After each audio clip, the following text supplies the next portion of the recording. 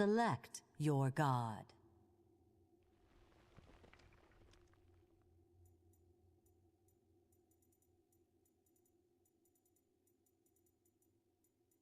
Pele.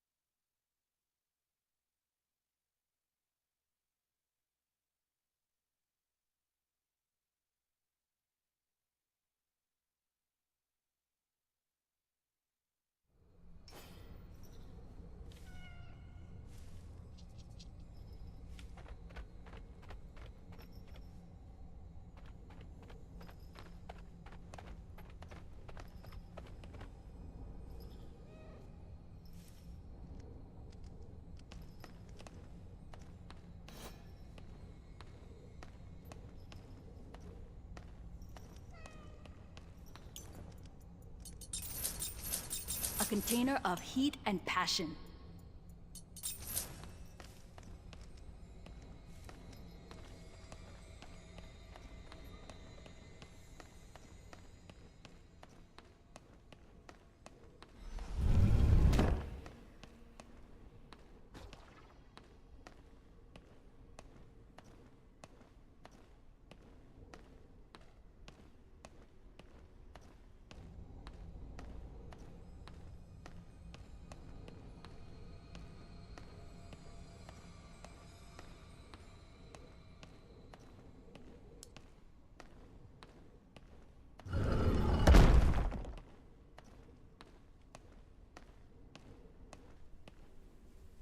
Hi, good luck. Have fun.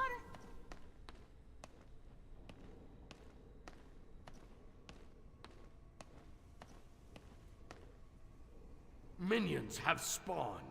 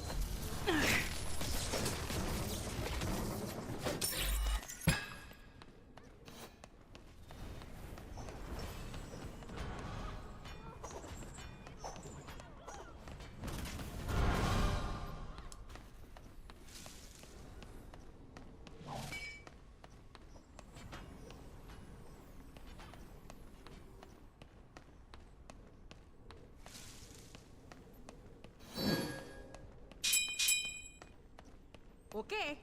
Okay.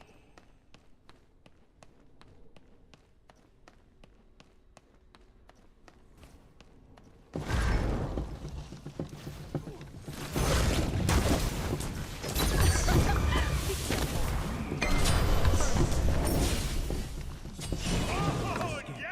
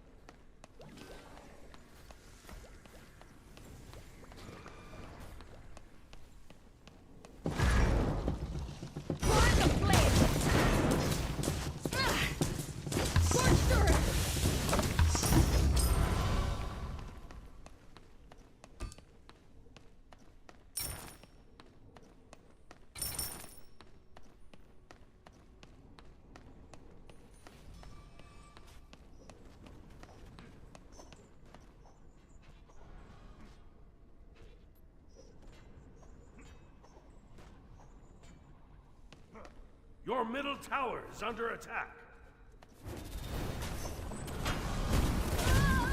Hold together! I'm coming for you!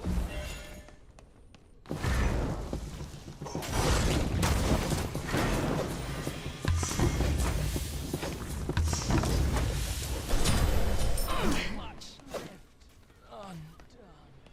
Yes!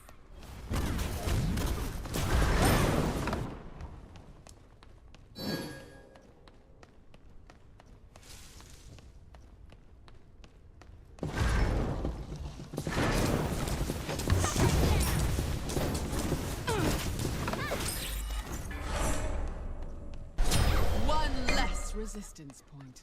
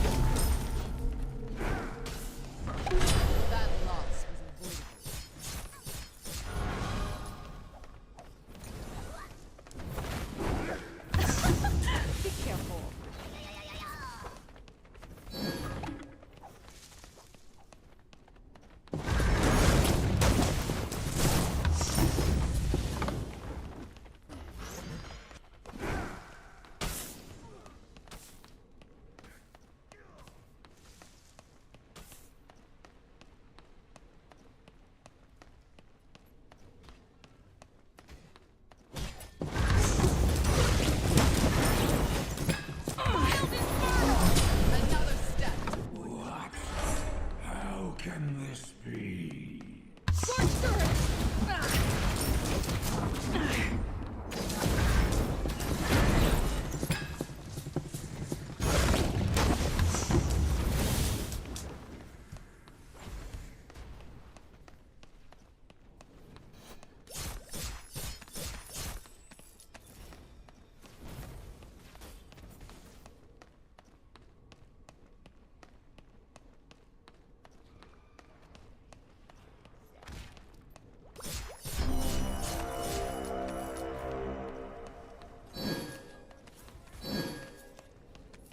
Yes.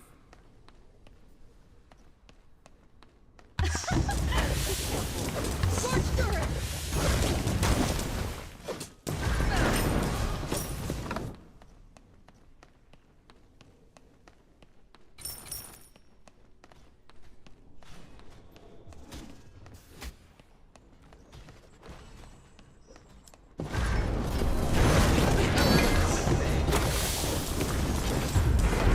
This is now mine.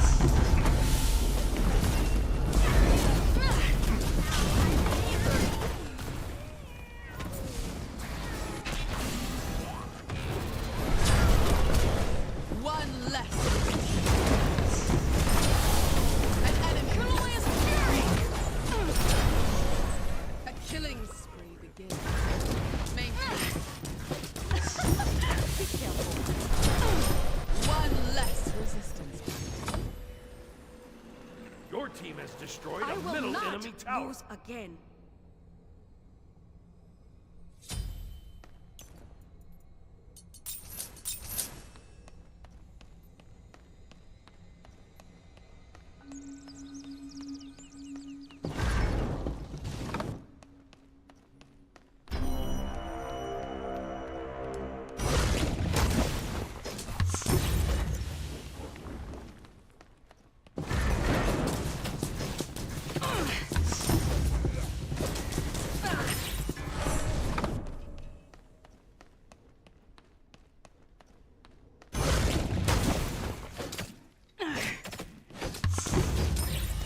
Enemy ultimate down! Scorched earth!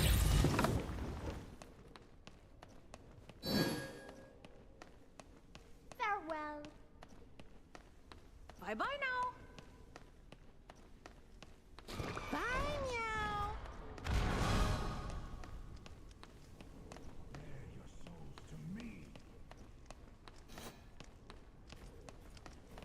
An enemy has been slain.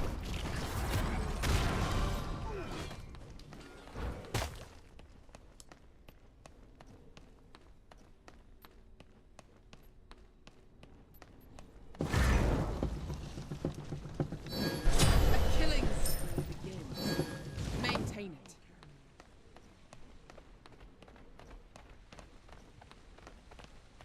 Hi. Hi. Your team has destroyed a middle tower.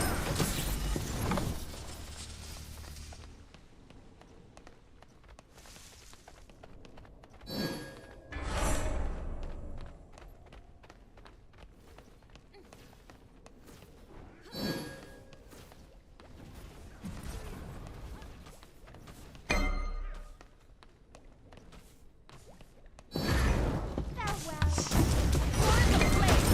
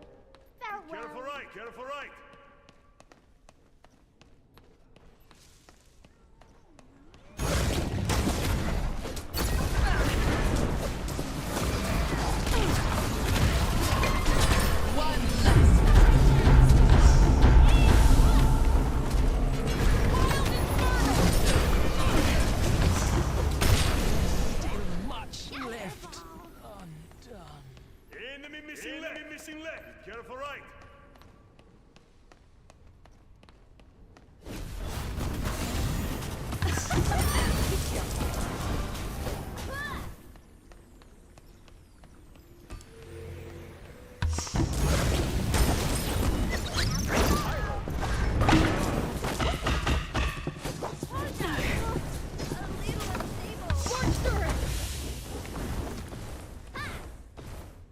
Breaking down!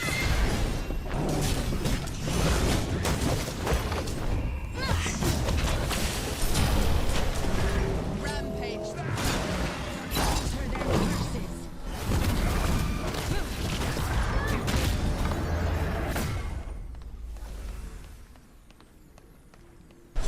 Rampage through their lives.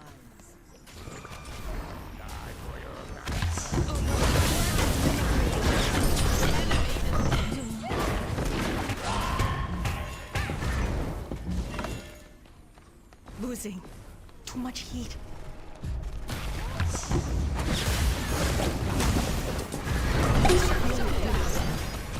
The killing spree begins. Maintain it. Enemy missing. Apologies!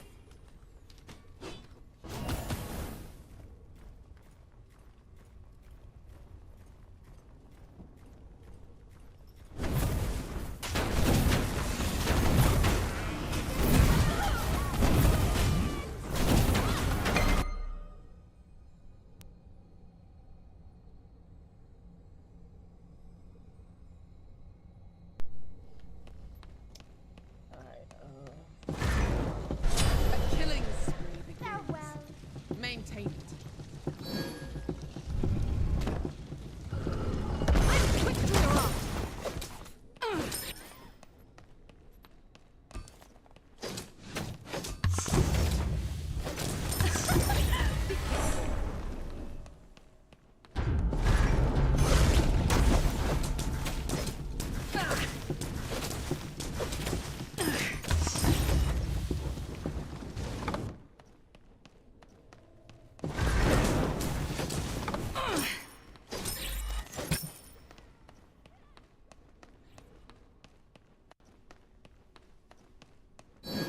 Attack middle lane!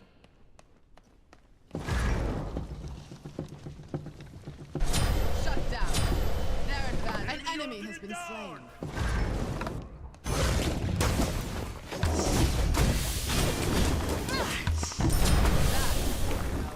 Glorious fury!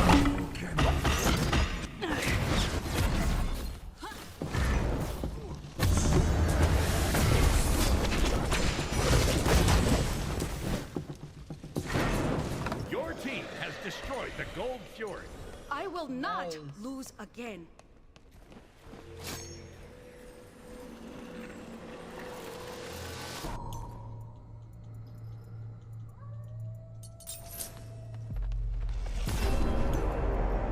More magma for the chamber. Pain, bro.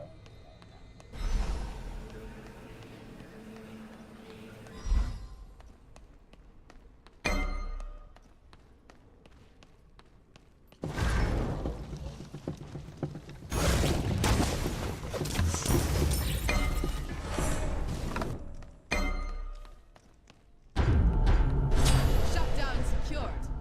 The threat is contained.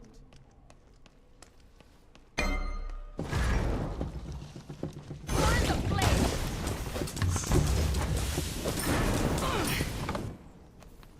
Your middle tower is under attack.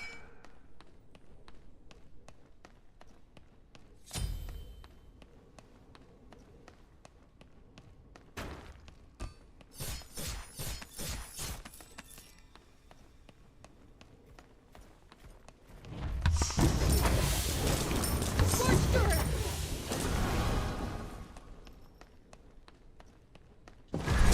One less resistance. On my way, on my way. Two down. A promise. Your right tower is under attack. Quick to erupt!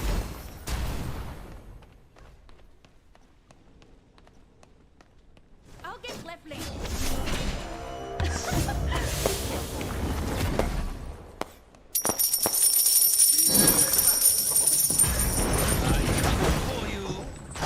Wild Inferno!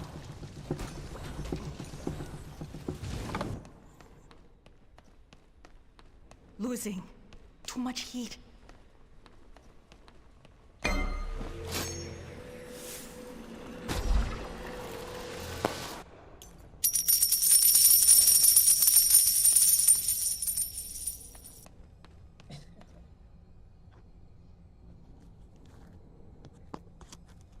Oh, you on TikTok? Okay. On my way. Cause I'm on both of them. Well, actually, I'm on YouTube too, but I ain't watch that. A killing spree. Maintain it. Yeah, I gotta finish it. What I was gonna do. I can't say what it is. An ally has fallen. I think you got an Adapt. idea. But I'm not gonna confirm it either.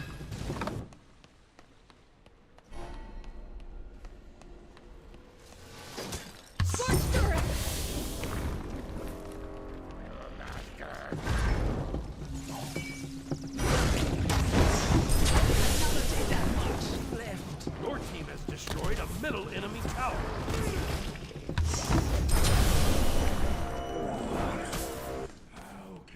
Double kill.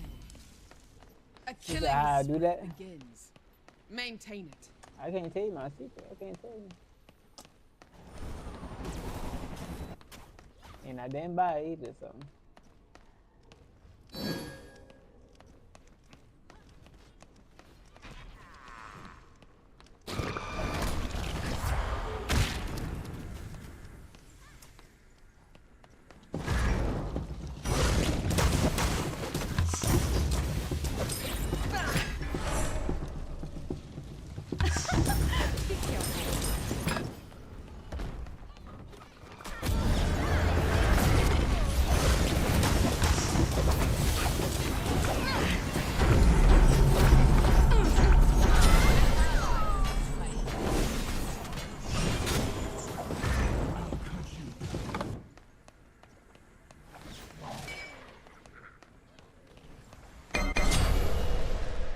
An unstoppable advance. If I really wanted you, I could. If I really wanted you, I could. Yeah, that damage ain't doing nothing.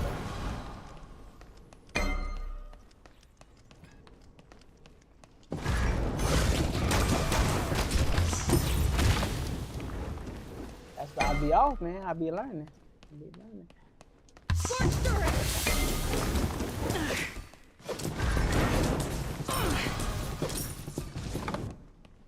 They keep spending my money on. Oh no.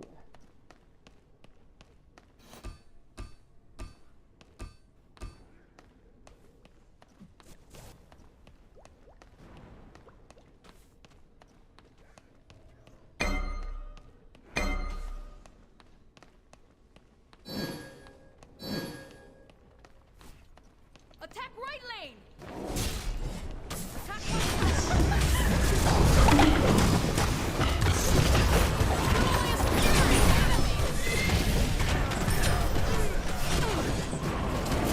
No! I didn't have my one. Oh my god, I didn't have my one.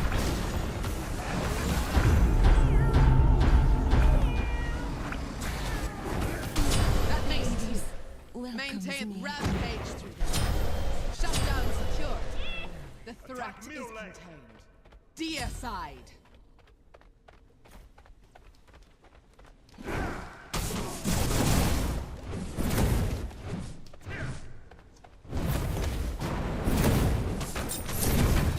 You want one PA?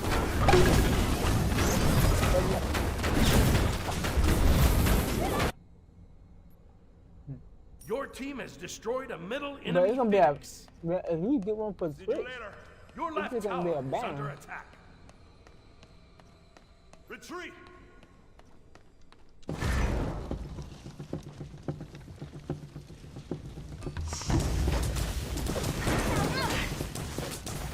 Your left tower is under attack.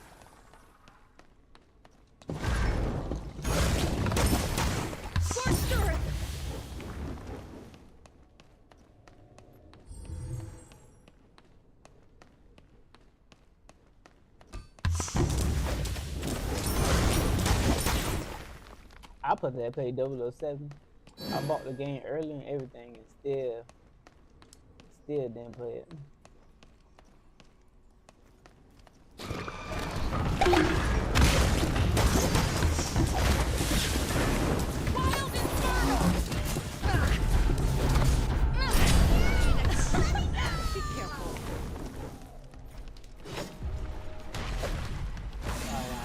my life though. I mean, I'm playing the game. If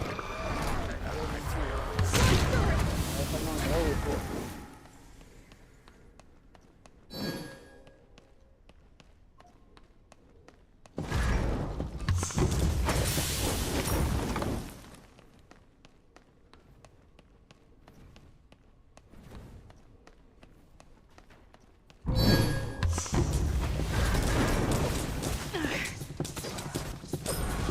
Yeah, but that I don't think you can put it back. Nothing too major.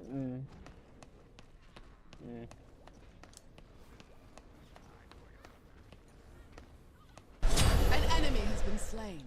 Okay.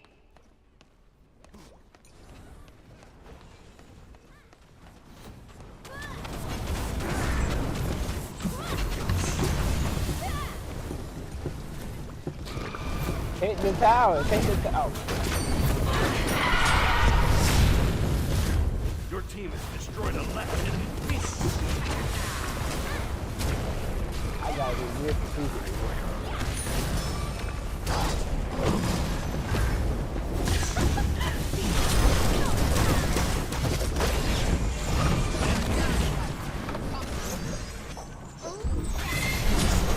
Oh, I'm about to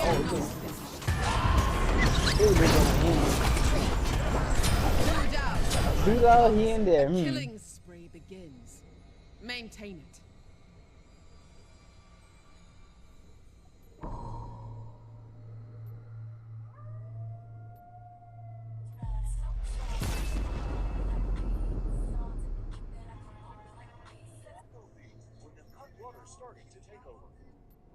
I took y'all, you know, about like yes, alright. Okay. I hear you though, P. I hear you. Let's see you gonna stick to it though. That's the main thing. You got to stick to it.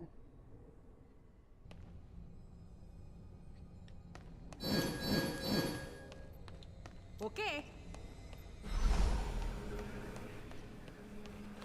El Chapo wanna be my friend. What? On Snapchat. I know they lying now because I don't know about it.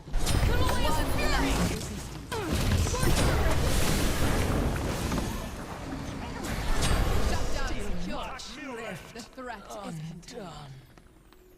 Attack fire giant. Play!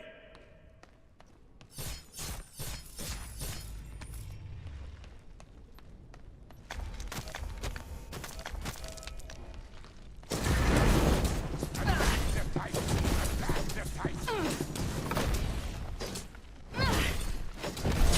ally has fallen. Your team has destroyed a middle enemy Phoenix.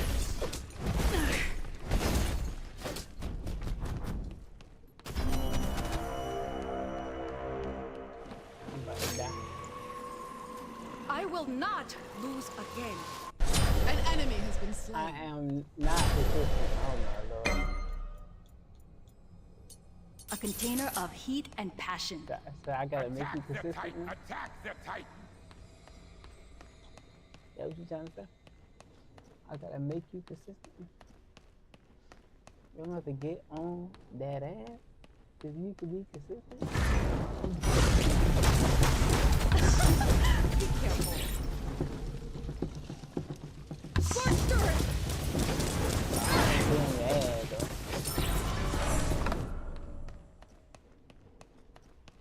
You know what you gotta do.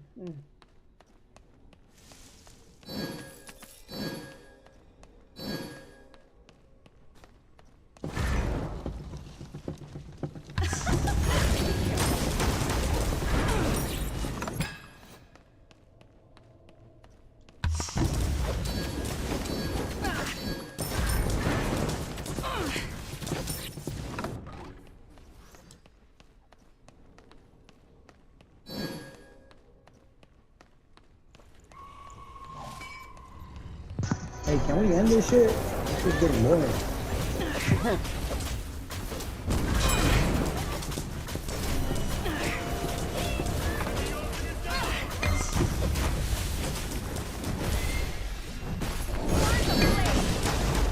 Scorch turret.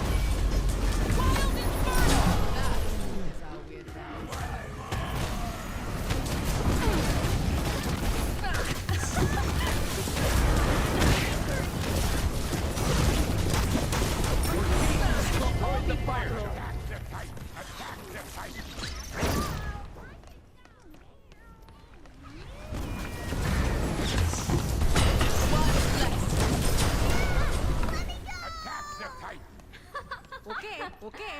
Okay, okay.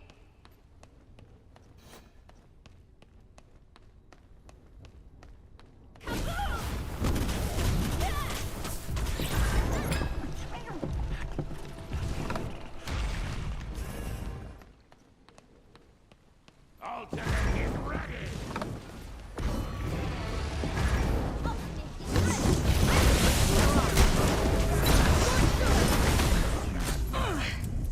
Apollo. Okay, okay, okay.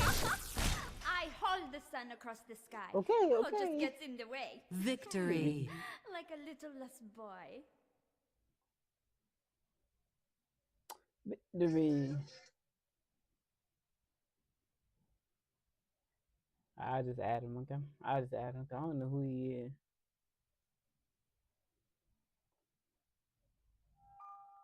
Oh no, my he look gay. I can't do that.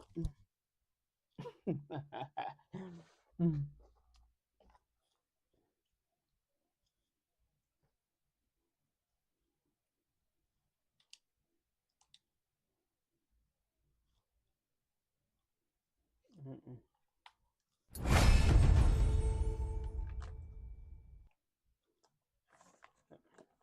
I got nothing against him.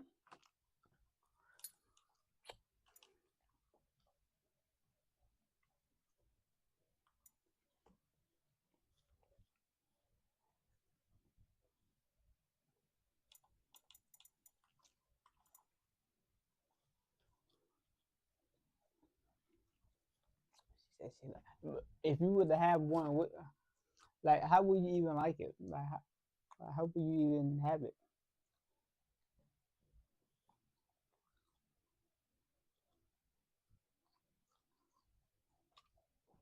Hmm?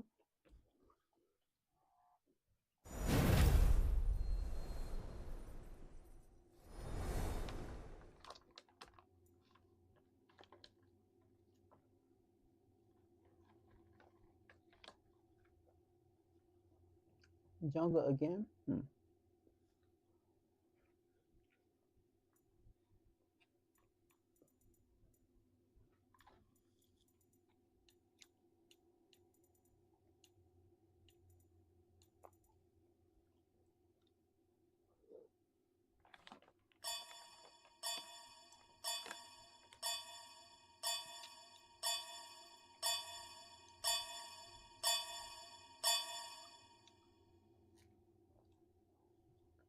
Hmm.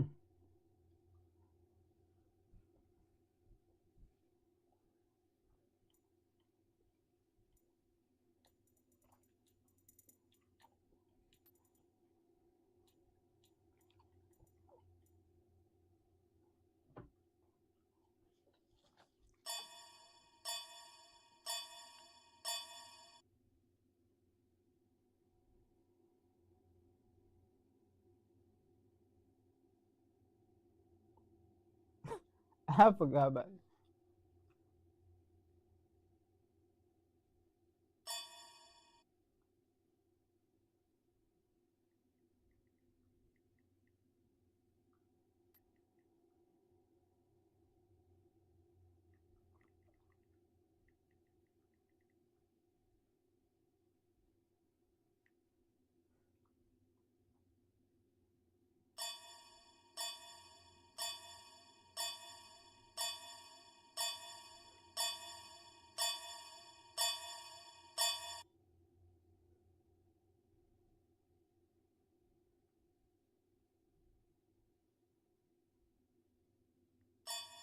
Select your god.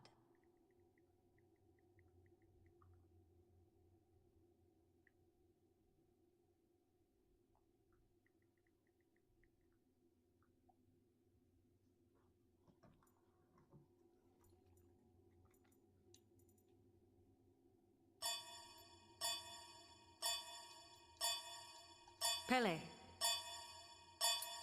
They ain't banning my Pele, so that's good.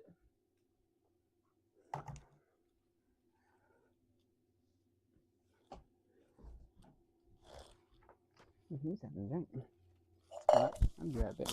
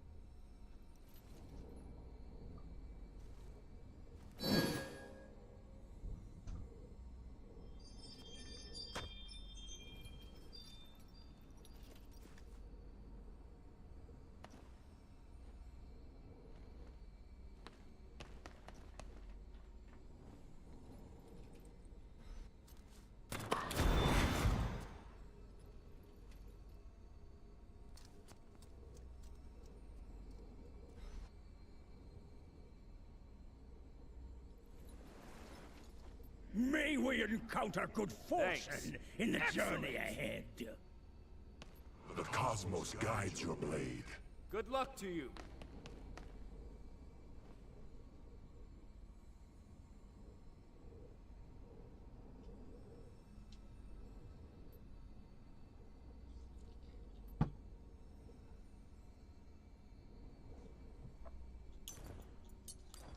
Attack right lane!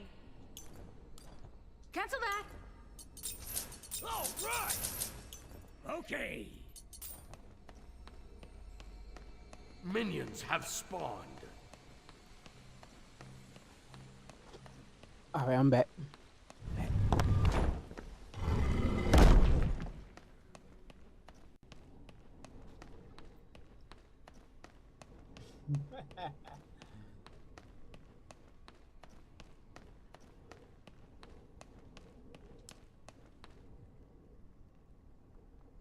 Burn the flame!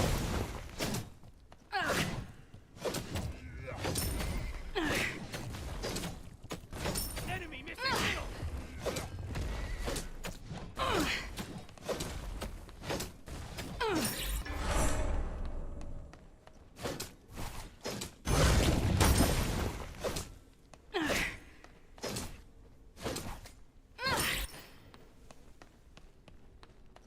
Enemy missing middle. Okay. Cancel that. Quick to up. Okay.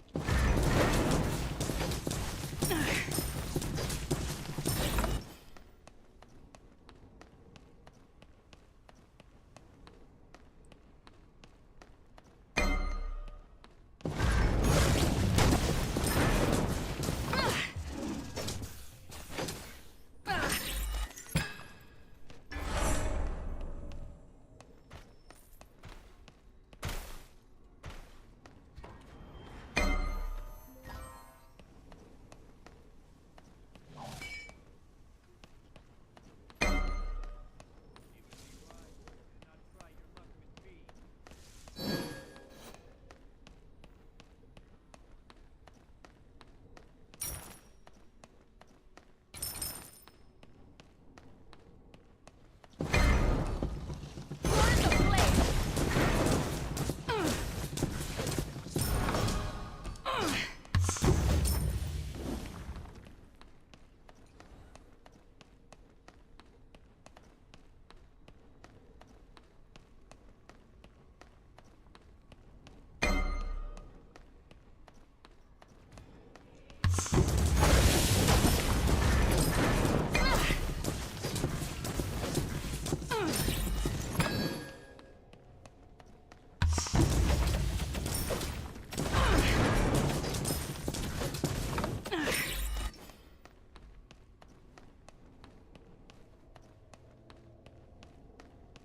Enemy missing right. Okay. Attack left lane. Okay.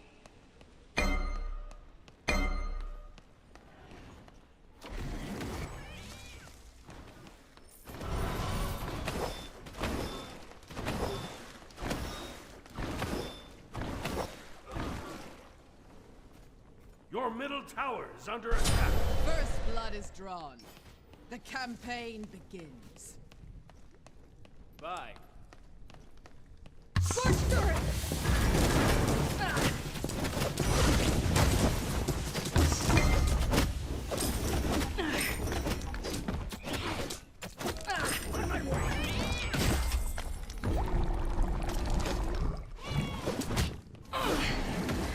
Your middle tower is under attack.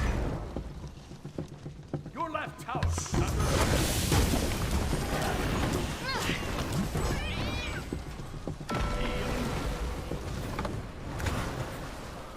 An enemy has been slain. Okay.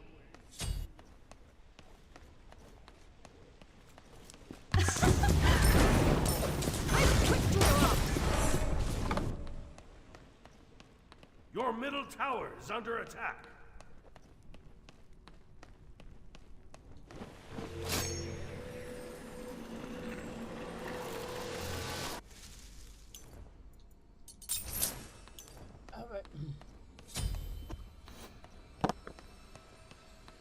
He event card on me.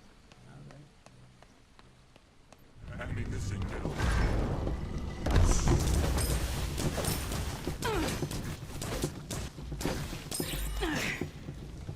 Your right tower is under attack. An ally has fallen. Adapt. One less resistance. Enemy to the right.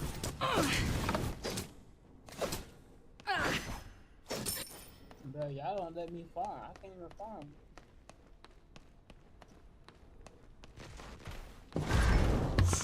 Burn the flame. I need some. Okay. Okay, thanks. I admire your zeal.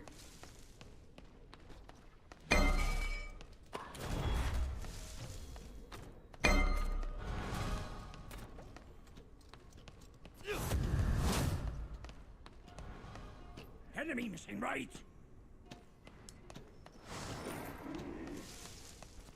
I'm quick to interrupt. Scorched earth.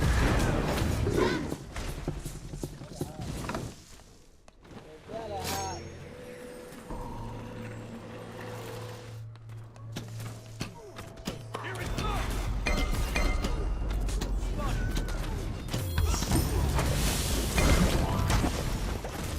Your middle tower is under attack. An enemy has been slain. Saw that, right?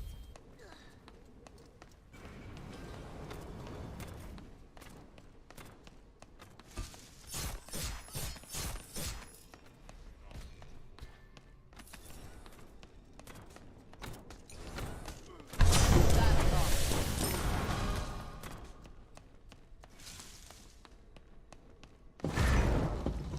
Your middle tower is under attack.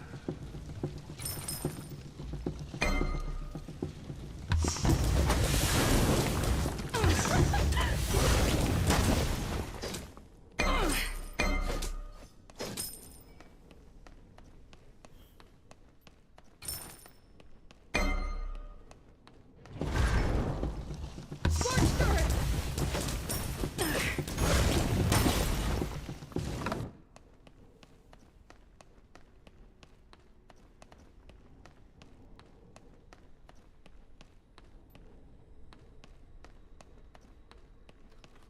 Okay, okay.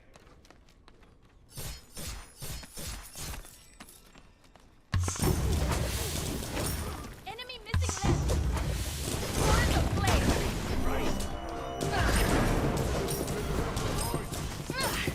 There can only be one Baron.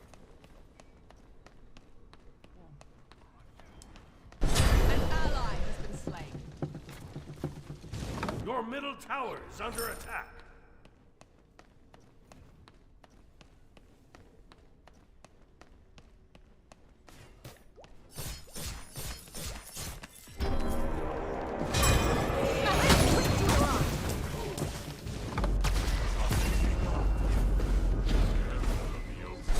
One less resistance point.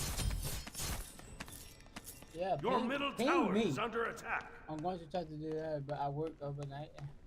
I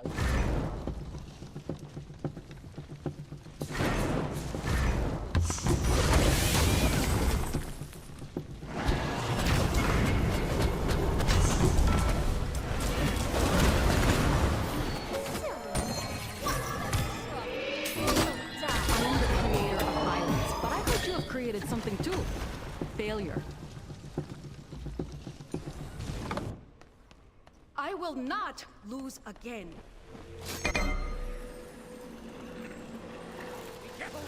Yeah, perfect is fine. Just stay cute. That's it.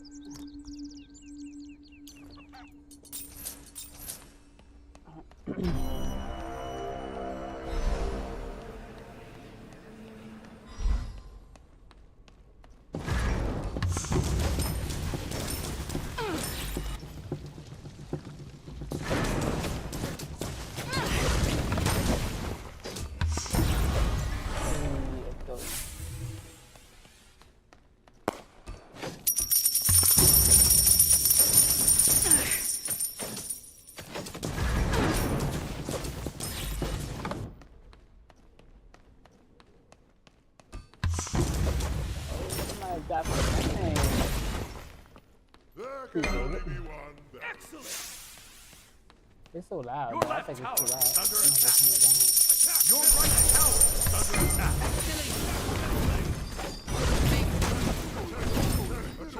Please? Shut up. Enemy missing right. What the you at? You attack middle A lane. promising beginning. Okay. Please, Cancel that. please, please. Cancel that. Wild Inferno! Nope. It's Sage. Your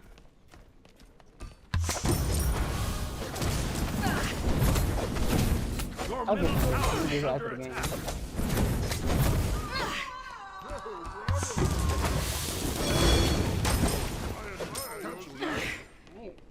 I ain't tried that since I was with you. Was in damn live up. A killing spree begins. Maintain it. Double kill. Shut down. Their advance is broken.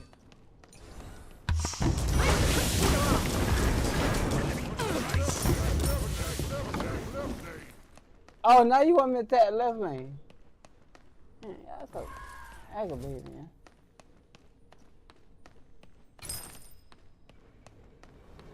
He just gonna go back in damn lane.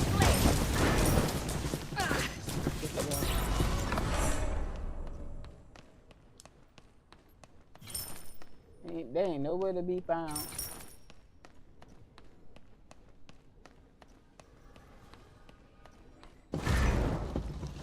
Be right back. Quick to interrupt.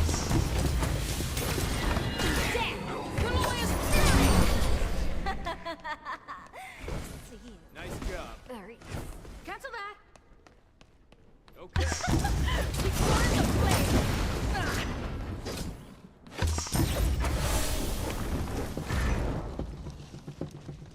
The Pyromancer has arrived.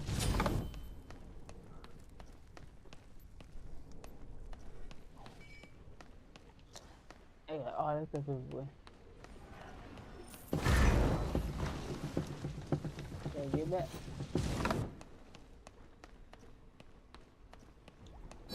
Enemy missing!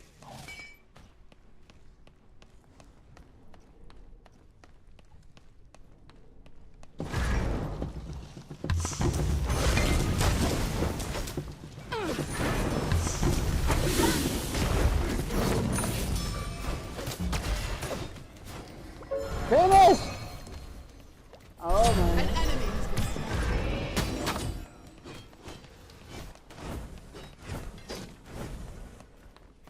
Your right tower is under attack. I'm quick to interrupt. Your right tower has been destroyed.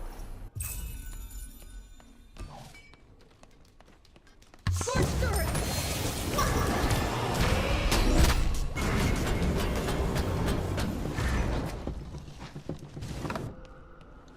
Yeah. Time to get out. What are you about to play now? I don't know. I was just playing something. I did want to see how the live look like. And I had my stuff up. Shutdown secured. The threat is contained.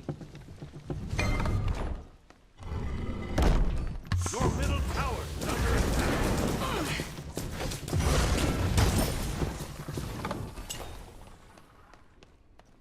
Is that I want to see how it look like? Your left tower is under attack.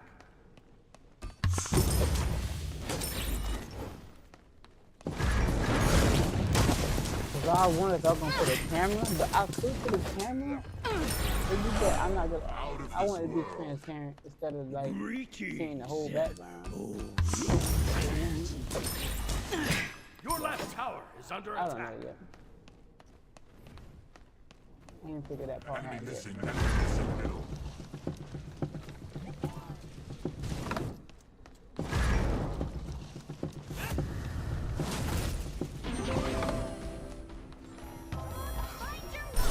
One less resistance point.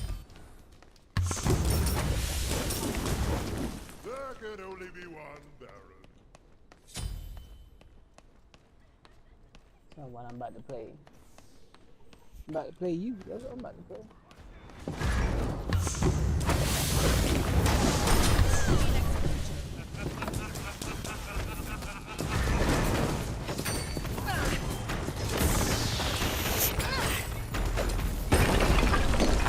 Your team has destroyed a left enemy tower. No, what I'm about to play.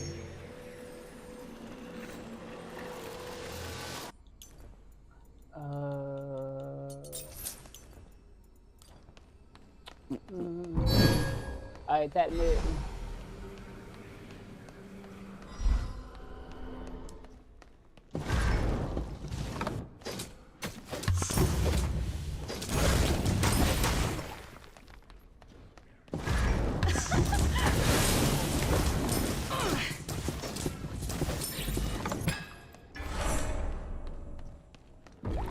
Scorched turret!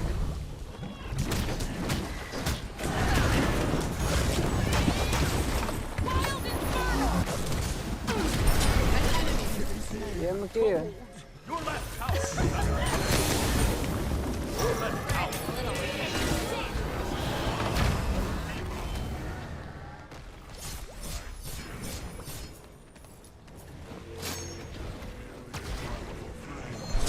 One less resistance. A container of heat Yeah, and Mikhail. passion. Come on.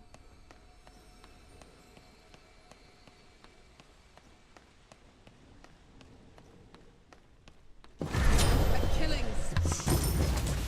Maintain it.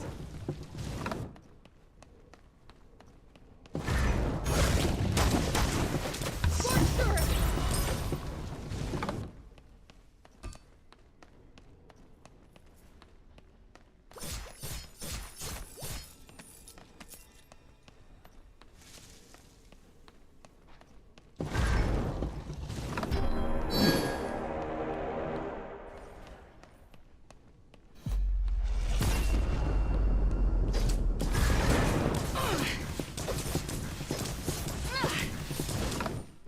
Be right back.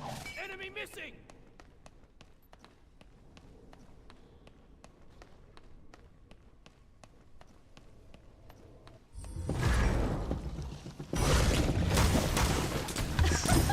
Be careful.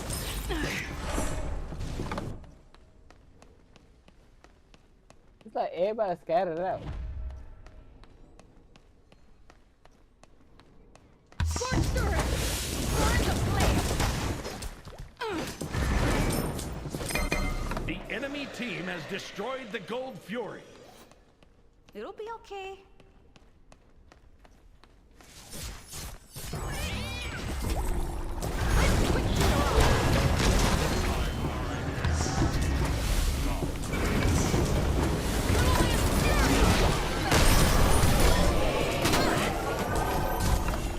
A killing spree. Maintain. I got two. Let's go. I got two. Maybe do that in 30 seconds though. An enemy has been slain. We are down one. Compensate. I think this is for what? This is Attack on Titan.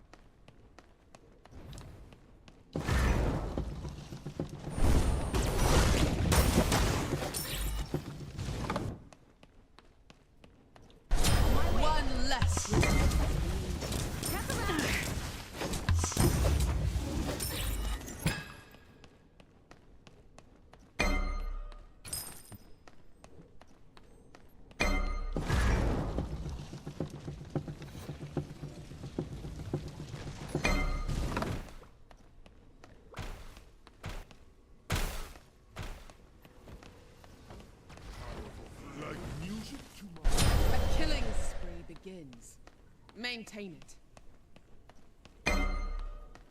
Enemy missing middle. Be careful, middle!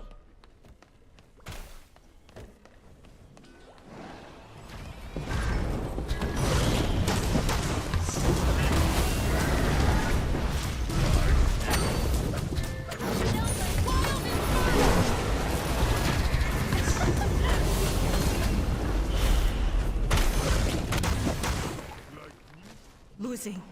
Too much heat. Out of there. That loss is avoidable.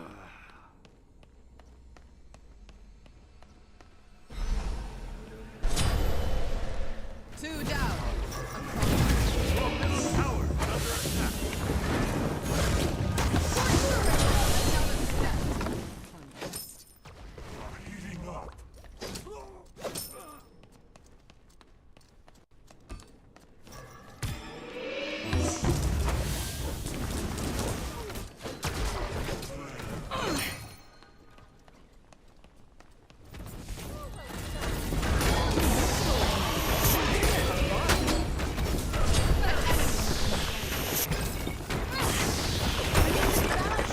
Middle enemy tower.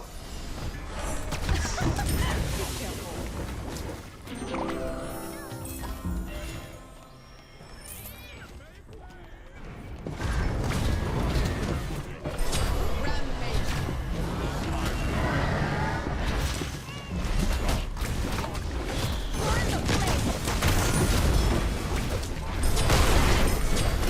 Maintain the attack.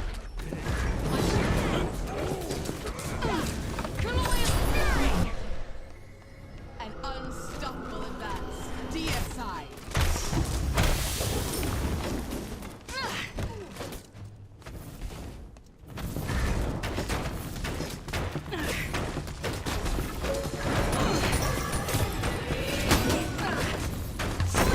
Destroyed a middle enemy tower. Attack! Fire giant! Okay. And you got the buff.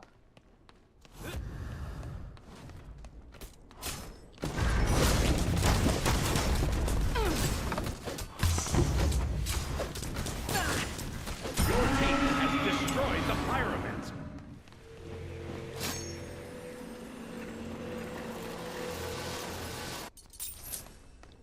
I'm gonna switch to a different game after this though. If you're still here. If not, that's okay. Oh, Good look at one. I'll teach you to be as good that. I as just me. said it. I just said it. End of the beginning. Victory. Until next our paths cross.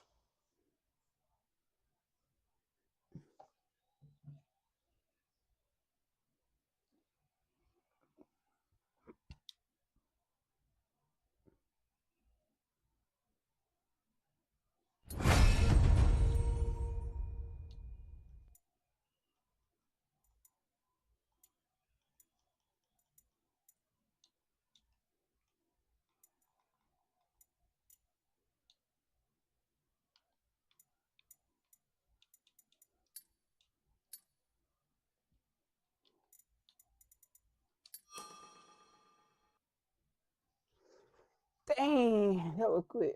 Alright.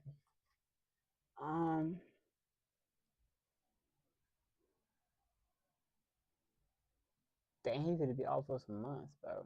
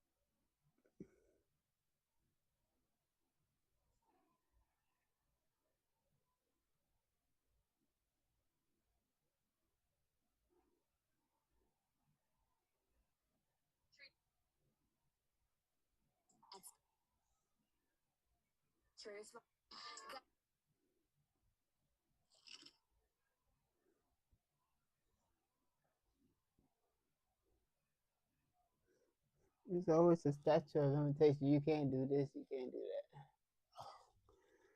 that. Like, why people can't just be people, bro?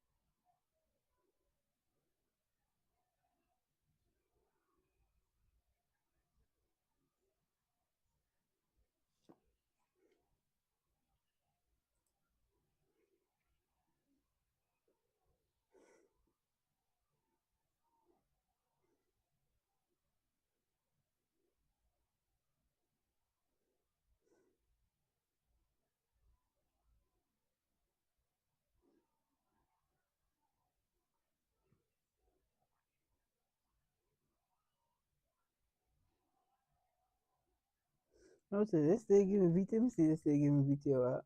I bet ain't nobody claim it. If nobody ain't claim it, I'm like, bro, y'all it's not no real troopers. Y'all would be looking at me like, nope. Yeah, somebody claimed it. Okay.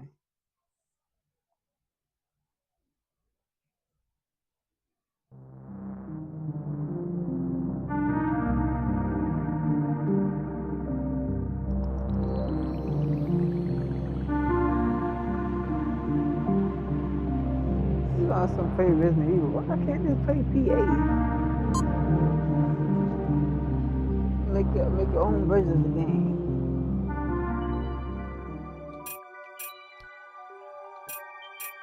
Yeah, change it up. Change it up a bit. Come. I think this is real interesting. Let's see how you like this. Is this a scary game?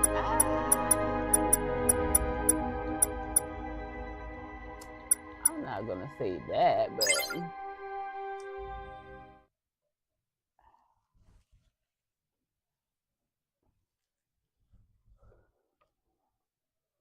I don't think it's scary. I don't think the drone is supposed to be scary. I mean, like, it looks like it, but I don't think so. I don't think so at all, because it's too pixel.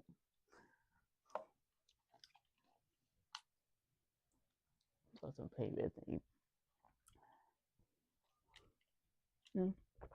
Is that going to...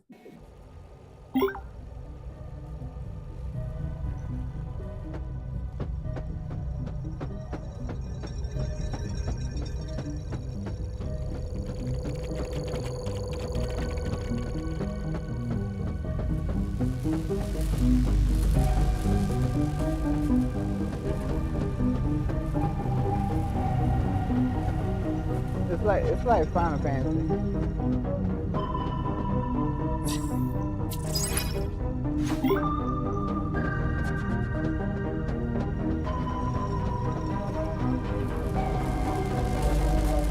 I'll try to think of a game.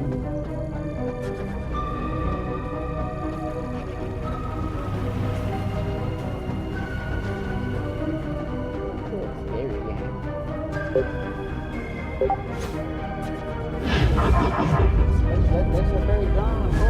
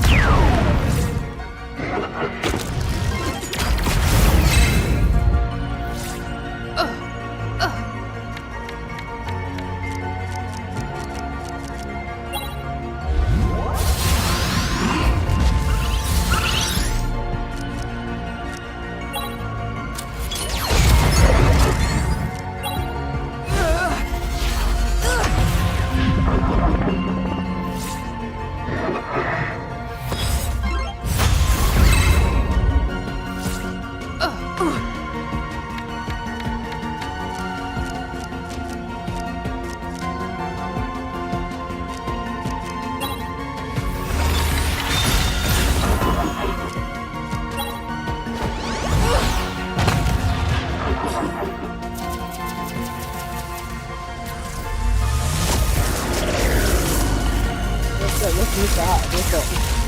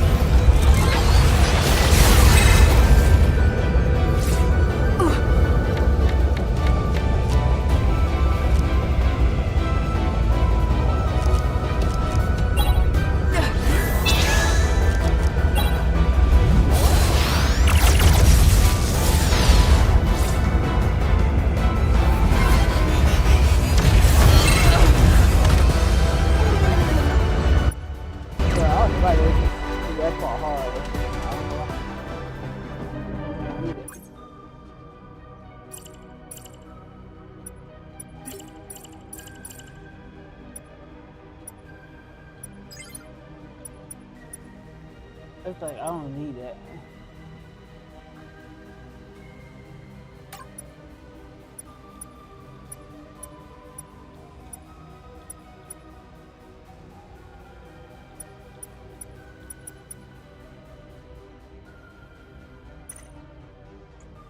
Yeah, what the heck is Mr. Hot? Man?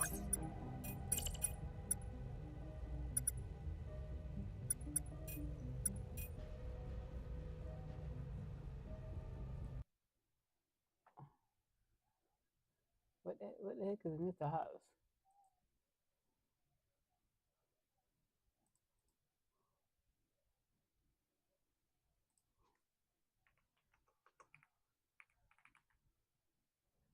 That? What is this?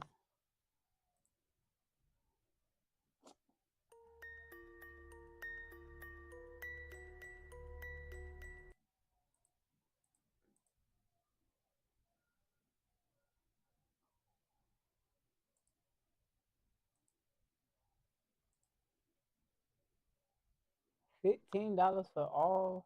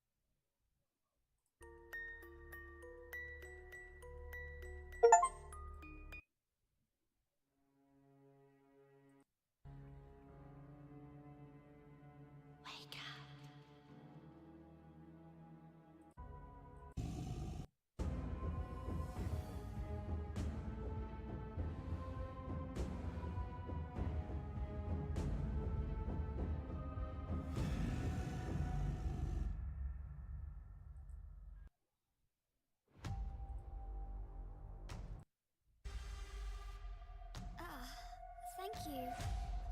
Ruby? How do you know?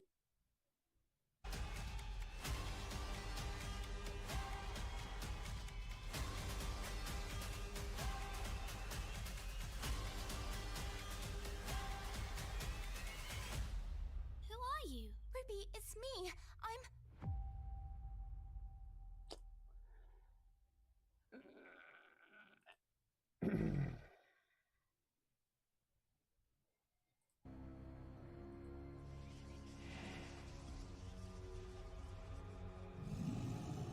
Nah, you can't skip it. Now you can't skip it. You gotta play the first one, then the second one, and I got to buy 'em.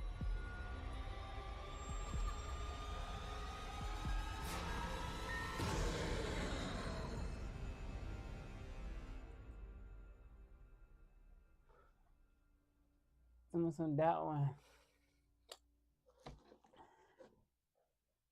No, you can't skip it. You forget the other. You gotta play. You gotta play it 1 through 3. PA.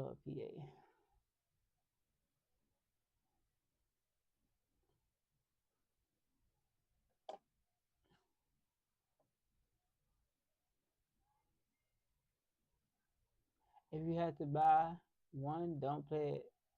Now I ain't got. I can play the first one, but the other ones you got to buy it.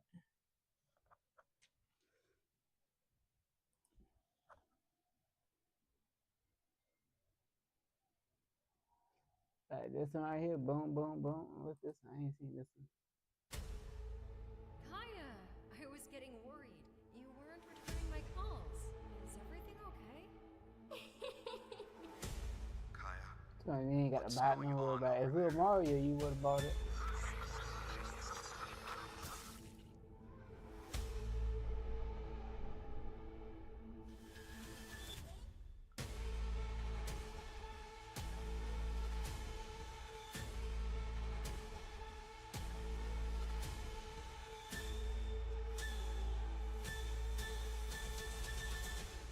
maybe we should talk about you starting therapy again. Uh-huh. If it was Mario, you would have. It would have been so fast. But like, bam, bam.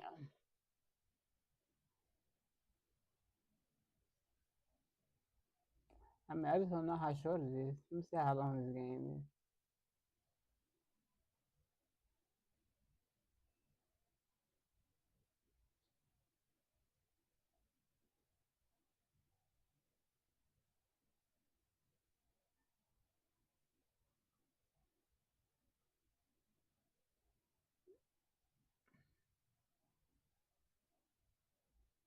It just tickles you.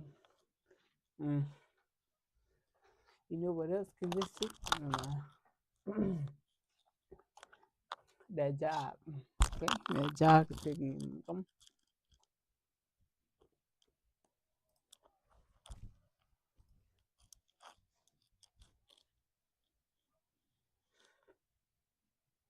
Um,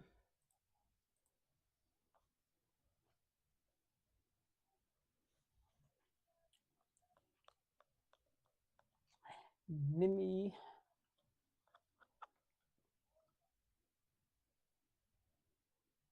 I don't think I got. I don't think I got. Let me see if I got the mods on here. Okay, that's why I don't think I ain't played it yet.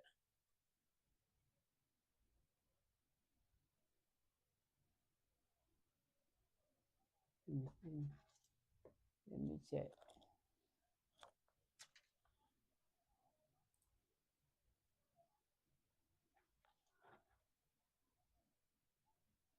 It's a mod that I need. That's why I haven't played it yet. I know if it's on here or not. Just by booting up.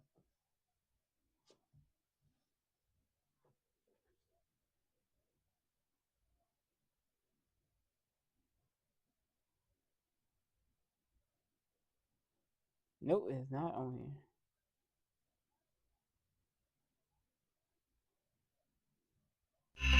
I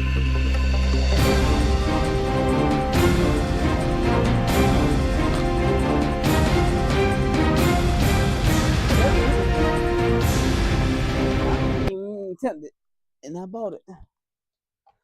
Ain't even tempted yet. I almost forgot all about it. Yeah, I had it though. I had it on that PC, and then he cut that PC off though.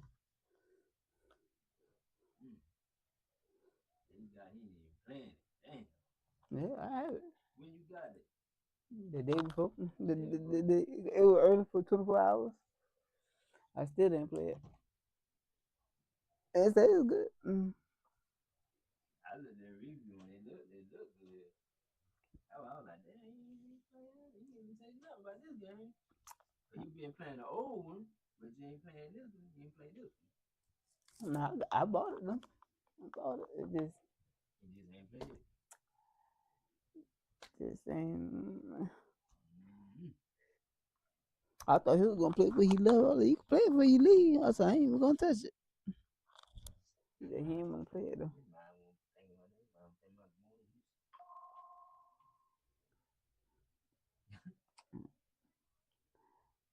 I had it though.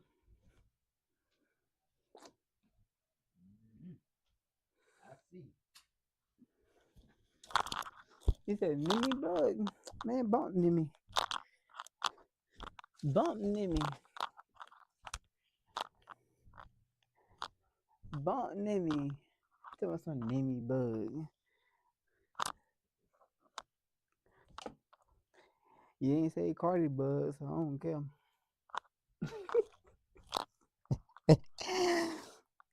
I don't care about Nimmy.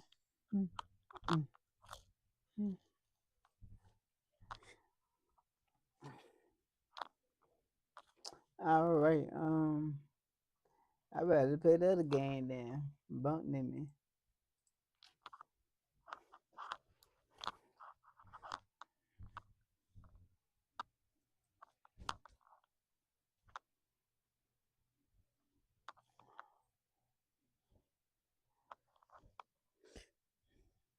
And I gotta do all this again tomorrow.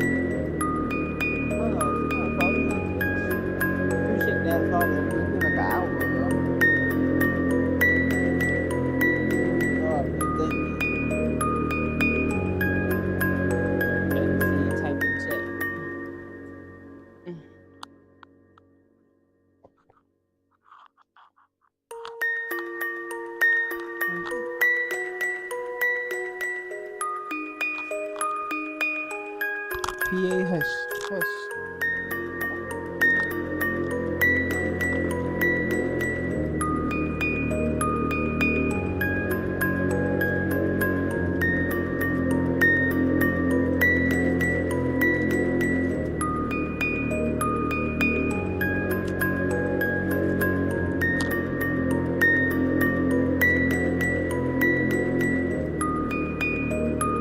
You do.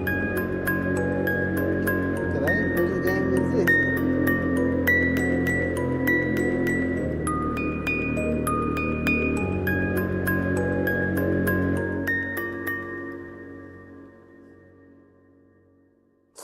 Ooh.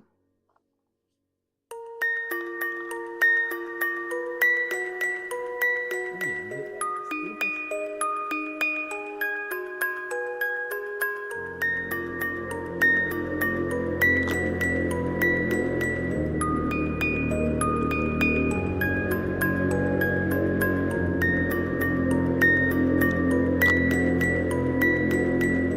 It said continue. I didn't even play this game. Run for a pickup jump.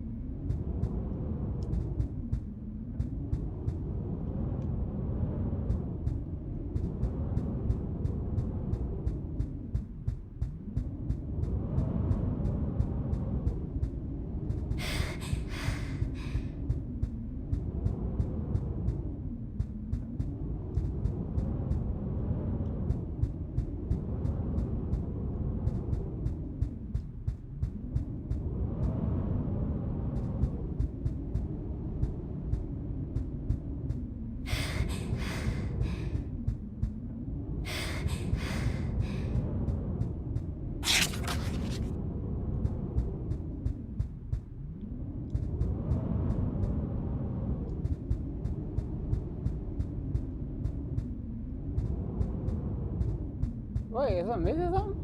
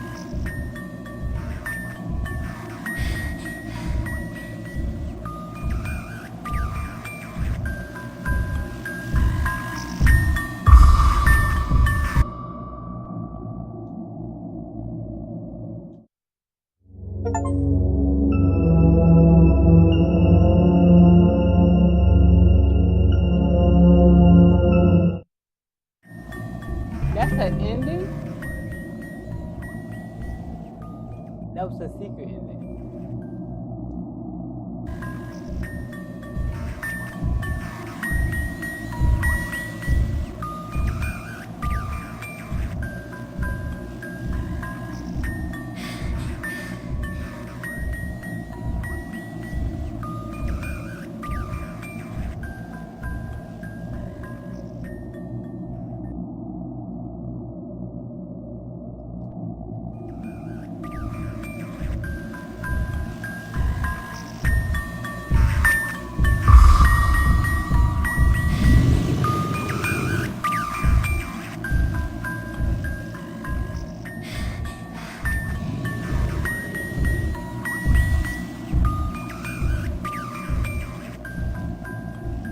There was a secret in there.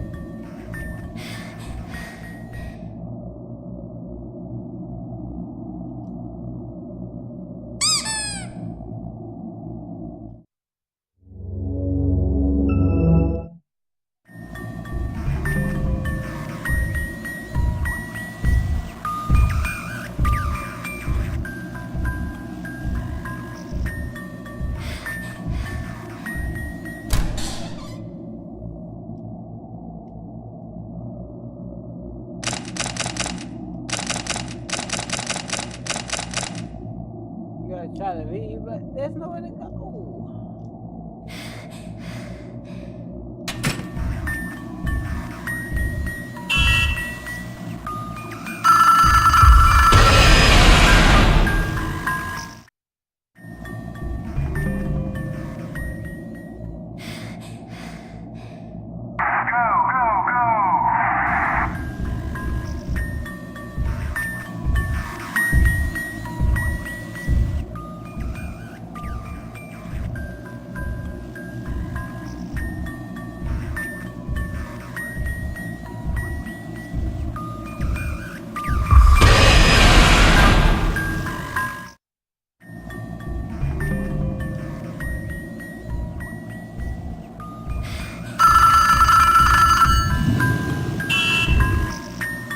Oh, I see, I see.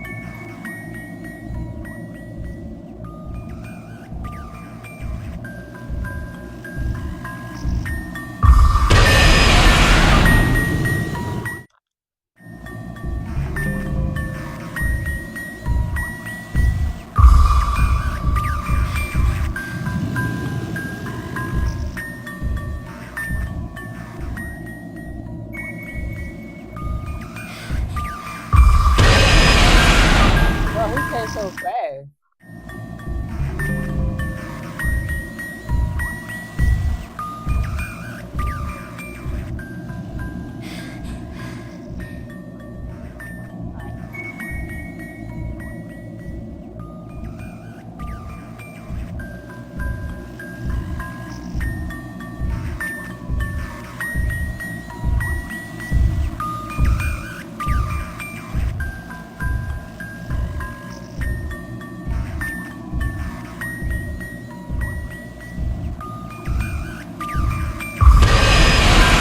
Bro, I'm behind the couch. I'm behind the couch.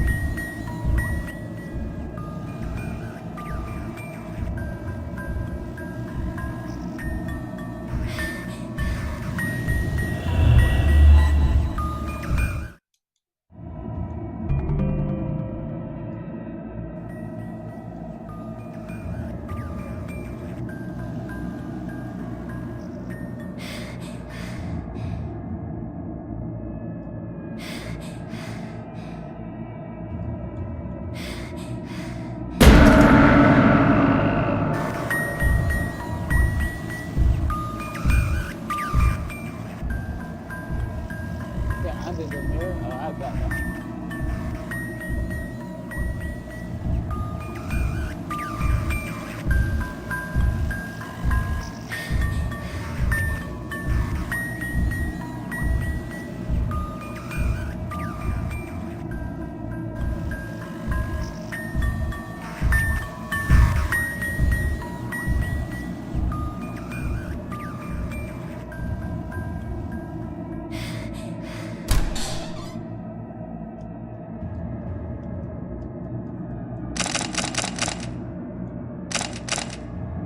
Something I'm missing.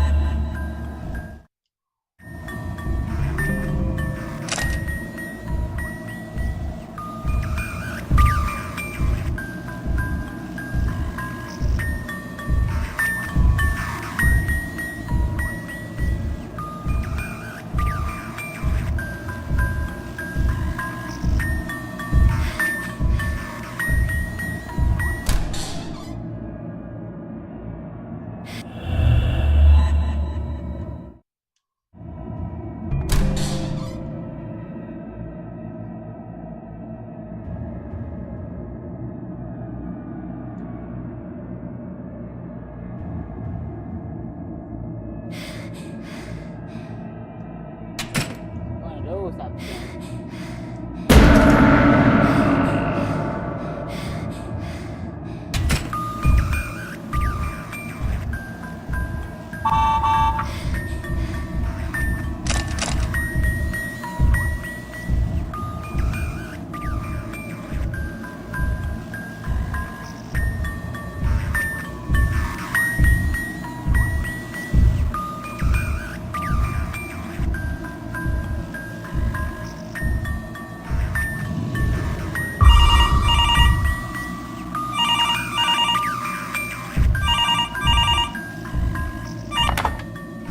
Hello? Ruby? It's Mark from next door. Is everything okay there? I've been trying to call for hours. Hello? Ruby?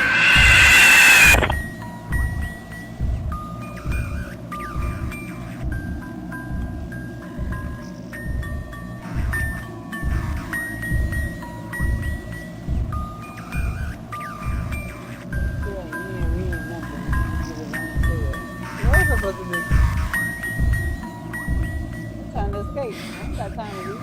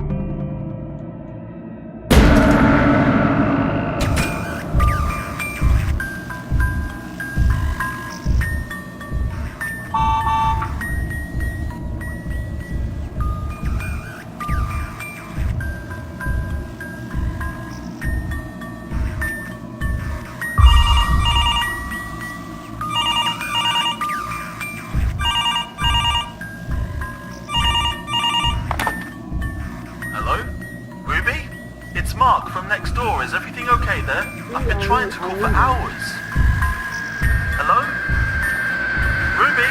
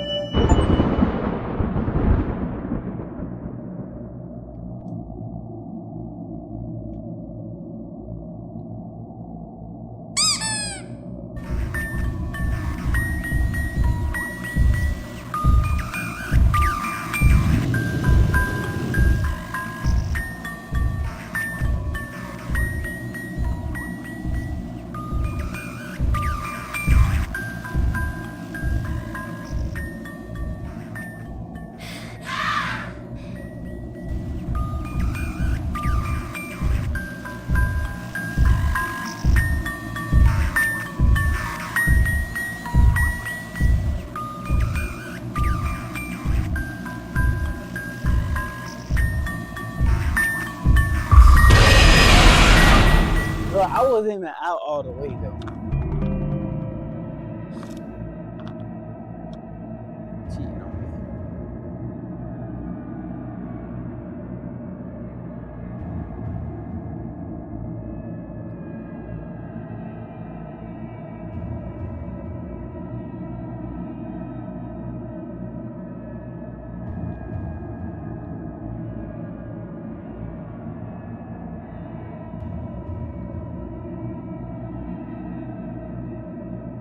So I get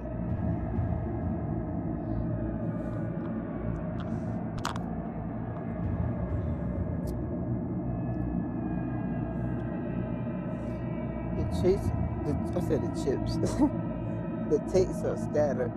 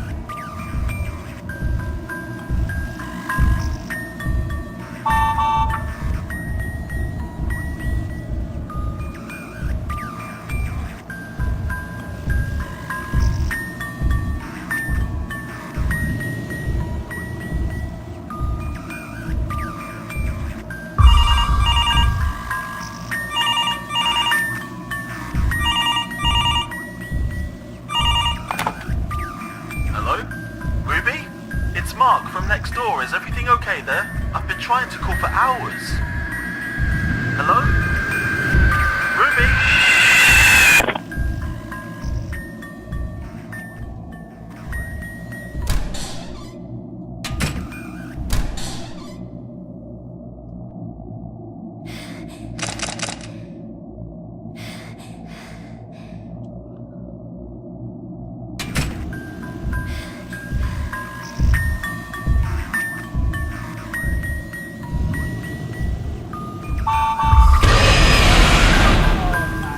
Just because I ain't hit speed boost stuff.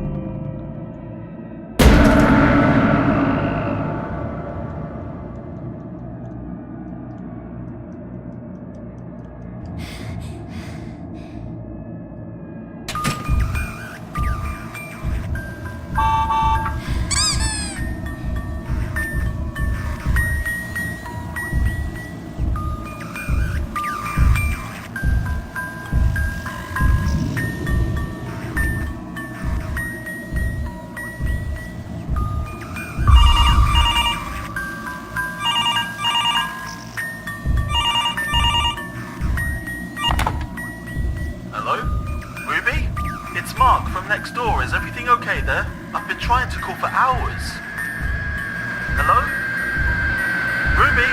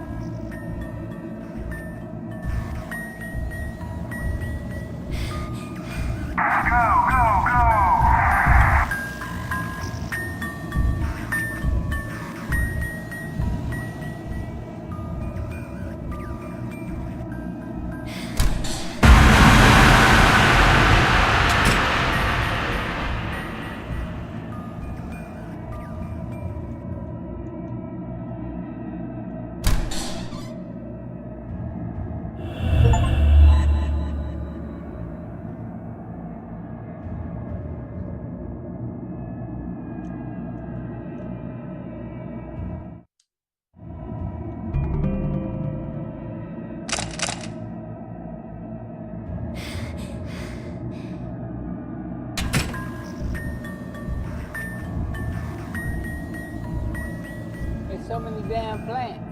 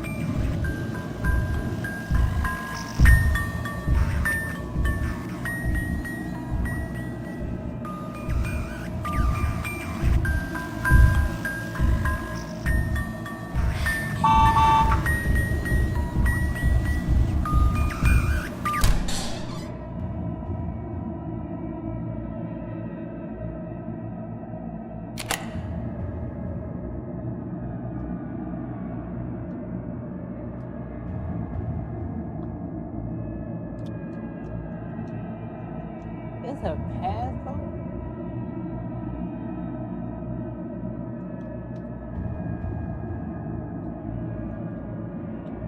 Was it in the tapes? It had to be in the tapes, right?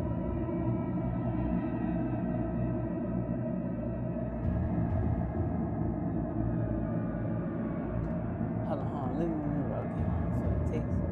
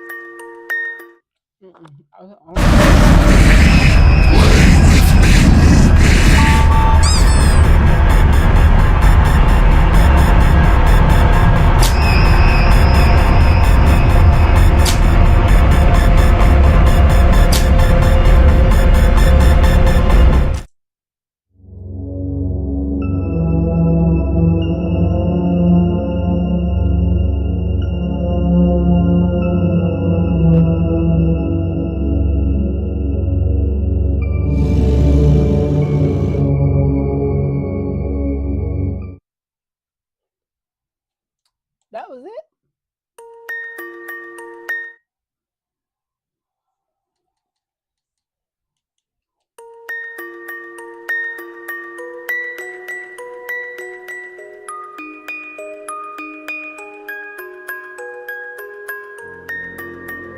I don't know.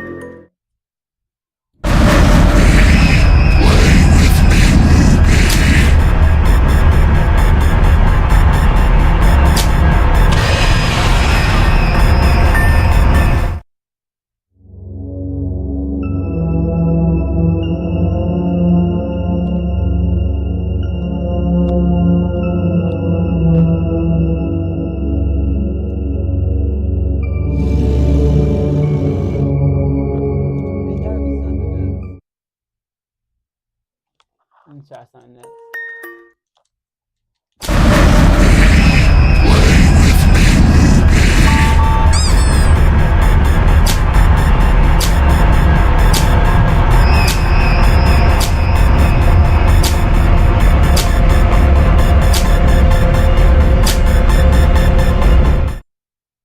I ain't even go through. I ain't even press the button.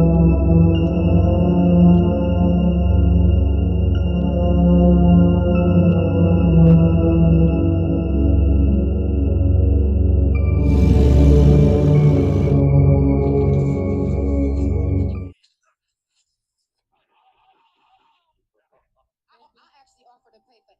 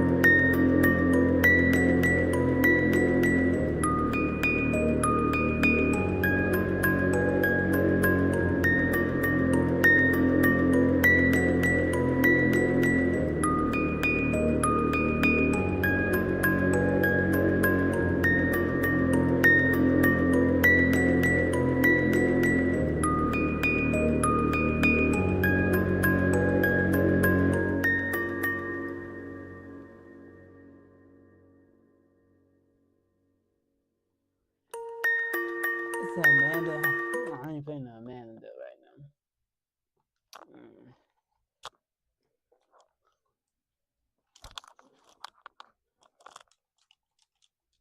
You make me play this weird game. I find my PA weird.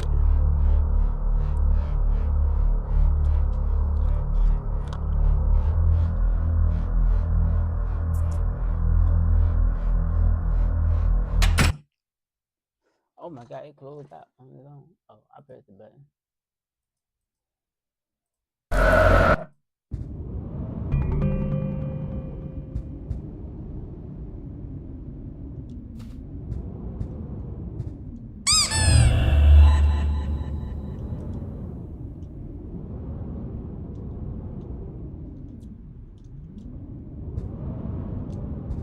Steph, what's going on, Steph?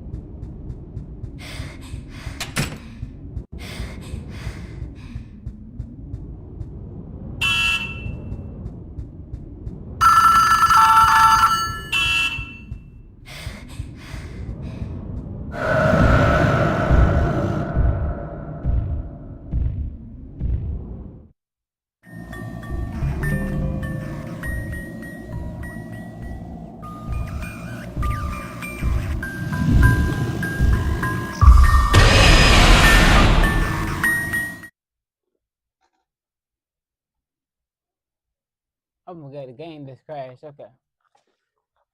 I didn't do nothing that time. It just crashed.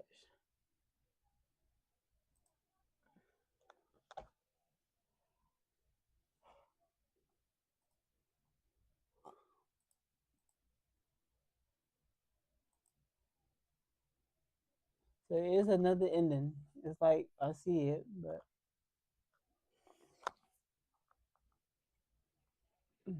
just through the achievements, I see it.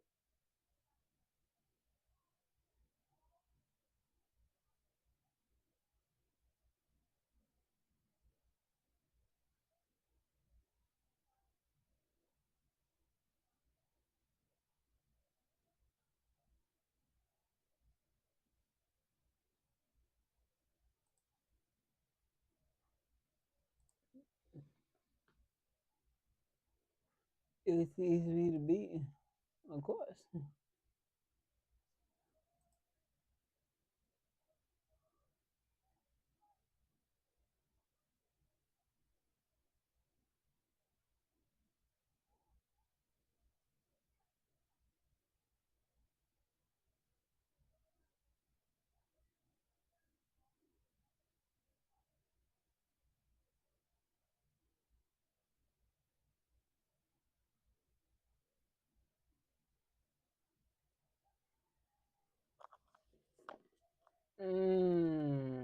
Okay, okay, I see.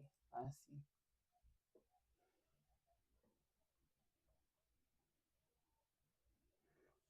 So, but I could watch the ending, so I could watch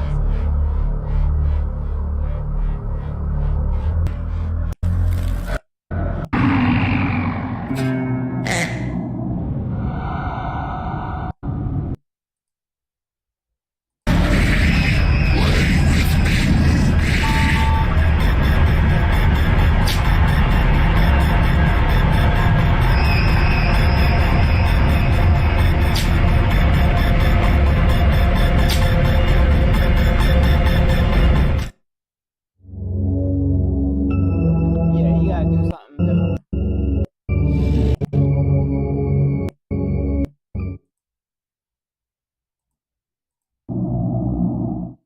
Okay, that's when you go back to bed. Okay. Ah, look at that. You gotta get that out of here.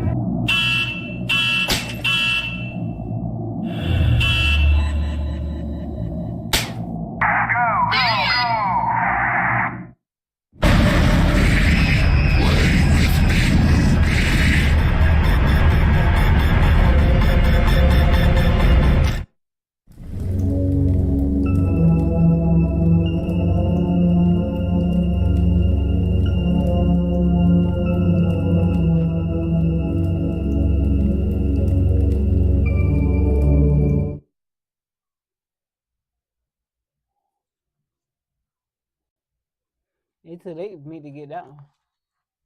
I gotta do it all over again.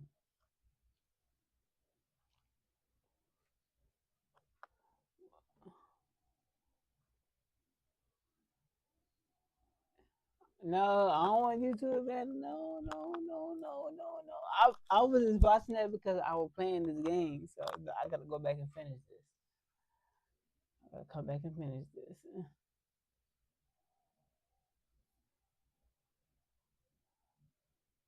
And you got the white girls playing. She almost looked like her.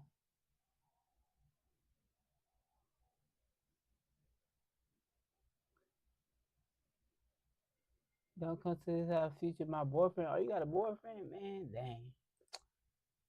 Hi, everybody. Dang, dang. Oh, can't shoot my shot. All right.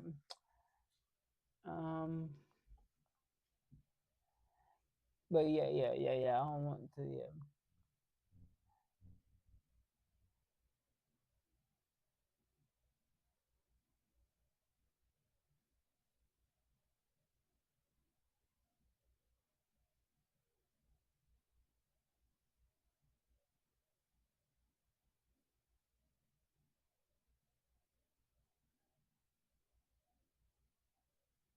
What? I ain't never seen that. It must be like something I got to do.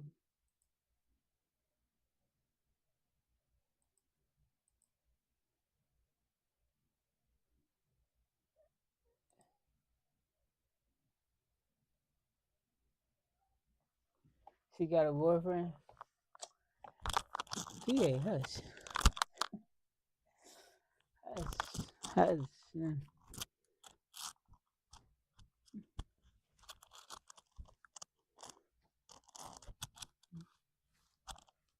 Yeah, that's probably like years ago, you know what I'm saying?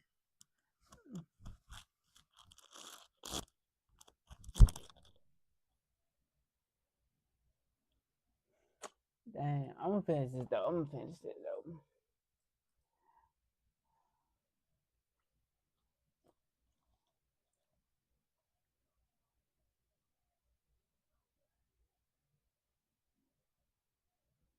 Little Nightmares. I still gotta do Little Nightmares.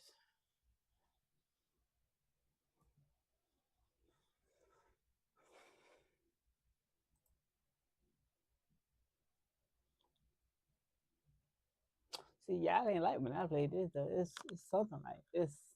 It's not the Resident Evil. It's something.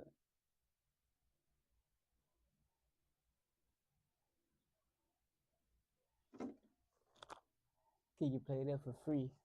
But you keep saying everything for free.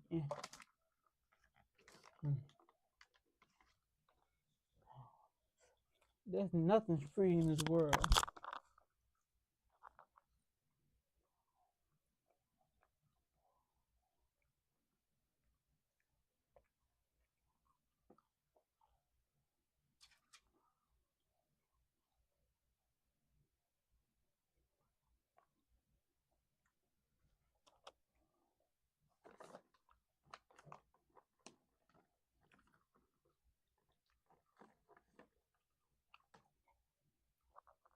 Mm-hmm.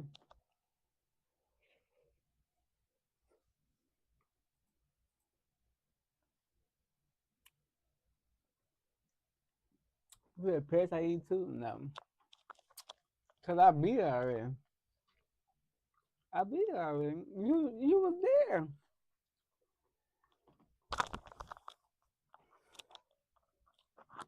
So you telling me I gotta beat Parasite 2 again before I even beat Parasite 1 at all?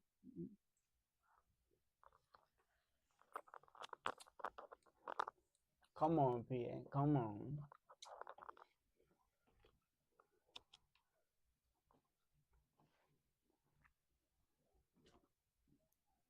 Make me understand.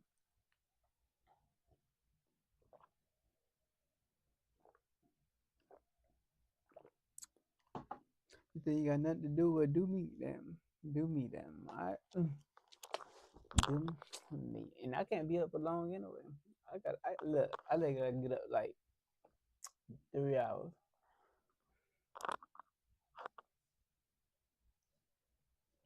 Come.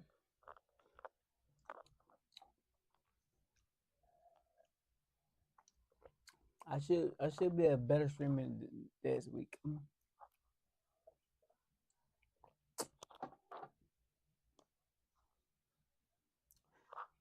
I have everything lined up, the gifts up, you know, all that shiggly bang bang stuff.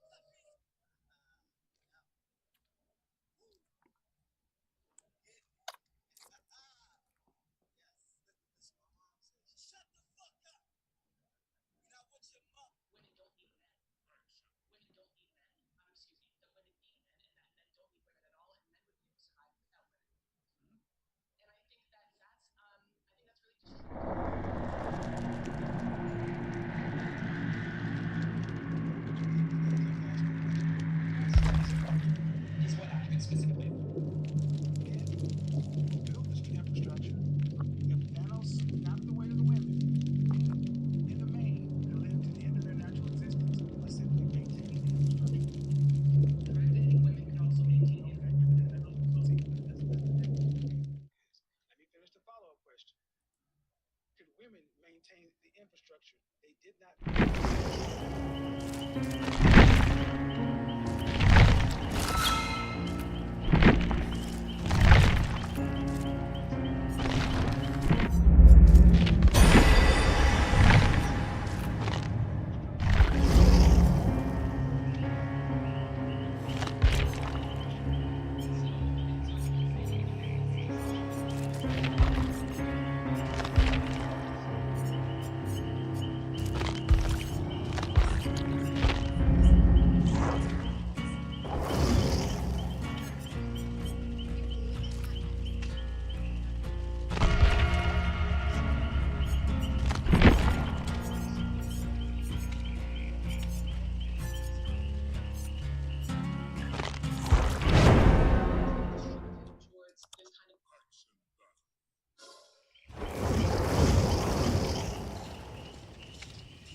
I have to find my friends.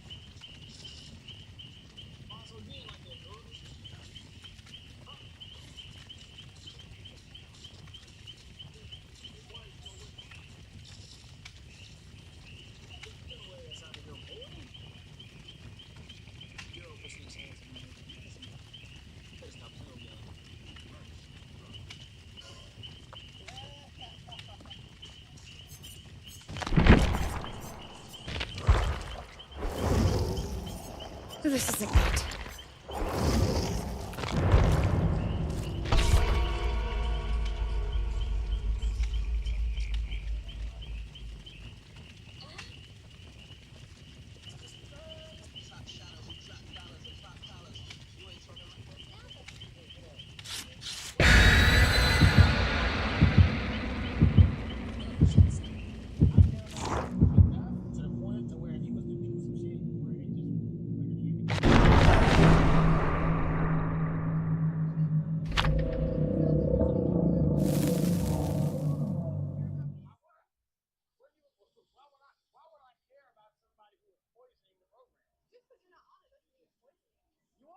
It's either you with us or against us, baby. It ain't no in between. Nigga, that's just it is. That's what it is. So it's either you with me or you against me, baby. Are you against me or are you with me?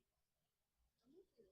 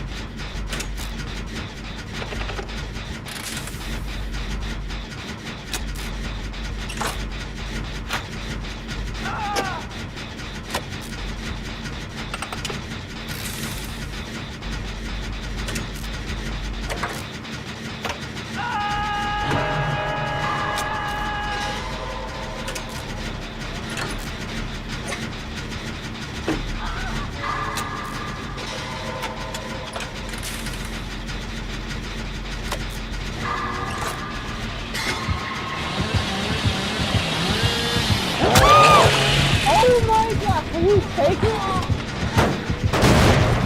Oh no. I should have changed it for that.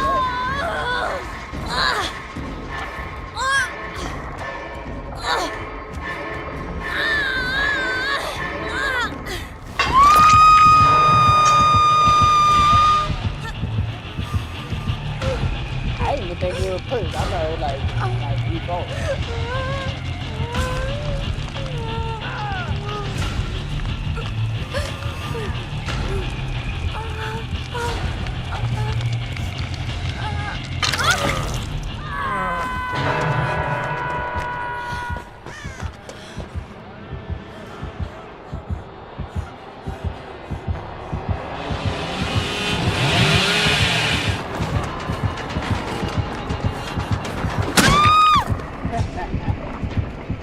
How did he get that?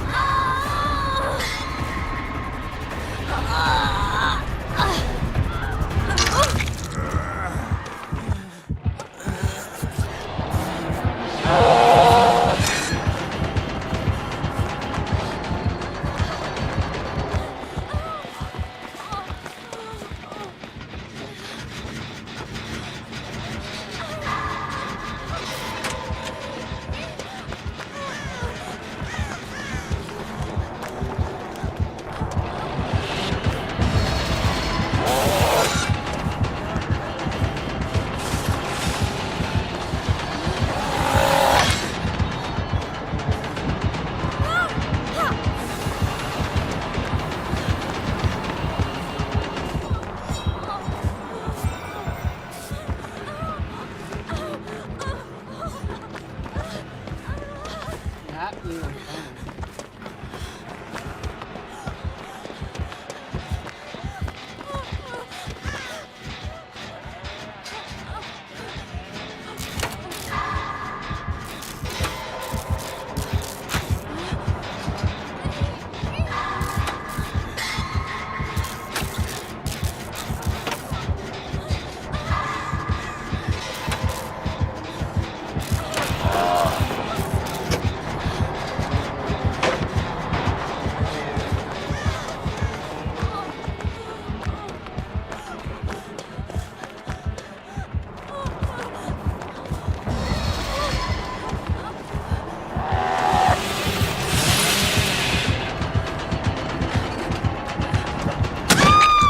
Oh my god, he was so fast!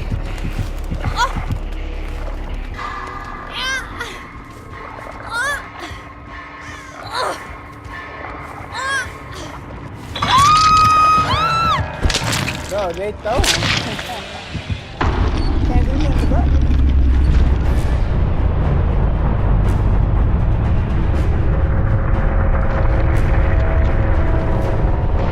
Two people are even playing the game.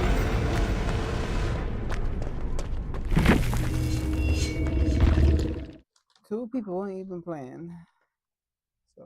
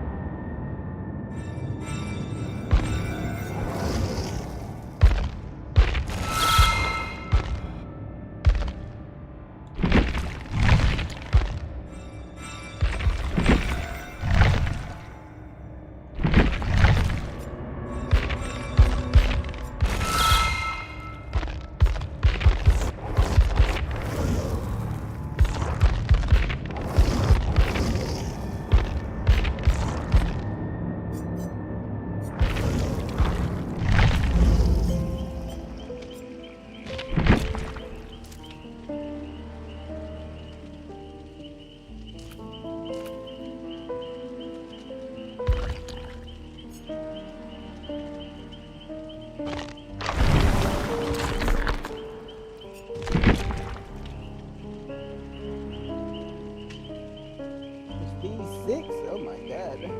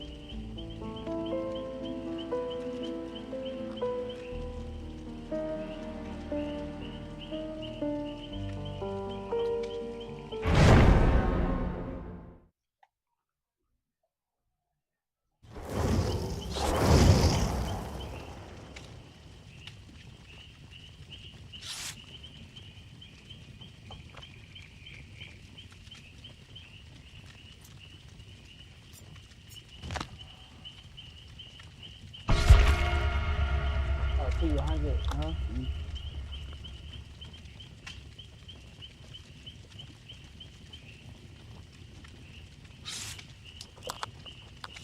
Forgot about something.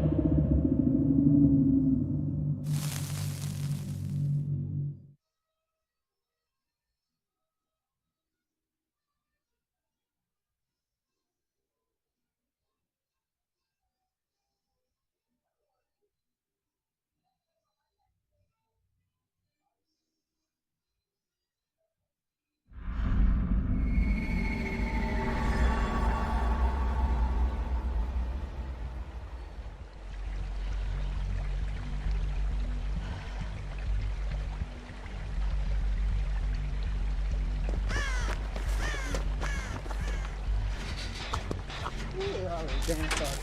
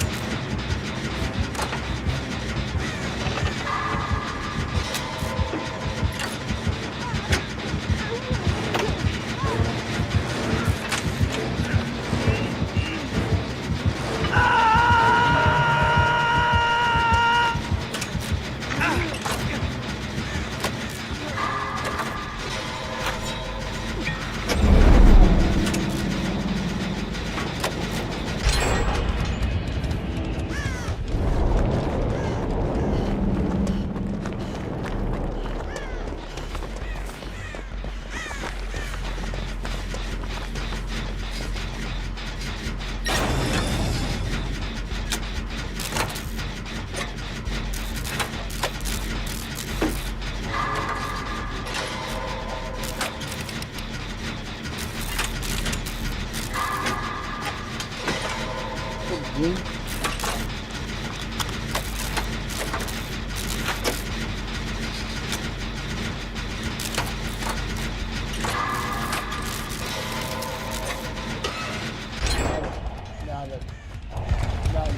The black lady.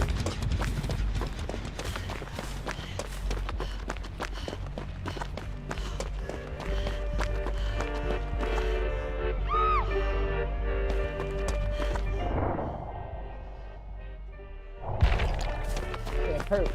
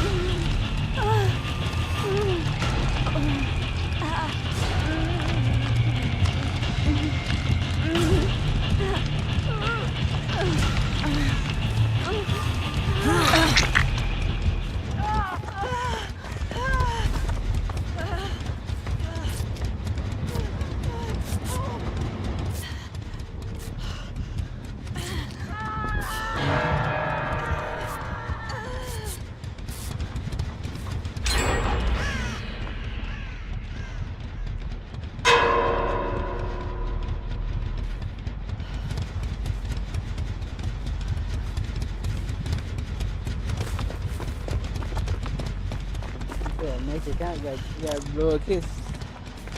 If you can make it count. Let's go. We got one right here.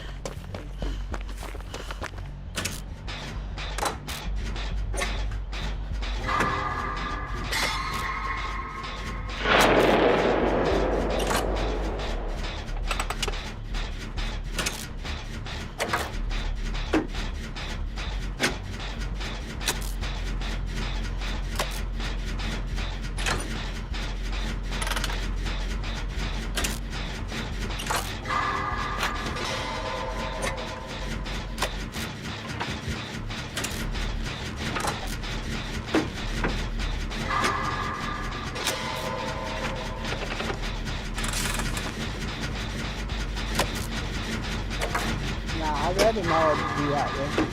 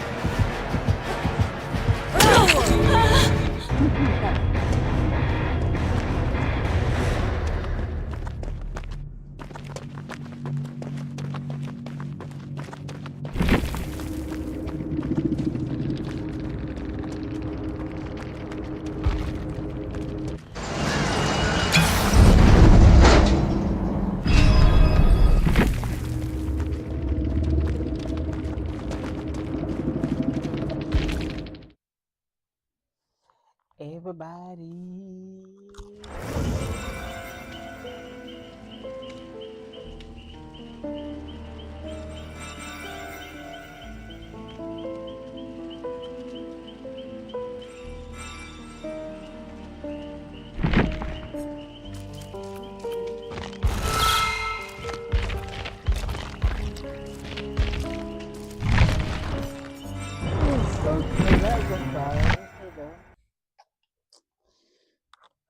Okay.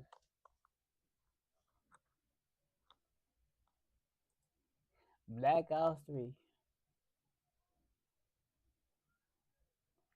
I was playing this yesterday. Oh my god. It was not yesterday, but today. I wonder if I still got it. You know what I'm saying? I wonder if I still got it.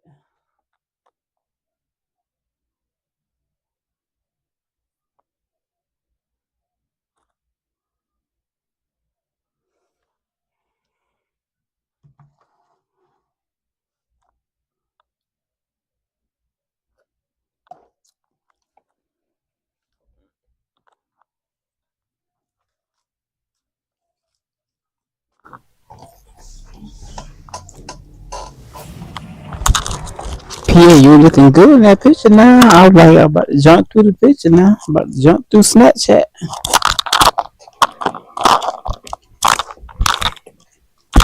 Peace out.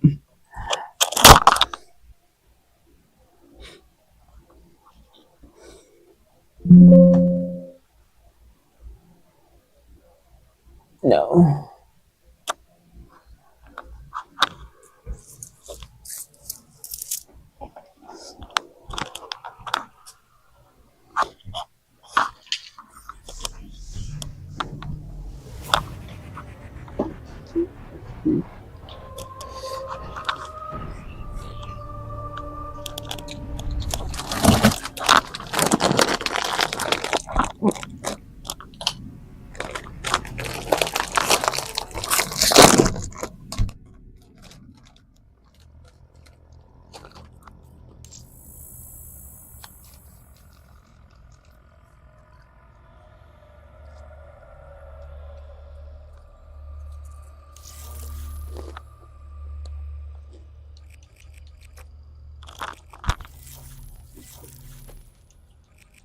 Listen up, fresh meat.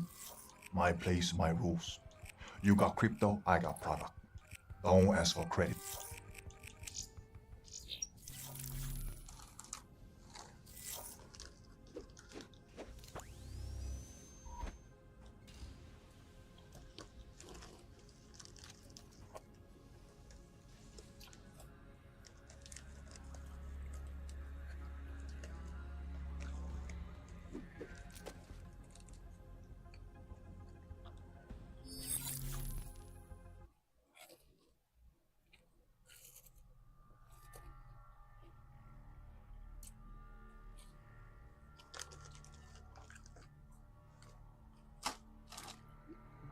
I am not consistent.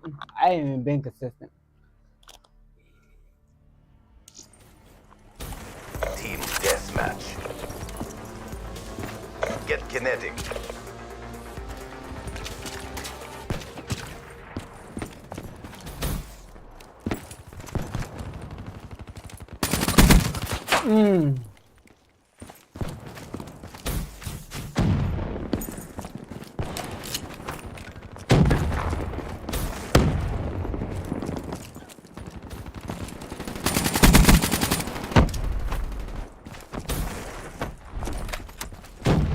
Drop. Hostile RAPS deploy ship overhead. Hostile HCXD in your AO. These boys got raps.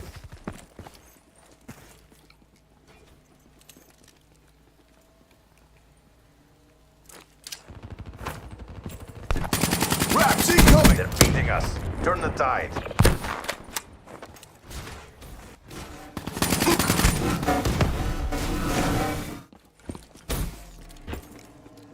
Enemy raps rolling in!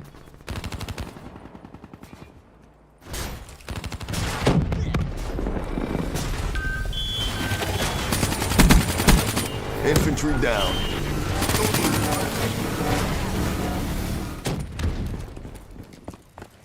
We're out of time. Don't hold back.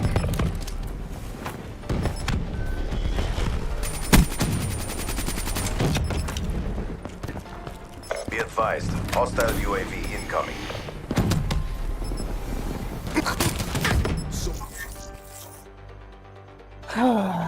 Like, give me a fresh game.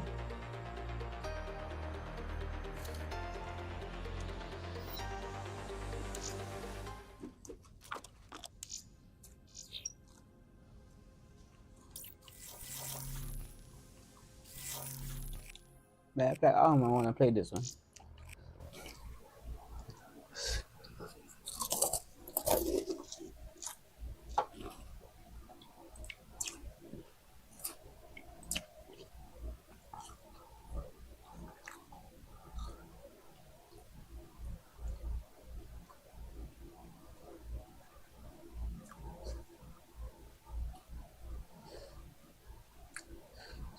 Where are you? Where are you?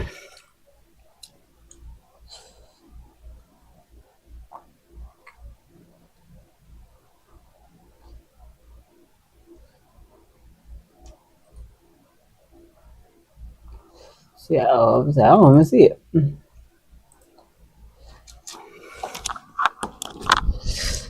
Tell me I'm consistent. I am not consistent. I don't be on every day like I used to. By the time you going to bed, I need to go to bed now.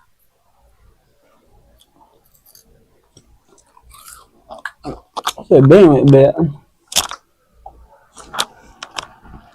I'm just entertaining a local lady named PA.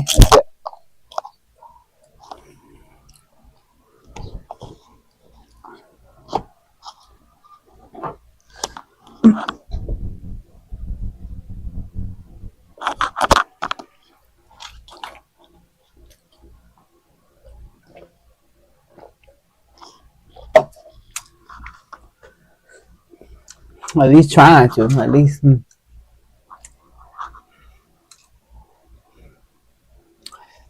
I still gotta fix some things. I want to look at my own stream real quick. I want to see if it's like is this big enough? Like the ranking. Cause I like that. Right? It's cool. I don't think I need a chat under it because it ain't like my chat be booming. It's not booming right now, so it's like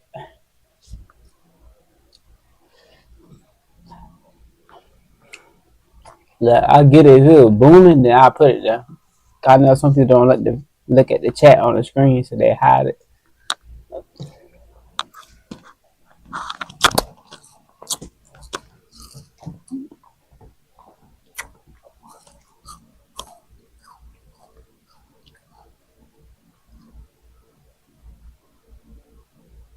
You don't have to talk much. Hey, it was the point. I wasn't talking at all. I just played the game. I wasn't talking at all. I would just get on live and play.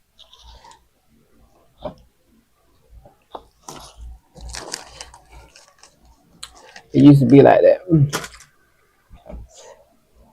I think I was like when I started getting fancy. That's when it's like it just dropped. Nah, but when I lost that page, that was it.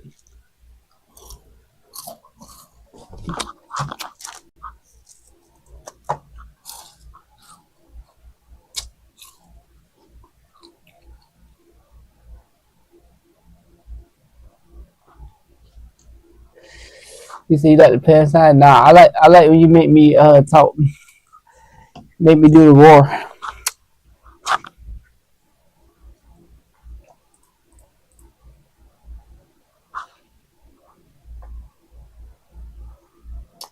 It just jumped my bones.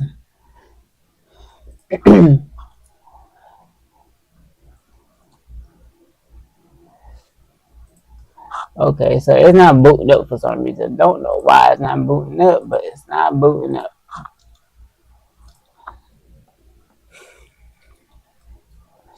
You see, you don't believe that? You don't think so? You don't think it'll make you jump your bones? Jump my bones? I bet. Oh, PA. Oh, Lord, yeah. I got to now. I got to.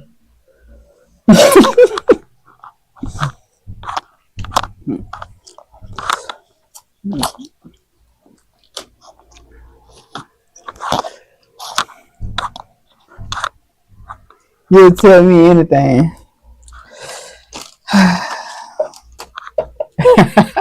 You think so? Think I tell you anything?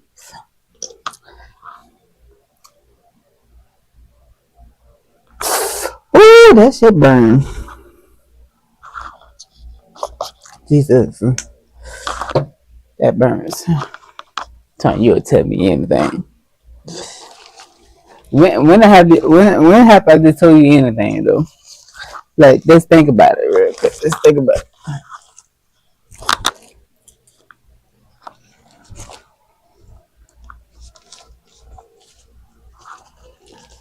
I would.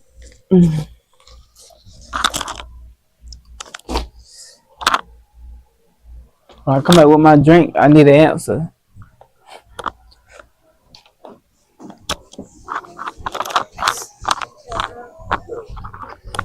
I got damn time. Man, sleep.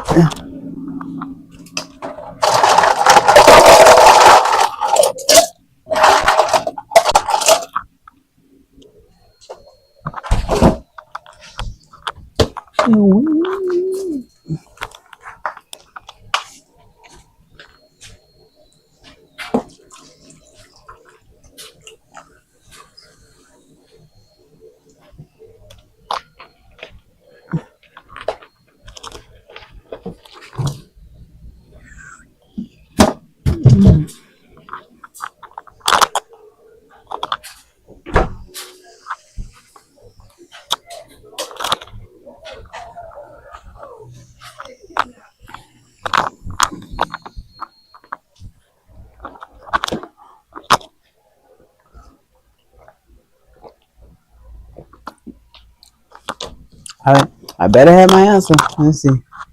Oh, you didn't tell me the answer? Mm-hmm. All right. That one beat you, but spank that behind. You didn't give me no answer. You see how you be disobedient? You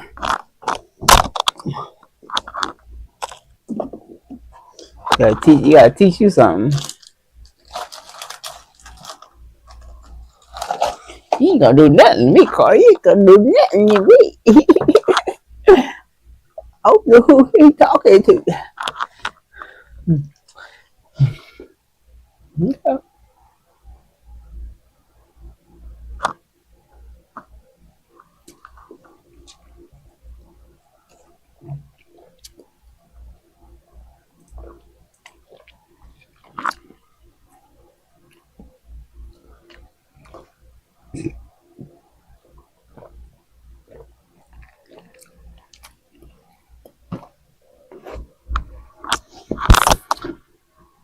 Tell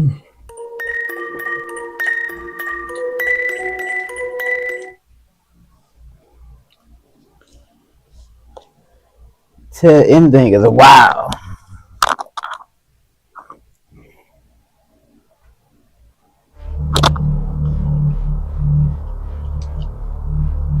I still didn't get my answer now. See, I gotta be strict. Gotta be strict on PA, you know.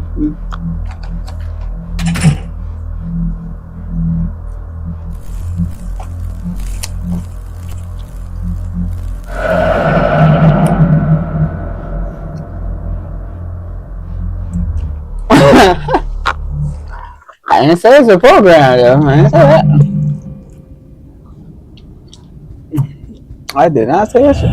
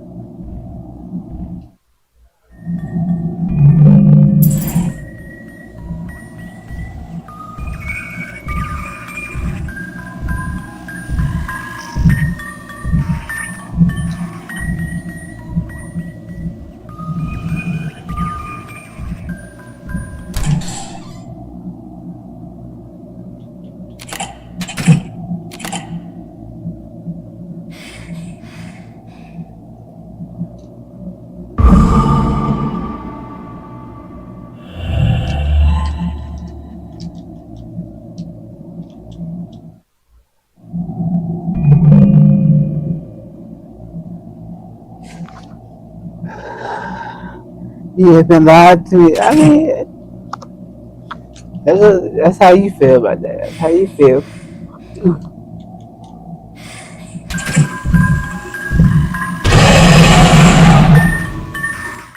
Oh,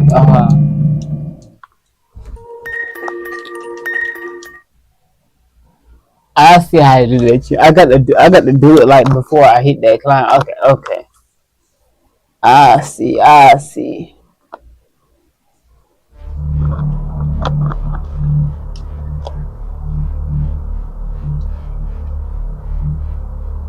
You said what happened?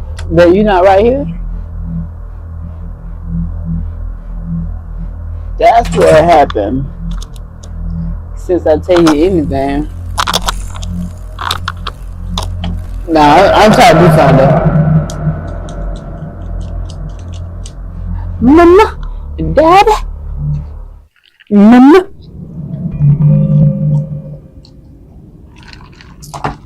Alright, let's go. Come on.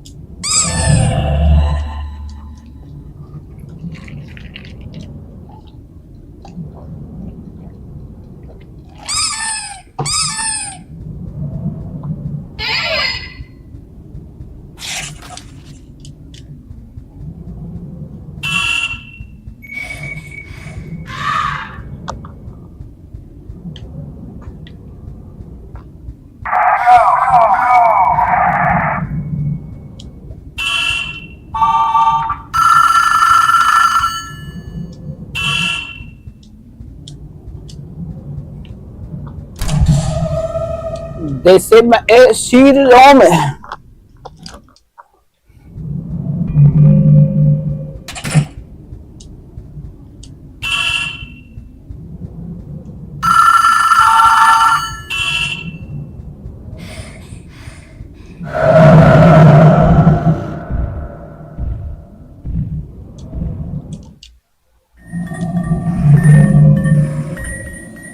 And then she cried about it.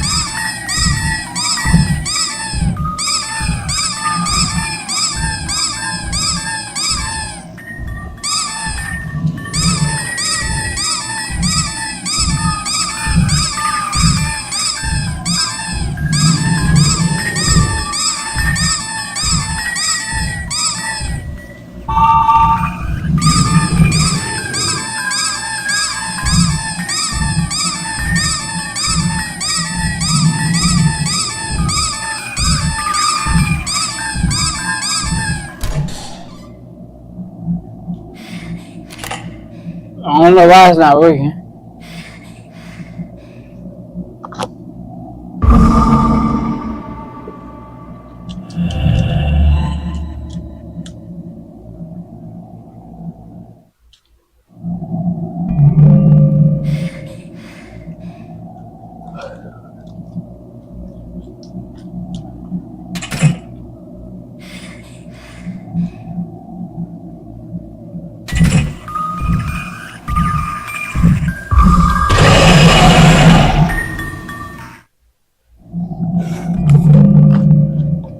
Okay, I'm gonna do it tomorrow though. I'm gonna definitely do it tomorrow.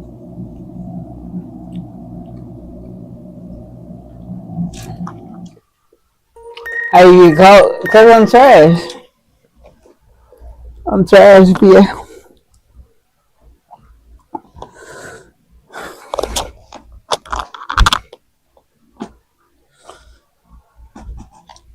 I'm trash. It's alright. I can't be the best at everything.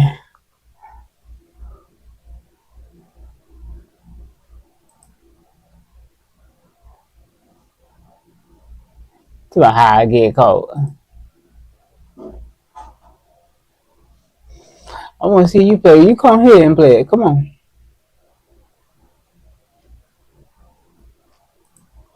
Come on. Come on. Come and play.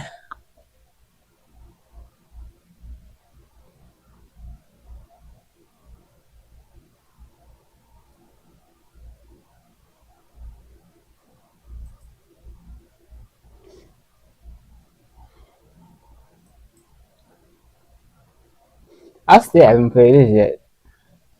Silent Frontier.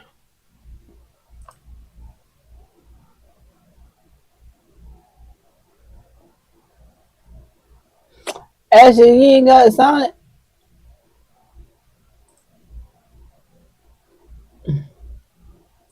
Let me see what's on your wish list. Let's see. Oh, it was old then. Okay, good. Beyond Two Souls. This was free.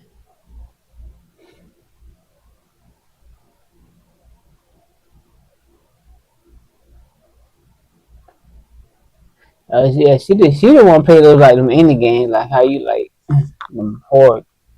I can't really play them like that.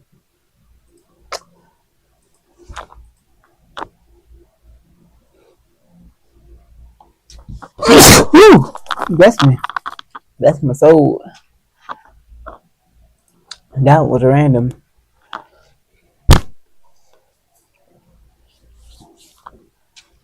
Whew. That one let some steam out a little bit.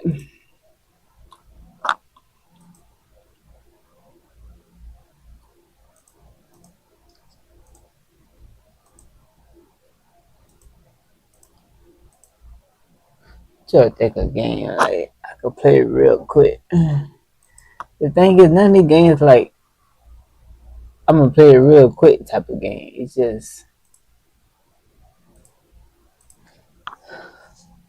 that's all I got time for.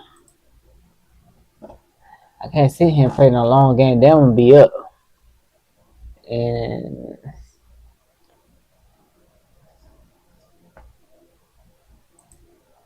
I gotta say Dead Space. I gotta say Dead Space for stuff. So I can't play Dead Space yet. The Mafia used to wear you out. That what you said? I got more games than this though. This is that they ain't installed.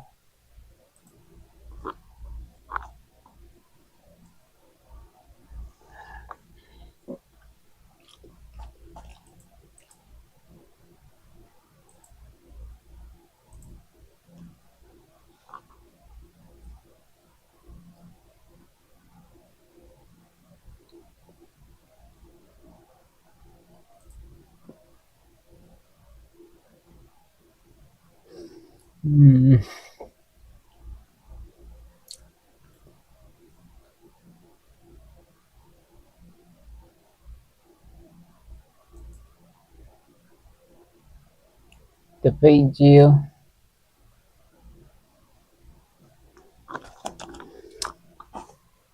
Okay.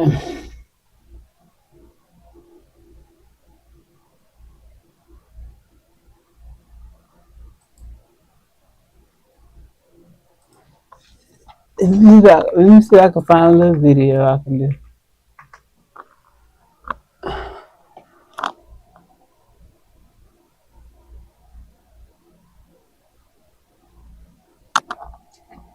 And keep it going so you can watch at work.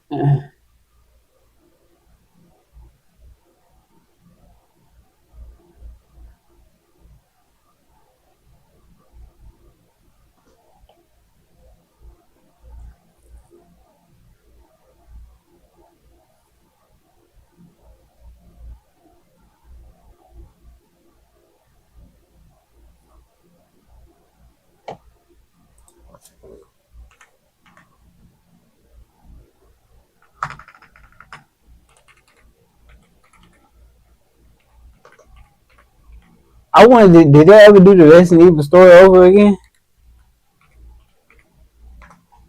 Like they explain the whole story.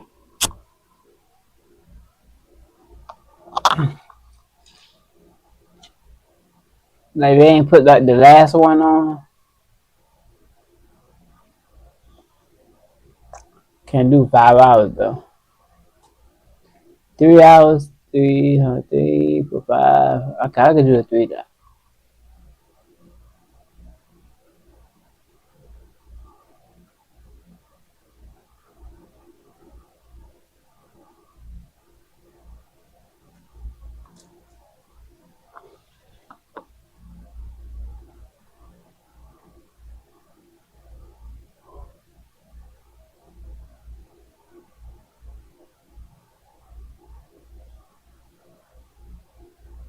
You said go sleep. You got put in sleep. But yeah, I do need to go sleep though. I do.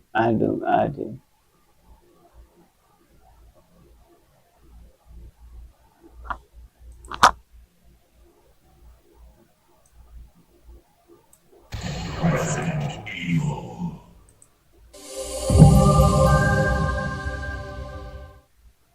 This year marks the 30th anniversary of the Resident Evil franchise, and it doesn't immediately hit you until you start breaking down everything that's happened. 30 years of fleeing from zombies, lickers, tyrants, and other horrors. 30 years of unraveling the machinations of Umbrella. Yeah, but it's not gonna keep me off the line though. That rose up to take its place. But most importantly, 30 years of survivors, from Chris Redfield and Jill Valentine, to Leon S. Kennedy and Claire Redfield, to the likes of Rebecca Chambers, Sherry Bergen, Ada Wong, Ethan Winters, and many more. Not this time. I'm not using TikTok Studio. To believe that the series has been running for this long, and even more so that it remained relevant and stood out as gaming's definitive survival horror experience. Whether we're ready or not, it all comes to a head with the launch of Resident Evil Requiem for Xbox Series X and S, PS5, PC, and Nintendo Switch 2. But You can keep me up all night, Pierre. Okay? You can keep me up all night if you want to. 17 parts, so you can marathon them in one single go.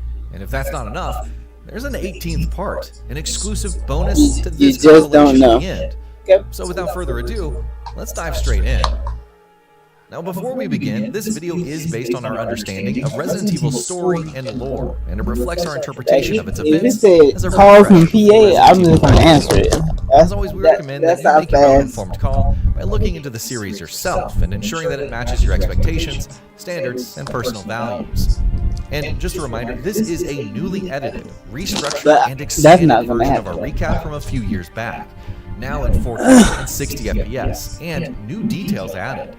This recap consists of Outbreak, Outbreak File Number 2, Umbrella Chronicles, and Darkside Chronicles as new additions to this series. The Umbrella Corporation. It only makes sense that we start with Umbrella Corporation, which is, for the most part, always central to most of the major events that take place in the Resident Evil universe. But Umbrella's story stretches further back than even Resident Evil 0 by quite a stretch. To understand the nefarious company's origins, we have to go back to 1962. Specifically, we have to talk about three pivotal figures in Resident Evil canon: Dr. Oswell E. Spencer, Dr. Edward Ashford, and Dr. James Marcus. Still young and early in their careers at this time, the three scientists learn about a West African wildflower known as Stairway of the Sun, set to bestow superhuman powers to those who Research and study of the legend leads the three scientists to learn that there really is some truth to it as a Those who consume it do indeed get certain powers, which are derived from a mutant infection in the flower. Spencer, Ashford, and Marcus named this virus the progenitor virus, and arrive at the conclusion that the flower is create an improved and superior form of humans. Surprisingly, though, further research into the flower and the progenitor requires constant and healthy funding, which is where Umbrella comes in.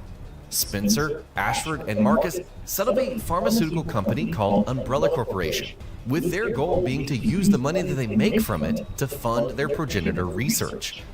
That's not where they stop either. They find additional, more questionable sources of revenue when they enter the world of selling bioorganic weapons, or BOWs, and begin selling the progenitor virus to the United States military. It pays off, however, because Umbrella and its founders begin making money hand over fist. Using some of that money, Spencer builds a state-of-the-art lab in the Arklay Mountains, just outside of Raccoon City. The purposes of this lab are sketchy at best, though, and it's very much in Spencer's best interest that its existence remains unknown to everyone. As such, he hires architect George Trevor to build a massive, labyrinthine, elaborate mansion right on top of the lab, with its purpose being to keep the lab and all of the work that goes on within it safe and secret. Trevor himself suffers a gnarly fate. As time progresses and Umbrella grows, the partnership between its three founders begins to crumble. Though they were once partners, with time Spencer, Ashford, and Marcus turned into fierce competitors. Each spends years conducting independent research into the progenitor virus, essentially being locked in a bioweapons arm race against one another. In 1968, in fact, Ashford is killed under inexplicable circumstances, though the Ashford family is something that we'll be speaking about in much greater detail when we get to Resident Evil Code Veronica. So for now, let's just file that one away. The main players. Here we jump forward in time to 1978, a year that proves to be a significant one in Resident Evil lore, thanks to Dr. James Marcus making massive breakthroughs with his research, with the help of a promising researcher named Albert Wesker, and a brilliant young scientist named William Birkin, both of whom we'll be talking about in much greater detail across the series. The result of that said breakthrough is the T-Virus, a much deadlier bioweapon created by fusing the progenitor virus with leech DNA. And what exactly does it do? Well, rather than straight out killing those it infects, the T-Virus keeps them around after a cardiac arrest with severe damage of all forms, turning them into thoughtless, cannibalistic, ferocious monsters. And yes, that in a nutshell means that it turns them into zombies. As you would expect, Marcus's breakthrough catches Spencer's attention, and he's far from happy. Both scientists remain in high positions at Umbrella, and their rivalry persists still. As such, desperate to ensure that Marcus doesn't overshadow and topple him, Spencer begins taking measures to ensure his supremacy. What steps exactly? Well, let's pause here for a bit and talk about someone we brought up earlier, because this person goes on to be a major part of Spencer's aforementioned plans. We're, of course, talking about Albert Wesker. Albert Wesker. Let's go back to his childhood. Trust us, it is important. As a child, he was one of many who were targeted and later abducted by Umbrella under Spencer's orders because of what were deemed to be superior genes and intellect.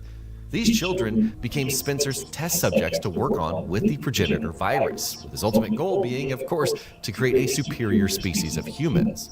The program was dubbed Project W, named after the man heading it up, one Dr. Wesker. In fact, not only did Spencer name the project after him, he also gave the name Wesker to all of the children he abducted. These children, including Albert Wesker, were contained in controlled environments where they would receive the best education and training, but were also constantly brainwashed by Spencer. All children were also infected with a prototype virus derived from the progenitor, though only 7% of them survived. Of that small batch of survivors, the one that caught Spencer's eye the most was Albert Wesker, who would go on to join Umbrella as a promising researcher upon turning 17 in 1977. And now, having helped Dr. James Marcus with the creation of the T-Virus, along with William Birkin, Wesker becomes central to Spencer's plans for seizing full control and eliminating Marcus. Wesker and Birkin are both poached by Spencer, and it's not long before he has their complete and absolute loyalty. Shortly afterward, he orders the two to assassinate Marcus, orders that they follow without hesitation. While Marcus is in the middle of experimenting with a queen leech that he has injected with the T-Virus, he's attacked and killed by Wesker and Birkin. From that point on, both characters continue to take leaps.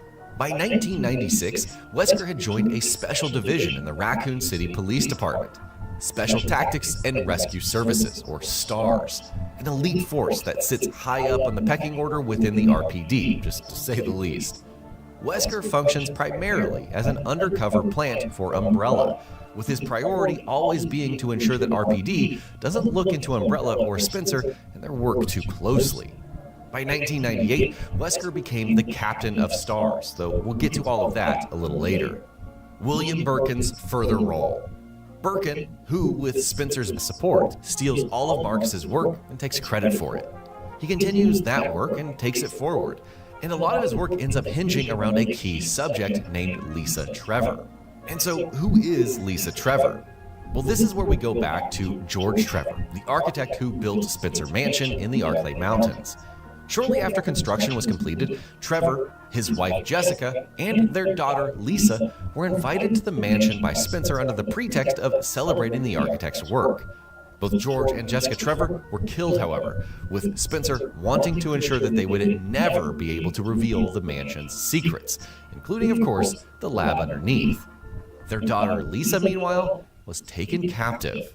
Years later, she's still alive, but not in great condition, to put it mildly, having been basically a lab rat for years. After James Marcus's assassination, through a convoluted series of events, William Birkin ends up getting his paws on Lisa Trevor as well, with the intent of using her as a test subject for one of his own experiments. The results of that experiment? Hideous and terrifying. With a mutated cocktail of the progenitor virus and the monstrosity that Lisa had been turned into, Birkin creates a new and deadly strain known as the G virus, capable of evolving those that it infects, creating new and mutated life forms, and even repairing cells. And what became of Lisa Trevor? Well, we're going to get into that when we talk about Resident Evil 1. Birkin, meanwhile, reaps the benefits of having created the G virus. Spencer invests in him heavily, creating a whole new underground lab called Nest right underneath Raccoon City, and putting Birkin and his wife Annette in charge, where they have everything that they need to continue their work. Okay, we think that might be enough lore and backstory for now, but there is of course still a lot to go through, and we'll be coming back to many of these characters and details in future parts, but for now, it's time to skip forward to 1998 and the events of Resident Evil 0, which begins with a mysterious attack on an Umbrella-owned train by a swarm of leeches, and at the same time, mysterious reports of cannibalistic attacks in the Arklay Mountains, following which a STARS squad is dispatched by the RPD to investigate. That, finally, is where Resident Evil 0 picks up, and we'll be talking about the events of that game in full detail in the next part of this series. In part 1 of our multi-part recap of the Resident Evil series, we kicked things off with, well, let's just call it what it was, a lore dump. This is Resident Evil after all, which means there is an insane amount of important backstory to go into. Here in part 2, however, we're finally ready to move into the overarching story of Resident Evil proper, starting with Resident Evil 0, the first chronological game in the series. The year 1998. Resident Evil 0 takes place in the year 1998, with the Ecliptic Express, an Umbrella-owned train, coming under a mysterious attack by a swarm of leeches, and all of its crew and passengers being killed. To investigate a series of killings in the Arklay Mountains, RPD's STARS division dispatches Bravo Team, including Enrico Marini, the captain of Bravo Team, Forrest Speyer, Kenneth Sullivan, Richard Aiken, whose fates are revealed later, the pilot Kevin Dooley, along with Rebecca Chambers, a rookie 18-year-old medical officer who's ready to go out on her first STARS mission.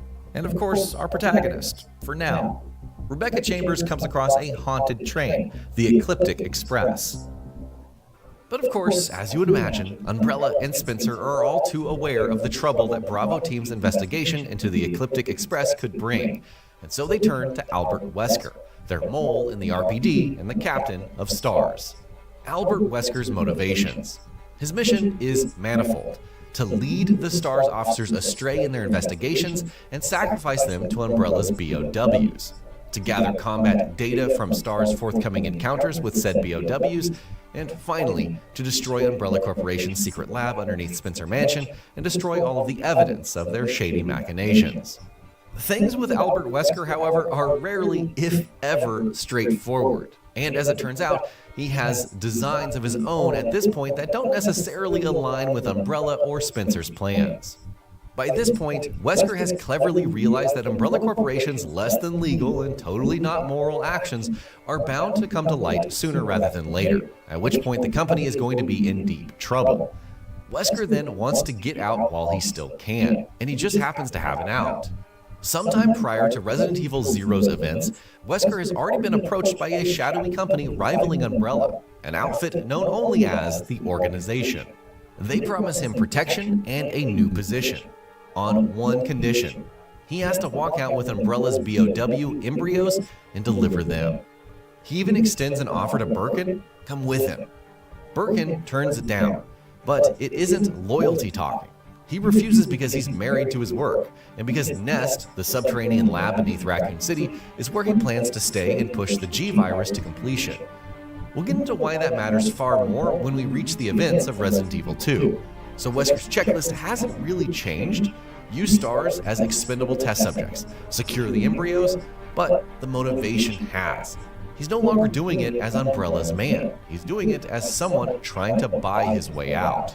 The Haunted Eclipse Express. Resident Evil 0 kicks off with Bravo team aboard a chopper and on their way to the Arklay Mountains, though things quickly go wrong as you might have expected. Thanks to Wesker, the helicopter's engine malfunctions, forcing it to crash land in the Arklay's forests, and soon, Rebecca Chambers finds herself separated from the group with Kevin Dooley dead.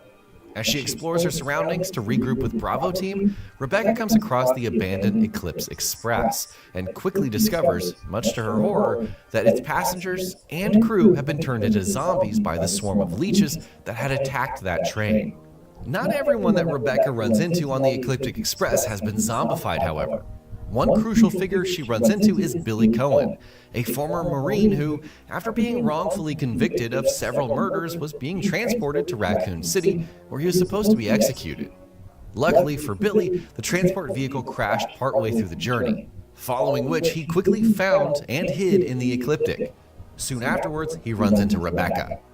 Not long afterward, Rebecca and Billy also notice a young man in the distance that neither of them are familiar with. Though incredible enough, the man somehow seems to be controlling the swarm of vicious leeches that attacked the train. Before they can investigate further, however, the duo is surprised to learn that the train has started to move again, and at speed.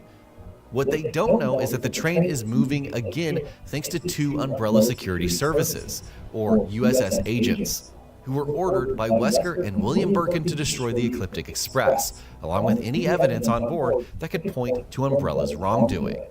The USS agents don't fare too well themselves either, however. Though they succeeded in starting the train back up, they're soon attacked and killed by mutant leeches, following which Rebecca and Billy are forced to stop the Ecliptic. With some difficulty, they manage to make their way to the front of the locomotive and get it to stop. When they disembark, they find themselves near an abandoned complex that, upon exploring it, they learn was a training facility for Umbrella, its executives, and its officers, and was run by none other than Dr. James Marcus, one of Umbrella's co-founders and the creator of the T-Virus. The duo learn more about Umbrella's nefarious work and Marcus's role in it as they explore that facility. Meanwhile, at one point when Rebecca and Billy are separated, Rebecca also finally reunites with one of her fellow STARS members, Enrico Marini. Marini informs Rebecca that the surviving members of Bravo team are regrouping at a mansion nearby. And yes, he's talking about Spencer Mansion, where they plan to carry on with their mission. Rebecca decides to stay behind and look for Billy, after which Marini plans to find other STARS members at the Spencer Mansion. The Tyrant. For now, let's stick with Rebecca and Billy in the Umbrella facility, where things only continue to go from bad to worse, just to no one's surprise.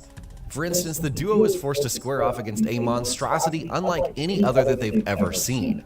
A strong humanoid known as the Tyrant, an Umbrella BOW that is fiercer, more durable, and more dangerous than any other that Umbrella has conjured up thus far. Somehow, Rebecca and Billy manage to escape with their lives, following which they resume their search of the leech-controlling man that they saw on the Ecliptic. The big revelation. Rebecca and Billy's search leads them to a water treatment plant where they finally learn the identity of the leech-controlling man. That man, as it turns out, is none other than Dr. James Marcus himself.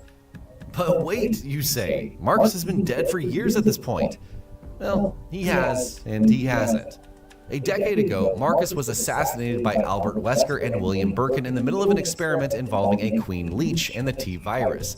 But shortly after his death, his body was taken over by the Queen Leech that he had been experimenting on.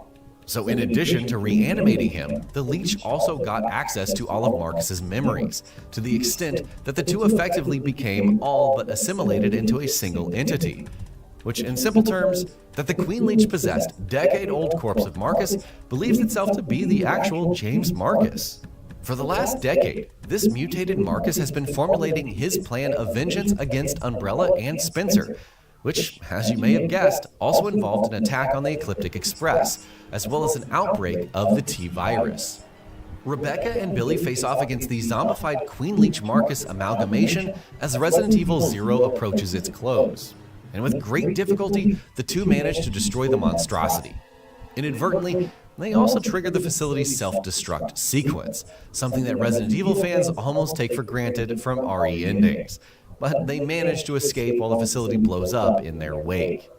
As the game comes to an end, Rebecca promises Billy that the report she files about this entire mess is going to confirm Billy as a casualty, which means the wrongfully convicted former Marine is essentially going to have his freedom back. The two part ways, with Billy running off to places unknown, to this day in fact, and Rebecca making her way to the Spencer Mansion, which of course is the setting for Resident Evil 1, the next game in the series chronology. And with that, we arrive at Resident Evil 1. We'll dive into the complete events of that game in the next chapter. While Resident Evil 0 focused on STARS' Bravo team investigating the Ecliptic Express, Resident Evil 1 revolves around Alpha Team, who are dispatched to the Arklay Mountains after RPD loses contact with Bravo. Composed of the Alpha Team are protagonist Chris Redfield and Jill Valentine, Barry Burton, Brad Vickers, and Joseph Frost, and of course, the captain of STARS and the leader of Alpha Team himself, Albert Wesker. Bizarre murder cases have recently occurred in Raccoon City. There are outlandish reports of families being attacked by a group of about 10 people. Victims were apparently eaten. The Bravo team was sent in to investigate, but we lost contact. Look, Chris. The horror at Arklay Mountains. Resident Evil 1 kicks off with the Alpha Team flying their chopper over the Arklay Mountains, where they spot Bravo Team's crashed chopper in the forest and decide to land and investigate. As is so often the case in Resident Evil games, however, things, unsurprisingly, quickly go south. Alpha Team is attacked by a pack of rabid, zombified dogs, more hellhounds than dogs, to be honest, and the aforementioned Joseph Frost is promptly killed. The pilot, Brad Vickers, panics instantly, jumps back into the chopper and takes off, abandoning the rest of his team in the forest and surrounded by vicious beasts hell-bent on tearing them apart. Their only option is to flee on foot, and soon they find unlikely refuge in an abandoned mansion nearby. No prizes for guessing, it is the Spencer Mansion. But though Alpha Team has managed to escape the zombie dogs in the forest, the insides of the mansion aren't faring much better. Thanks to an earlier attack by James Marks' Queen Leech, the T-Virus has broken out in the Spencer Mansion, which means it's now effectively a labyrinthine death trap full of mazes, traps, and of course, zombies and other terrifying bioweapons. Including among those is Lisa Trevor, whose decayed remains have also been reanimated by the T-Virus. Following which, she once again roams the halls of Spencer Mansion, prolonging her endless torture yet again. Alpha Team is forced to square off against all of this and more as they explore Spencer Mansion in an effort to not only uncover its secrets and the secrets of Umbrella, but also find a way out alive and make it back to Raccoon City. Inside the mansion, the search stops feeling like an investigation, and it starts to feel like a slow-motion ambush. Jill, don't scare me. Speak for yourself, Barry. What are you doing here? Yeah. Well, I think you should take a look at this. I warn you, though, it's not pretty. It's forest. The massacre inside the mansion. While in the mansion, Chris and Jill also come across members of Bravo Team, though not in the state that they would hope to find them. Most have either died or become zombified, though one who is clinging to life still is Enrico Marini, Bravo Team's captain. You're finding Bravo Team in fragments. Kenneth's tape is the kind of discovery that instantly tells you this wasn't a crash and a bad night. He was literally eaten by a zombie. Then comes the moments that pin the horror in place. Not just shambling corpses, but the kind of Umbrella horror that makes your stomach drop, like running into Richard Aiken and how he sacrifices his life for others. And for a Speyer, if you know, you know. As Chris and Jill push deeper, the mansion keeps pulling masks off itself. Yawn isn't just a mere animal. There are many times where this infection stops looking like an outbreak and starts looking like an experiment, with Plant 42 blooming like a weapon that learned how to hate. Barry's dilemma. Barry stays close to Jill, guiding her through the mansion's worst choke points and showing up at just the right time when exactly she needs. For a while, it reads like simple teamwork under pressure, until the pattern starts to feel wrong. Because behind the scenes, Barry isn't acting on instinct. Wesker has him on a leash. Wesker, secretly Umbrella's inside man, corners Barry with the one kind of threat that actually works on him: his family. And once that pressure is on, Barry becomes a quiet accomplice in the mansion's cover-up, wiping away loose ends, steering Jill away from the wrong discoveries, and nudging her towards danger when Wesker needs a test subject instead of a survivor. Either Chris or Jill, depending on who you choose to play as, run into Marini, who informs them that one of Alpha Team's members is a traitor and loyal to Umbrella. Before he can reveal the traitor's identity, though, Marini is shot and killed by an unseen attacker. Umbrella set us up. Enrico!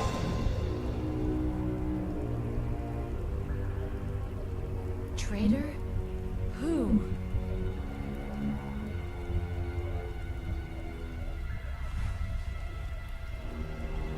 Rebecca Chambers, Bravo Team's young medic, is also still alive, separated from her squad after the crash and forced to survive around the Spencer estate. In Chris's story especially, she isn't just a cameo. She becomes a rare lifeline inside of the mansion. And at one point, she's found desperately trying to treat a critically wounded Richard Aiken, pushing Chris to find serum before it's too late. The truth revealed. Slowly but surely, as Chris and Jill explore the mansion, they begin to put the pieces together about Spencer Mansion and the lab underneath, Umbrella's activities, and its work with BOWs, including the T-Virus. Later, they find themselves in the lab itself, where Jill or Chris, whichever one you're not playing as, is being kept captive in a cage by Albert Wesker, who reveals himself as the traitor to surviving STARS members and involved with Umbrella stuff. Barry intervenes, reveals the truth, but Wesker forces him into humiliation, raising his gun on the player to prove who's really in control. But it doesn't hold. The moment Wesker lets himself gloat and admits the family threat was never as solid as Barry feared, the spell breaks. Barry snaps back to himself, turns the gun the only way he can without killing anyone, and drops Wesker with a brutal, desperate strike, choosing the player, choosing his team, and finally refusing to be used. Hoping to get rid of STARS once and for all, Wesker releases a tyrant that he hopes will attack and kill STARS. The first person the tyrant attacks, however, is Wesker himself, stabbing him through the chest and seemingly killing him. But not really, as you may have guessed, and more on that later. Unbeknownst to Chris and Jill, long before any of this spirals out of control, Wesker secretly injects himself with a modified viral strain, an insurance policy that doesn't matter at the moment but will cast a long shadow over everything that follows. Chris or Jill then take on the tyrant, and after a desperate struggle are able to defeat the bioweapon, following which they trigger the lab's self-destruct sequence. Resident Evil 1's canon ending, or the good ending, sees Chris, Jill, Rebecca, and Barry Burton successfully escaping Spencer Mansion aboard a chopper piloted by the returning Brad Vickers, while the mansion and everything inside is blown sky high. And that's where Resident Evil 1 ends. When we return for part 4 of our Resident Evil recap, we'll be headed to Raccoon City, where things will continue to go monumentally wrong. So, fun times ahead. In part 3 of our full Resident Evil recap, we discussed the events of Resident Evil 1, the second chronological game of the franchise. Here in part 4, we're going to move our focus to Resident Evil 2, specifically its 2018 remake, which finally brings us to the iconic Raccoon City, where things really start going wrong on a much, much larger scale than anything that has come before. The destruction of Raccoon City. Raccoon City is where the ugly consequences of Umbrella's experiments with bioweapons and deadly viruses rears their head. But before we can get to that, it is important to go over some important events related specifically to the Umbrella scientist William Birkin, the creator of the G-Virus, whose hubris turns out to be the downfall of all of Raccoon City. After assassinating James Marcus along with Albert Wesker, stealing the Umbrella co-founder's work and taking all of the credit for it, Birkin, along with his wife, another scientist named Annette Birkin, was put in charge of an elaborate underground lab called NEST by Oswell Spencer. Located right underneath Raccoon City, NEST was the recipient of heavy investments by Umbrella, using which William Birkin and his team created and continued to work on the G-Virus. As time went on, however, Birkin realized that Umbrella wasn't going to allow him to grow within the company, and unsurprisingly, not long afterward, he made the decision to betray Umbrella. Birkin contacted the United States military and made a deal to sell them G-Virus for a large sum of money, which the military was all too happy to agree to, given the massive destructive potential of G-Virus as a bioweapon. Shortly before Resident Evil 2's events kick off, Umbrella gets to know of Birkin's plans and starts taking steps of its own. The company sends a USS squad led by an operative known as Hunk to Nest, with their mission being to bring Birkin in alive and confiscate all of his work on the G-Virus. In the struggle that follows, however, Birkin is shot and left for dead, and the USS squad leaves with samples of the G-Virus in a case which incidentally also had the T-Virus. Birkin, however, isn't dead yet. This is going to be something of a running theme here. And after the squad departs, he injects himself with G-Virus to give chase to the USS squad in the sewers. His wife steps in to shoot him, but decides not to. Birkin now hunts the squad and kills them all. However, in the tussle, one of the soldiers drops samples of the T-Virus, which shatters on the ground in the sewers beneath Raccoon City, only to then be consumed by rats, which, as you may have guessed, is how the T-Virus outbreak in the city begins. It must be noted that the 4th Survivor DLC makes it clear that Hunk survived the incident, escaped with the G-Virus sample, and handed it over to Umbrella's European side. Leon and Claire enter the scene.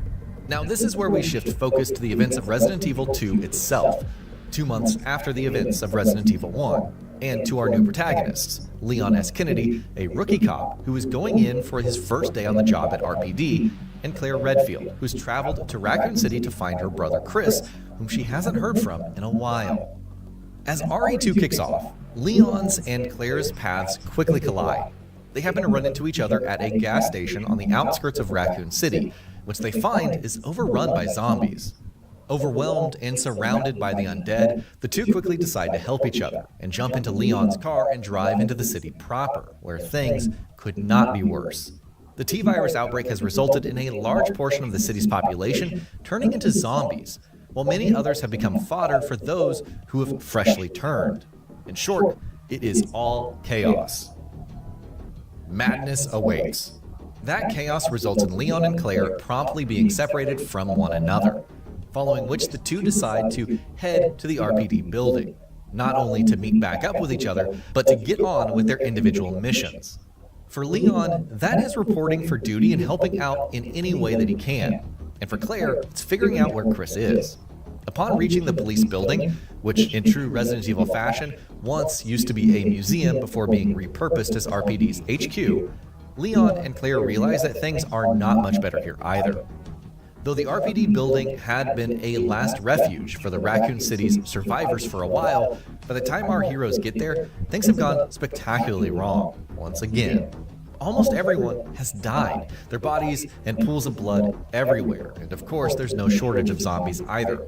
The only source of help they find in the building is Marvin Branagh, a police officer who himself has sustained a zombie bite, which he eventually succumbs to after spending a good chunk of the game helping Leon and Claire find a way out of the maze-like RPD building. Mr. X is gonna get you.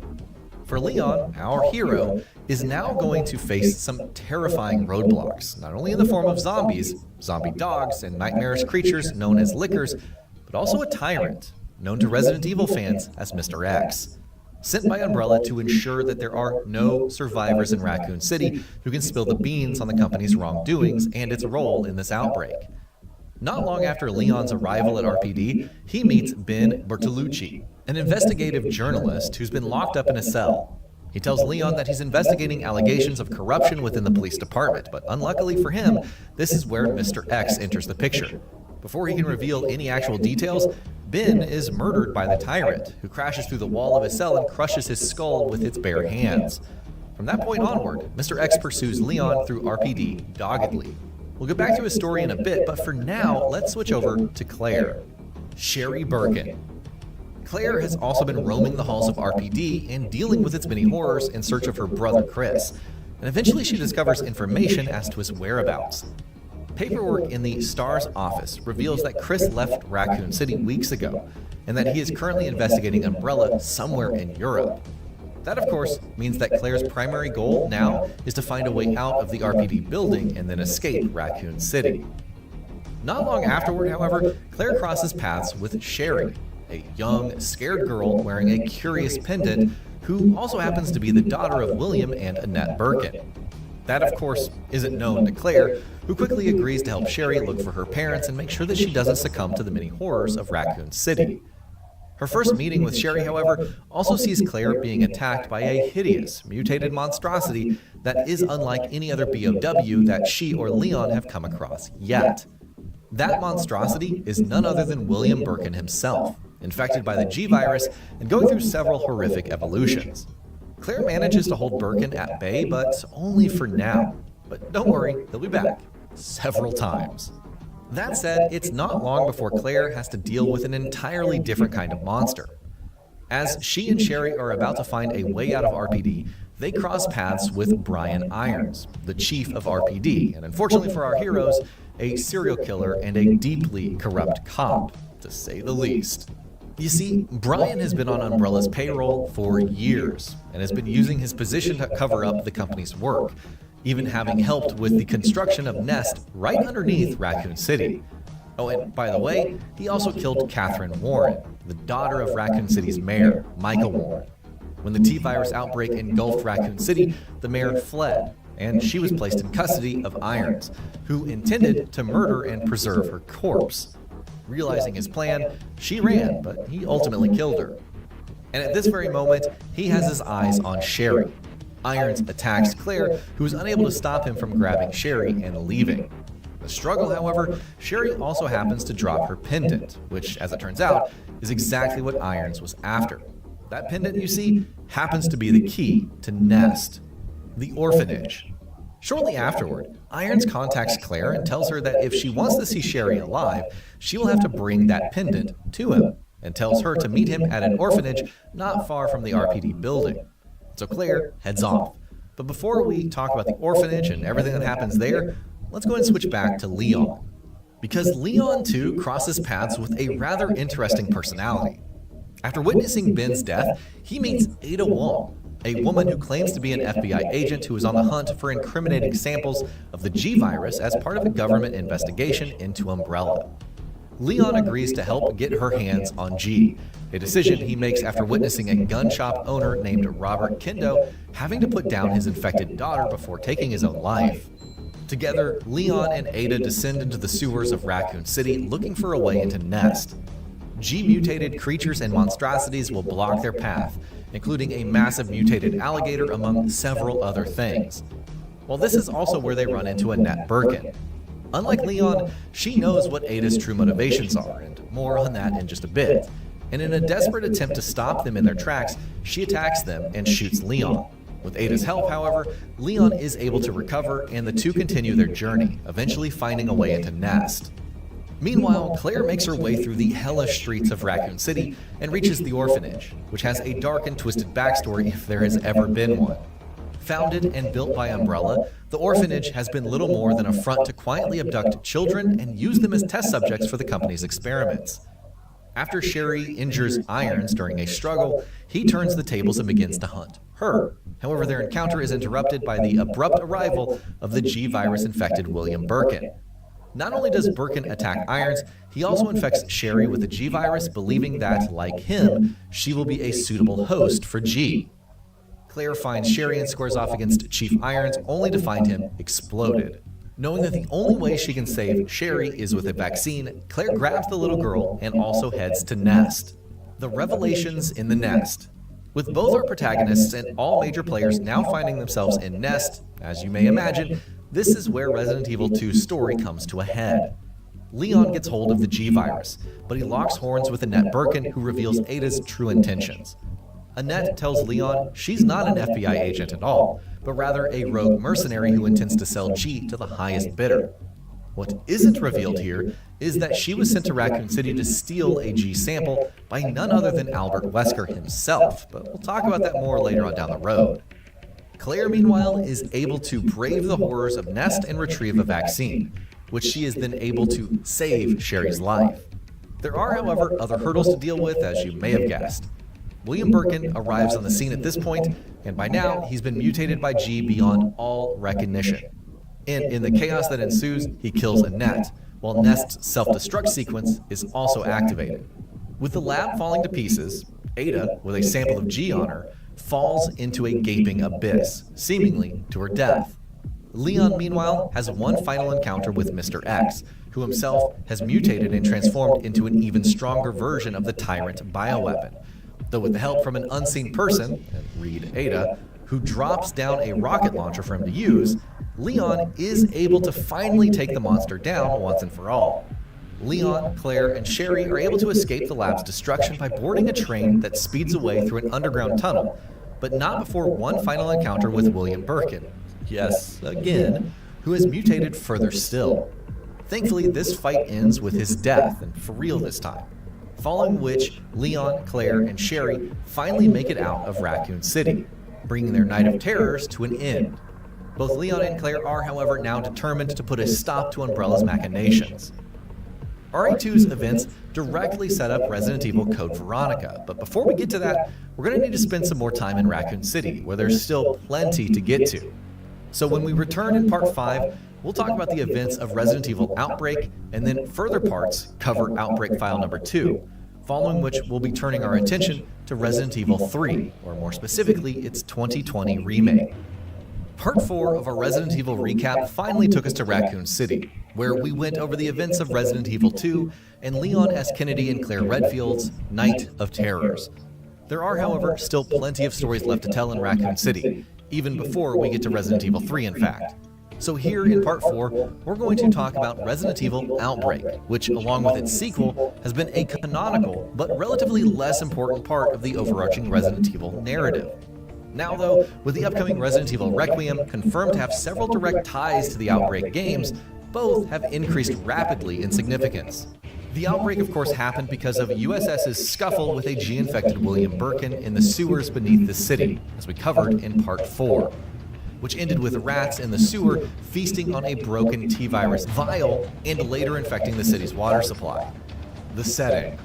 Resident Evil Outbreak begins a couple of days after the T-virus has started to break out in Raccoon City. But before we get to that, let's pause and talk about our 8 main characters, each of whom is playable. At this point, it seems fair to say that the most important of the Outbreak cast to RE lore in general is Alyssa Ashcroft, given the fact that her daughter's one of the upcoming Resident Evil Requiem's 2 main protagonists. But there's a lot to get into with her backstory, so we'll save her for last. Let's talk about the other 7 first. There's Cindy Lennox, a waitress at the Raccoon City outlet, who also happens to have some basic first aid knowledge, which, as you can imagine, will come in particularly handy in the middle of a city-wide zombie outbreak. Then there's Jim Chapman, a Subway employee, an expert at puzzles, and frankly, a little bit of a coward. There's David King, a plumber who's had a rough childhood and now fancies himself something of a survivalist. There's George Hamilton, a specialist surgeon who works at Raccoon General Hospital and is considered to be among the best in the field. There's Mark Wilkins, a former U.S. Army vet who now works as a private security guard. We also have Kevin Ryman, an RPD officer who, interestingly enough, has 2 unsuccessful applications to join STARS under his belt. Then we have Yoko Suzuki, who also happens to have strong ties to RE lore, compared to the many others in this cast at least. As a child, she became involved in experiments conducted by Umbrella Corporation, during which time she was even infected by the T-virus at one point, which conveniently for her, later gave her stronger resistance to the virus than most.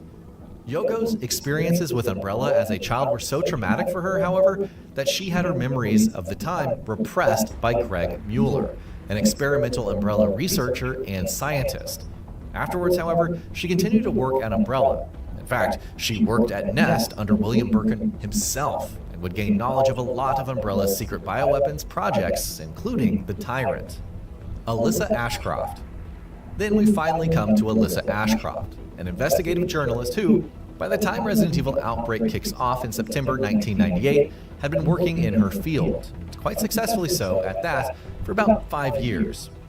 It has not, however, been an easy road, At the beginning of her career in 1993, she was involved in a story about a private hospital in the Arklay Mountains, where some illegal tests were allegedly being conducted. That hospital and the tests, as you may have guessed, were funded and backed by Umbrella Corporation. Alyssa investigated this story with Kurt, a fellow investigative journalist, who chooses to infiltrate the hospital as a patient to attain some information. That, however, tragically ended with Kurt being killed by a zombified patient, who interestingly happened to be the hospital director's wife, but that's a different story. Following the incident, Alyssa's memories were suppressed, possibly through the same procedure that Yoko Suzuki had Umbrella researcher Greg Mueller use on her. Alyssa continued to work as an investigative researcher in the aftermath, and a lot of her stories would continue to revolve around Umbrella and investigations into the company's shady, well, just to put it mildly, practices, including the company's ties to Raccoon Zoo, Raccoon University, and more. The Outbreak. And now that we've gone through all 8 of Resident Evil Outbreak's 8 main characters, we can move on to the game's story, which begins with all 8 characters, the establishment where Cindy Lennox works as a waitress. And it doesn't take long for things to completely spiral out of control. Right at the outset of the game, they are attacked by a horde of zombies, with the cook, Will, being killed, but only after he manages to seal it off, preventing the zombies from breaking in. The group flees to the establishment's roof, but Bob, a friend of Mark Wilkins and an employee of his private security firm, also begins feeling the effects of a zombie bite, following which he shoots himself before he can turn, although he, like a lot of characters in Resident Evil Outbreak, has multiple possible endings. If you're playing on harder difficulty, for instance, he is killed by zombies before he can shoot himself or even turn. On the roof, the group hears an announcement by the RPD about an impending evacuation of the area, which goes with the warning that if citizens cannot get to their nearest allotted checkpoints in time, their safety is by no means going to be guaranteed with what's coming next. Desperate to escape, the group jumps across the rooftop to an apartment building nearby, before exiting onto the chaotic city streets where they continue to move forward. The group soon crosses paths with Rayman Douglas, who is serving as RPD's acting chief through the early outbreak, and at present is organizing an effort to block the street with a barricade made of police cars in order to stem the flow of zombies. The group of survivors decide to help Douglas, but the undead keep pouring in at a startling rate, and it's not long before they're overwhelmed. In the ensuing chaos, Douglas is bit by zombies, but before he can die, he informs the group that there is a large gas tanker nearby, which, if exploded, will help eliminate the horde of zombies, though it will, of course, also cause massive destruction in the area. The survivors succeed in blowing up the tanker, killing a large number of zombies in the process, following which they escape through a nearby canal and into the city's sewers. When they emerge back out again, they find themselves in front of the Apple Inn, where things aren't much better, predictably enough. Here they meet Dorian, an RPD officer who, along with fellow cops and demolition experts, leads our protagonist to the location Main Street, close to Raccoon Mall. Main Street, incidentally, also happens to be the scene for an ongoing police operation, destroying the street with explosives to kill a horde of zombies, which the group of survivors ends up helping with. The operation is ultimately successful, and even though there are some casualties, Main Street is successfully blown up. The horde of undead is dealt a massive blow, and our heroes are able to escape safely. That is all the first of Resident Evil Outbreak's 5 scenarios. At this point, the group of survivors splits up, and the following 4 scenarios, told in non-chronological order, each focuses on different characters, while you can, of course, also always choose which of the 8 characters you want to play as. Of the remaining 4 scenarios, the one that is chronologically closest to the game's beginning events, which we just covered, is Hellfire, which takes us back to Apple Inn, which has probably never been in worse shape. Amidst the outbreak, the hotel has caught on fire, with large sections of the building being ravaged by flames. All of that has only been made worse, in fact, by the explosion of a nearby gas tanker, which, as we know, was caused by our protagonists. Hellfire. The Raccoon Fire Department, which is already overworked with fire sweeping the entire city as it is dispatched to the Apple Inn, where, unfortunately for everyone involved, even more chaos awaits.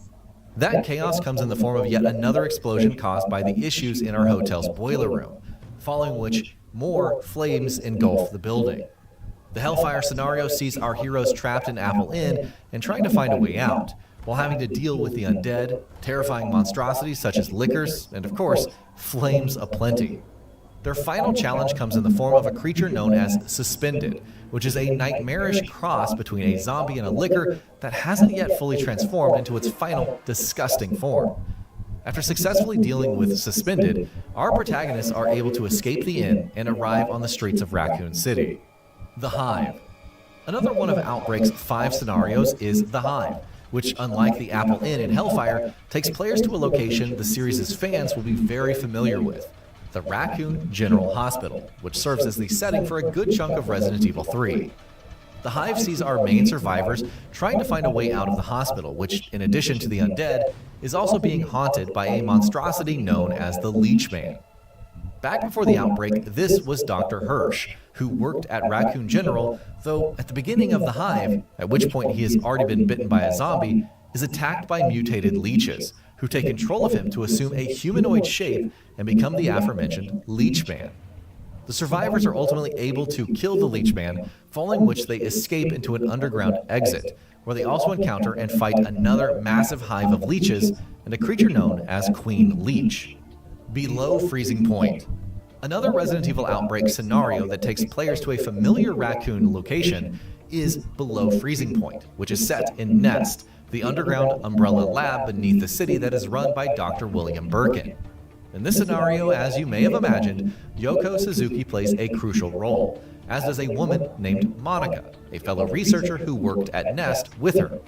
The survivors face many horrors throughout their time in Nest, predictably enough, with Monica, who happens to have a vial of the G-Virus with her, is also a constant nuisance. Monica's death comes through G itself. In fact, when a G larva bursts through her body and kills her as she infects herself with the virus. Throughout this scenario, Yoko Suzuki's memories, previously repressed by Greg Mueller, also return to her in bits and pieces, while she also has to come to terms with not only the disastrous work that Umbrella has been doing and the consequences that are emerging as a result, but also with her own role in that work. Towards the end of the scenario, as a way of trying to make amends and to cut herself off completely from her past life, before escaping Nest with the other survivors, Yoko also assists with the activation of the lab's self-destruct system. The Outbreak survivors do make it into Nest during the Raccoon City disaster, but their trip there likely happens earlier, before RE2's late-game self-destruct and escape sequence. Decisions. And now we come to Resident Evil Outbreak's 5th and final scenario, titled Decisions, which begins with Greg Hamilton, one of our 8 protagonists, receiving a letter from a friend of his who works at Raccoon University and is asking for his assistance on something that clearly seems important. Leading a group of a handful of survivors, Greg heads to the university, which, as you may have guessed, serves as the setting for this scenario. And though they arrive to find Greg's friend already dead through a gunshot wound to the head, they also discover that he's been working on an antivirus called Daylight, which has the ability to counteract the T-virus. This scenario then sees our heroes trying to generate the antivirus before they can then escape. On their harrowing mission through the university, the survivors not only deal with bioweapons such as zombies, hunter gammas, and a tyrant known as Thanatos, created by none other than Greg Mueller, but also with a group of mercenaries working for the Umbrella Biohazard Countermeasure Service, or the UBCS, which also includes one Nikolai Zinovev, who we'll be talking about much more when we get to Resident Evil 3. Their mission? To find and kill Greg Mueller, who is at the university, has gone rogue and defected from Umbrella, and, as it turns out, was also instrumental in the creation of the Daylight antivirus. As this scenario comes to a close, however, the survivors are able to successfully synthesize the anti-vaccine, following which they take on Thanatos in one final battle, and then climb aboard an evacuation chopper that flies them out of Raccoon City while it gets nuked to hell behind them. And again, more on that when we get to Resident Evil 3. And that's it. That's all of Resident Evil Outbreak. When we return in Part 6, we'll talk about its sequel, Resident Evil Outbreak File Number 2, which continues to tell stories revolving around the same 8 characters across its own set of scenarios. In Part 5 of our Resident Evil recap, we covered the events of Resident Evil Outbreak, which sees 8 different survivors attempting to survive the T-virus outbreak in Raccoon City and trying to make it out alive. Here, in Part 6, we're going to move on to its sequel, Resident Evil Outbreak File Number 2, which tells more episodic, non-chronological stories across 5 different scenarios, focusing on the same 8 central characters. Investigative journalist Alyssa Ashcroft, former Umbrella researcher Yoko Suzuki, specialist surgeon George Hamilton, RPD officer Kevin Ryman, private security executive Mark Wilkins, delinquent and plumber David King, waitress Cindy Lennox, and Kite Bros Railway employee Jim Chapman. Resident Evil Outbreak File Number 2 begins not long after the T-Virus outbreak begins in Raccoon City, same as the first outbreak. But at this point, the city is already engulfed in chaos, to the extent that the National Guard has now moved in and has put Raccoon City under quarantine. The public message is that the city has suffered a radiation spill, a cover story drummed up by the United States government so that its own history of working with Umbrella and not only allowing, but even encouraging development of bioweapons does not come to light. That, of course, means that there's no way in or out of the city, leaving our central group of protagonists with fewer chances of escape and slimming odds of survival. In spite of that, however, Cindy Lennox leads a group of survivors that she leads to Raccoon Zoo in Outbreak File Number 2's first scenario. Why? Wild things. You see, in the early hours of the outbreak before his brutal death, which we talked about in our RE Outbreak recap, acting RPD Chief Raymond Douglas has informed the city's population that every 4 hours, helicopters will be taking off from specific evacuation zones, carrying out groups of people one by one. Hoping that the evacuation plans are still in effect, Cindy and a group of survivors travel to Raccoon Zoo in hopes of getting to a tram that will then carry them to the evacuation zone in that part of the city. And Raccoon Zoo ends up being quite a nightmare. Well, because, as you might have guessed, it is crawling with all manner of zombified and mutated animals, including an infected lion, and even a zombified elephant named Oscar that pursues them throughout the scenario. Ultimately, the group successfully makes it through the zoo and takes the tram to the evacuation site, though it all turns out to be for nothing. As it turns out, the evacuation chopper suffered an accident of its own while it was taking off, leading to a prompt crash that killed everyone who was aboard, including a significant number of survivors and even the pilot. Responding to the disaster, the National Guard takes drastic measures and cancels all further evacuation efforts. So yeah, that isn't exactly a happy ending for Outbreak File Number 2's first scenario. Underbelly. Predictably, things don't get much better in the game's second scenario, titled Underbelly, which sees another group of survivors led by Jim Chapman braving Raccoon City's subway system after fleeing from a horde of the undead. While in the station, the group realizes that they can also use a train to escape the city. This scenario sees players having to explore the subway system as they try to find a way to get one of the trains in working order. That, of course, comes with various obstacles, from zombies, surprise, surprise, to a freak train crash and more. Their biggest challenge, in fact, comes in the form of terrifying massive fleas. Yes, fleas that have been mutated by the T-Virus. Ultimately, the group is able to deal with all of the obstacles that are thrown in its way and ride the train to a safe distance. But not safe enough, unfortunately. Blockages on the track force the train to stop close to the Arklay Mountains, leaving the survivors to continue their perilous journey on foot. Flashback. Now we come to Alyssa Ashcroft, who is central to the story told in Resident Evil Outbreak File Number 2's third scenario called Flashback. The episode begins with our group of survivors chancing upon an old cabin in the woods owned by a man named Albert Lester, who goes by Al. If that name sounds familiar, it should, but we're going to get to that in a bit. Al greets the group and gives them some much-needed good news. He says he knows a way out of Raccoon City and can lead them to a neighboring town. Led by Al, the group arrives at a suspension bridge, though things quickly take a weird turn. Al mysteriously disappears. After failing to locate him, the group crosses the bridge, arriving at an abandoned hospital building. They decide to enter the building and see if there's anything in there that they can use to their advantage, though, to no one's surprise, that turns out to be a bad decision. In the hospital, our heroes are forced to brave all manner of nightmares, including not only a terrifying masked man who wields an axe and pursues them throughout the hospital, and is revealed to be none other than Al, but also a gigantic, heavily mutated plant that has overgrown beyond all reason and taken over large sections of the building. The group spends much of the scenario traversing the hospital and killing pieces of the plant, while Alyssa also continues to learn crucial details about her own past. As we talked about in our recap of the original Outbreak, at the outset of her career as an investigative journalist, Alyssa was involved in the investigation of a hospital in the Arklay Mountains that was allegedly running illegal experiments on its patients, and was, of course, secretly funded by Umbrella. Alyssa was working on the story with a man named Kurt, who infiltrated the facility as a patient in order to uncover information, only to then be killed by a zombified patient named Dorothy. In the aftermath, Alyssa lost her memories of the whole ordeal, possibly thanks to Umbrella itself.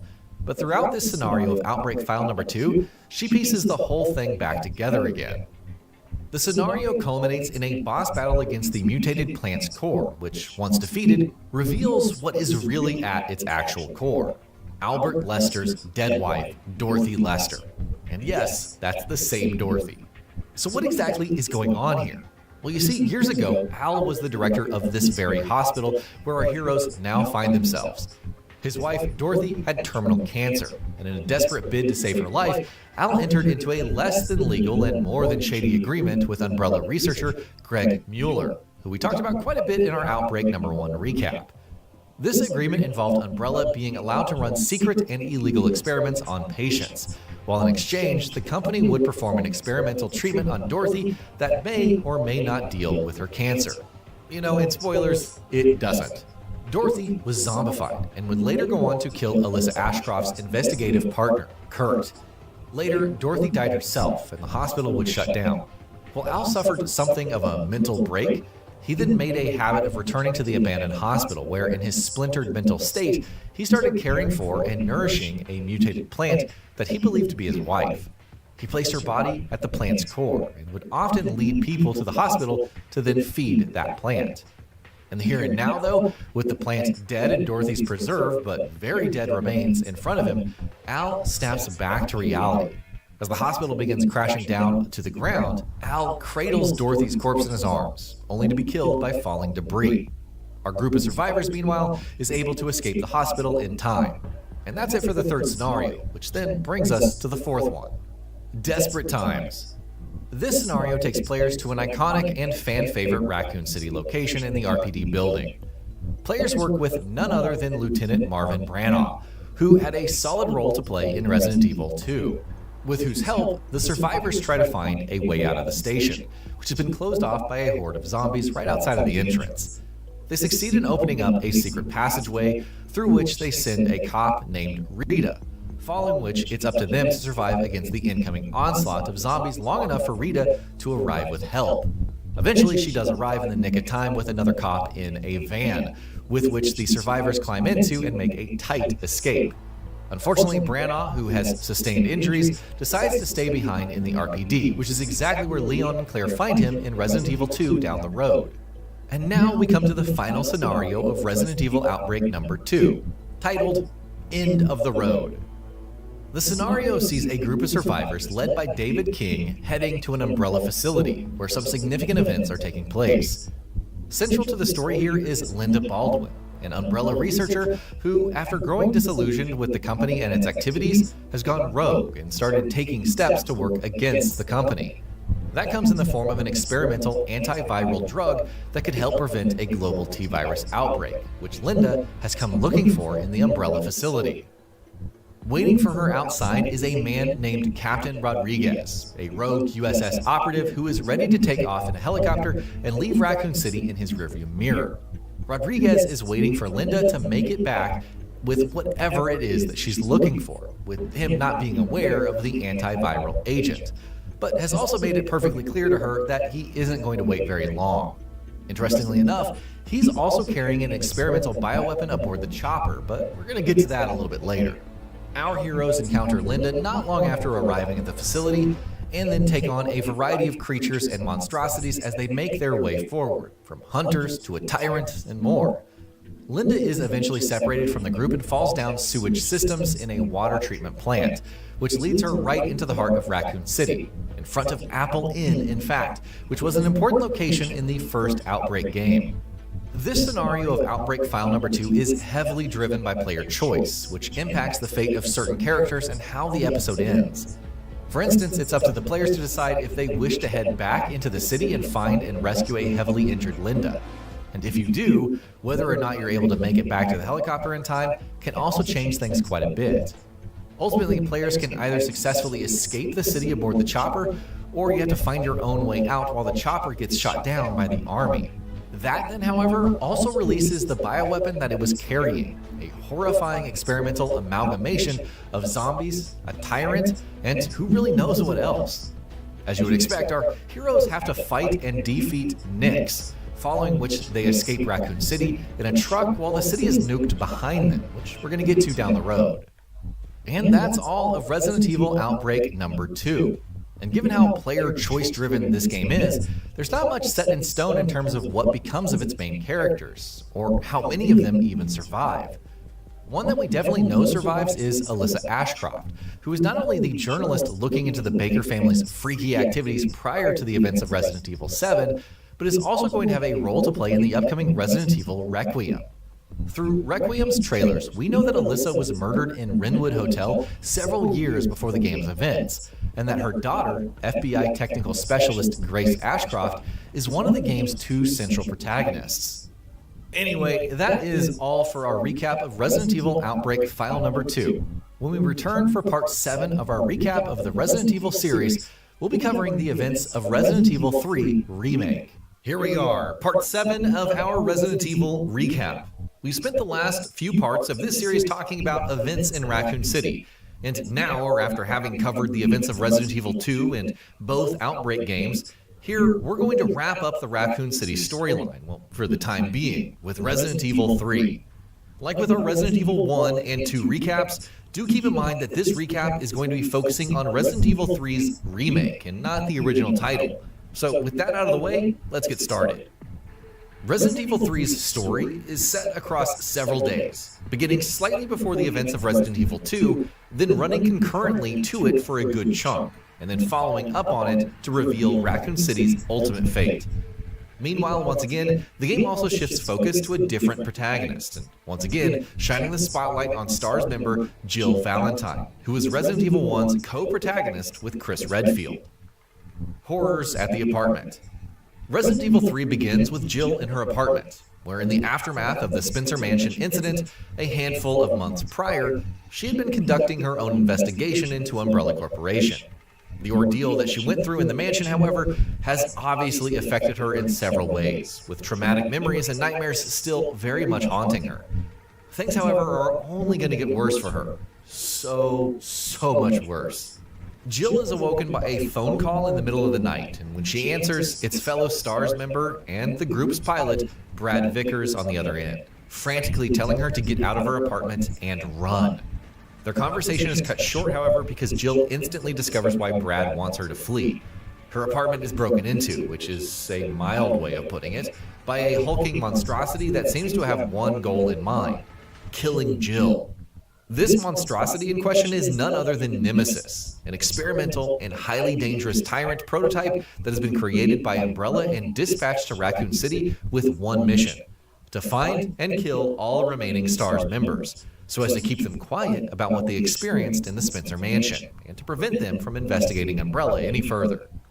As Nemesis advances, Jill flees from her home, while the creature stomps onward after her, leaving a trail of wreckage and flames in its wake. Somehow Jill is able to narrowly escape, and it's not long afterwards that she crosses paths with Brad Vickers on the streets of Raccoon City. Their rendezvous, however, is short-lived, because the two are soon overwhelmed by an oncoming mass of the undead. As Jill trudges onwards to make it to a nearby roof where the escape chopper seems to be waiting, Brad is bitten and decides to stay behind, sacrificing himself to buy time for Jill to escape. Carlos enters the scene. Jill makes it to the roof, but Nemesis is not far behind.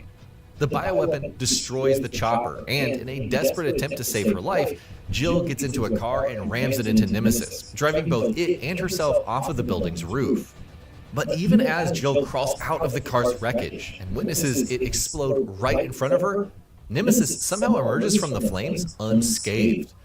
Right in the nick of time, however, she is rescued by a man named Carlos Oliveira, who uses an anti-tank missile to deal with the monster, but not permanently. No, Nemesis is going to be around for a while.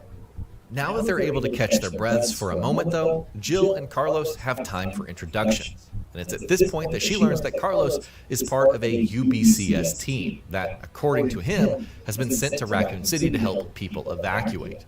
But of course, given Jill's past with Umbrella and knowing everything that she knows about the company, her instant reaction is to distrust Carlos. She also sees, however, that helping Carlos, who says that he and his squad are in the process of getting subway trains up and running to get people out of the city, is the only option she has right now. Carlos's squad. Carlos leads Jill to the subway station where he introduces her to the rest of his squad. Nikolai Genovese, Tyrell Patrick, and their leader, Mikhail Victor. They brief Jill on their plan to get the subway train running and the tracks functional again, following which they'll be able to transport all of the civilians that are taking refuge in the station to beyond Raccoon City's limits.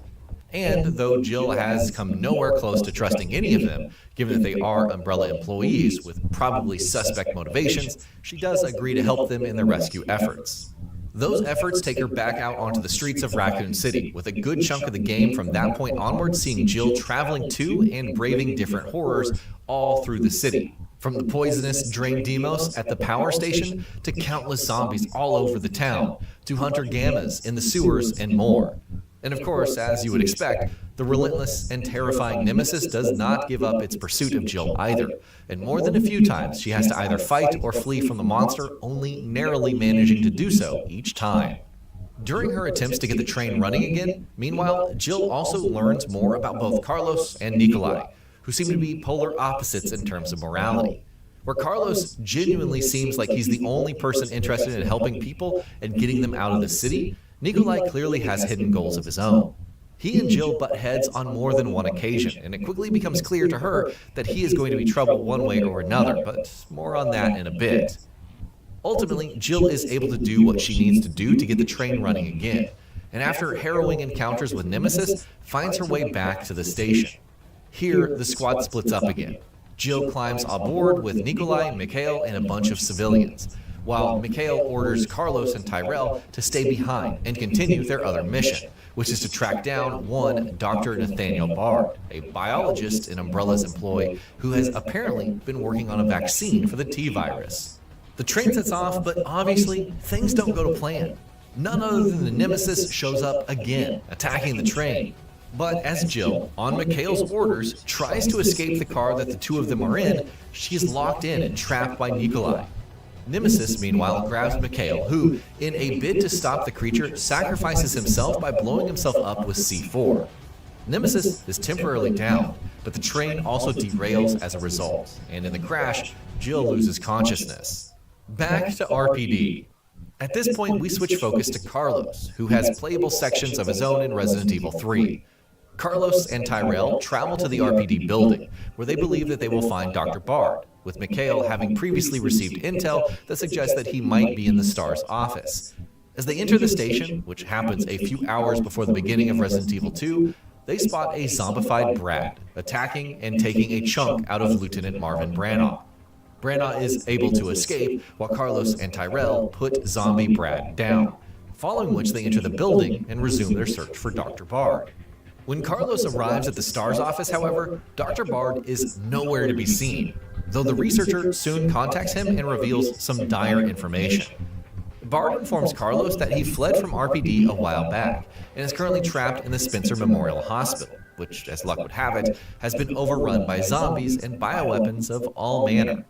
What's more, Umbrella has apparently also started targeting and eliminating multiple scientists and researchers who it believes could blow the whistle on the company, and Bard, who has been researching a T-virus vaccine, is a top candidate for elimination.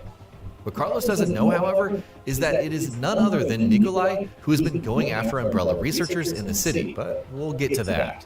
At this point, Carlos is also radioed by Jill, who has regained consciousness after the train crash. She tries to brief Carlos on everything, but their conversation is cut short because soon, predictably enough, Jill is attacked by Nemesis once again. By this point, the creature has mutated beyond all recognition and has turned into a terrifying, massive, four-legged monstrosity. Jill takes Nemesis on in a harrowing fight once again, this time in front of an imposing clock tower. And though she is able to defeat her foe, but again, not permanently, she doesn't come through unscathed. Nemesis impales her in the arm, infecting her with the T-virus, following which she loses consciousness. Carlos's nightmares. Resident Evil 3 then shifts focus to Carlos once again, who finds an unconscious and deathly ill Jill at the clock tower and carries her to Spencer Memorial Hospital, where he hopes to retrieve a vaccine from Dr. Bard and use it to save Jill's life. At the hospital, however, when Carlos does finally make it to Bard's office, he finds the researcher dead with a gunshot wound to his head, courtesy of Nikolai, unbeknownst to Carlos. Before dying, though, Dr. Bard managed to record a final video message on his computer, which reveals startling things to Carlos. In his message, Bard reveals that it was Umbrella itself that developed the T-virus and is responsible for the outbreak in Raccoon City, something that Jill obviously knew, but Carlos had no knowledge of. Bard also reveals that he was ordered by Umbrella to create a vaccine, but that once the outbreak happened, the company's board decided to destroy it in hopes of erasing any evidence that could link them to the disaster. Thankfully, Carlos is able to retrieve the vaccine and use it on Jill, following which he decides to head to an underground facility named Nest 2, which, as Bard revealed in his final message, is where he safely stored more of that vaccine. Whatever Carlos does, however, he will have to do it quickly. It turns out that in just a few hours, the United States government will be launching a nuclear strike on Raccoon City in order to stop the spread of the infection and wipe out all of the zombies and monsters that roam the city. Though that, of course, will mean that any and all survivors still in the city will also be vaporized. As Carlos rushes off to Nest 2, he asks Tyrell to try and get in contact with someone, anyone who can put a stop to the strike, especially with the vaccine now potentially in play. When Jill awakens later, she is told by Tyrell that if the US government can get its hands on a vaccine, they won't nuke the city, and so she heads off as well, following Carlos into Nest 2. Nest 2. The facility serves as the setting for Resident Evil 3's conclusion, so there is a suitable barrage of nightmarish obstacles for Jill and Carlos to deal with, and for poor Tyrell, who loses his life to a vicious attack by Nemesis.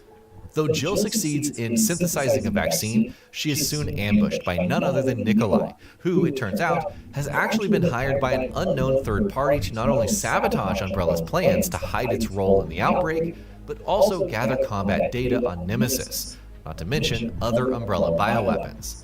And lo and behold, Jill is then soon attacked by Nemesis once again, which also proves to be the perfect opportunity for Nikolai to nab the vaccine from her.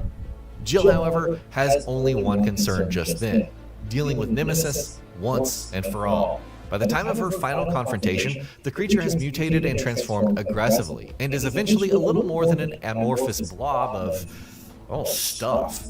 Using a powerful and experimental railgun, however, Jill is able to finally destroy Nemesis for good. Nikolai turns chaos into leverage. While this had been going on, Carlos was in pursuit of Nikolai in hopes of retrieving the vaccine. And now that Nemesis has been dealt with, Jill followed suit, following the pair to the facility's rooftop. Here, things come to a head between Jill, Carlos, and Nikolai. Nikolai destroys the vaccine, dashing all hopes of survival for Raccoon City and everyone in it. In the ensuing scuffle, with Carlos's help, Jill succeeds in incapacitating Nikolai with a gunshot to the shoulder. When asked about who is his actual employer, Nikolai still refuses to yield that information, telling Jill that he will only answer her if she helps him escape the city. That, however, is obviously not to Jill's liking. She and Carlos decide to leave Nikolai behind and escape Raccoon City aboard a helicopter. As the chopper flies away, Raccoon City is struck by a nuclear missile, vaporizing and completely destroying everything within the city. In Resident Evil chronology, that is so far the last that we have seen of Raccoon City, though of course, we do know that we will be returning to the iconic location in the upcoming Resident Evil Requiem. In Resident Evil 3's final moments, meanwhile, just like Chris, Leon, and Claire before her, Jill vows to put a stop to Umbrella's activities once and for all and expose everything that the company has been involved in. And that's it for our recap of Resident Evil 3. When we return for part 8 of our Resident Evil recap, we'll cover the events of Code Veronica, which takes us to Europe and shifts attention to the Redfield siblings. Having gone through the dramatic events that unfold in Raccoon City, eventually ending in its complete destruction, Our Resident Evil recap is ready to move into the franchise's next phase, because let's face it, it was with Resident Evil Code Veronica that the franchise really started leaning hard into the corniness that it became increasingly synonymous with. So here in Part 8 of our Resident Evil recap then, we're going to talk about the outlandish events of Code Veronica. Before we get into the events of the game proper, however, we're going to have to do something we do often with our Resident Evil recaps. Pause, wind the clock back, and drop some crucial backstory. The Ashfords. Umbrella Corporation was, of course, founded by Oswell Spencer, James Marcus, and Edward Ashford. And though we've spent a good bit of time speaking about the former two up to this point, now it's Ashford's time to shine. Of course, as we touched on earlier as part of the three Umbrella co-founders' intense rivalry, Edward Ashford was killed under mysterious circumstances all the way back in 1968. But that wasn't where the Ashford family's role in the story ended. Edward was survived by his son, Alexander, another gifted man working for Umbrella Corporation, though his interests, unlike his peers, lay more in genetics. To secure his family's fortune and position in Umbrella then, Alexander concocted a bizarre yet ambitious plan to use the DNA of the late and considered great Lady Veronica Ashford, who was his great-great-grandmother, and create a clone who would surpass all human benchmarks in terms of genetics and intelligence. Extreme eugenics, just to say the least. And so began Project Code Veronica, which did succeed, but not without caveats. The result of the project was not one, but two children, a girl, Alexia Ashford, and a boy, Alfred Ashford. Of the two of them, the former was considered the prize child, so to speak, because as it turned out, she, unlike her brother, was exactly the sort of child prodigy that Alexander had been hoping to create. Both Alexia and Alfred, however, resented their family greatly, and for most of their lives, the only comfort the two could find was in each other. It wasn't long before the twins discovered the truth of their birth, however, and almost instantly, they were set on revenge. They captured their so-called father and injected him with the T. Veronica virus, an experimental strain of the progenitor virus that the aforementioned Lady Veronica had been able to concoct by mixing the T virus with Queen Ant DNA. Alexander responded to the experiment violently, though, turning into a hideous monstrosity, following which the twins locked him away. In isolation with mutations and mental decay stacking up over a prolonged period of time, Alexander eventually became a monster that would be dubbed Nosferatu, but more on that later. Back to the twins, because there is still more to talk about with this pair. Alexia continued to work on the T. Veronica virus, and eventually she came to the decision that herself would be a suitable test subject for the virus. She injected herself with it, and in order to avoid the sort of decay and mutations that Alexander had been put through, Alexia put herself into cryo-sleep, believing that doing so would allow her body the time it needed to adjust to the virus. Alexia, of course, was declared publicly dead, following which Alfred became the official head of the Ashford family, though he wasn't doing too well for himself. In the absence of his beloved sister, Alfred found it more than a little difficult to cope, and his mental health continued to worsen until it finally broke, getting to a point where he had subconsciously developed a second persona for himself, where he completely believed himself to be Alexia, to the point of even dressing like her. Claire Redfield's search begins. From here, we get to Resident Evil Code Veronica's story proper, which takes place in late 1998, a few months after Raccoon City's nuking. Claire Redfield, survivor of the devastating incident, is still looking for her brother, and Chris's trail has led her to Europe, specifically to Paris, where she hopes to find him in an Umbrella facility. When she does arrive at the facility, however, things quickly go wrong. And how often have we said that throughout this recap? Though she successfully infiltrates the lab, she is then overwhelmed and then captured promptly afterwards. Afterwards, she's then quickly transported away and taken to a separate Umbrella prison facility, this one run by the Ashford side of the company, on Rockfort Island, which, it won't surprise you to know, is far from a friendly place, and it's going to get unfriendlier still. Because Claire's arrival at Rockfort coincides with other unrelated chaos. Specifically, the island is being attacked by a paramilitary group called HCF, which is led by none other than good old Albert Wesker. And yes, he's back. It turns out he didn't die when he was attacked by a tyrant during the Spencer Mansion incident, towards the end of Resident Evil 1, and has, in fact, even gained what are effectively superpowers as a result of being infected. And now he's looking for the T. Veronica virus, which has led him to Rockford. HCF's attack on Rockford is brutal, and predictably enough, results in a barrage of BOWs and a T-virus strain accidentally being set loose on the island. Amidst this fresh outbreak, however, Claire, after escaping from captivity, finds a new ally in Steve Burnside, another fellow Umbrella prisoner who was captured after his father, an Umbrella employee, was caught stealing and selling the company's secrets. Braving the dangers of Rockford Island, Claire and Steve search for any way to escape. After Steve uncovers Umbrella data showing Chris is under surveillance, along with the island's coordinates, Claire contacts Leon and asks him to warn Chris and pass the location along. Later, Claire and Steve find a plane that can get them off of the island. But, though they do climb aboard and take off, what they don't know is that Alfred Ashford was 2 steps ahead of them, having secretly set the plane to autopilot so that it would take them to a location of his choosing. And that location, a secret Umbrella facility all the way up in Antarctica. Things only get worse when they arrive. They find that not only has a large chunk of the Rockford facility evacuated to the Antarctica base, it also turns out that they brought the T-virus outbreak back with them. Which means, once again, Claire and Steve find themselves in a facility overrun with zombies and all manner of bioweapons. But that's not all, as you may have expected. The two also square off against members of the Ashford family. First, they go head-to-head with Alfred Ashford himself, who they are able to defeat in a fight, but not permanently, following which he decides to finally bring his sister Alexia, who, as we mentioned, is infected by the T. Veronica virus, out of cryosleep, all of 15 years after she went under. Meanwhile, someone else they face is Alexander Ashford, or whatever it is that he has now become.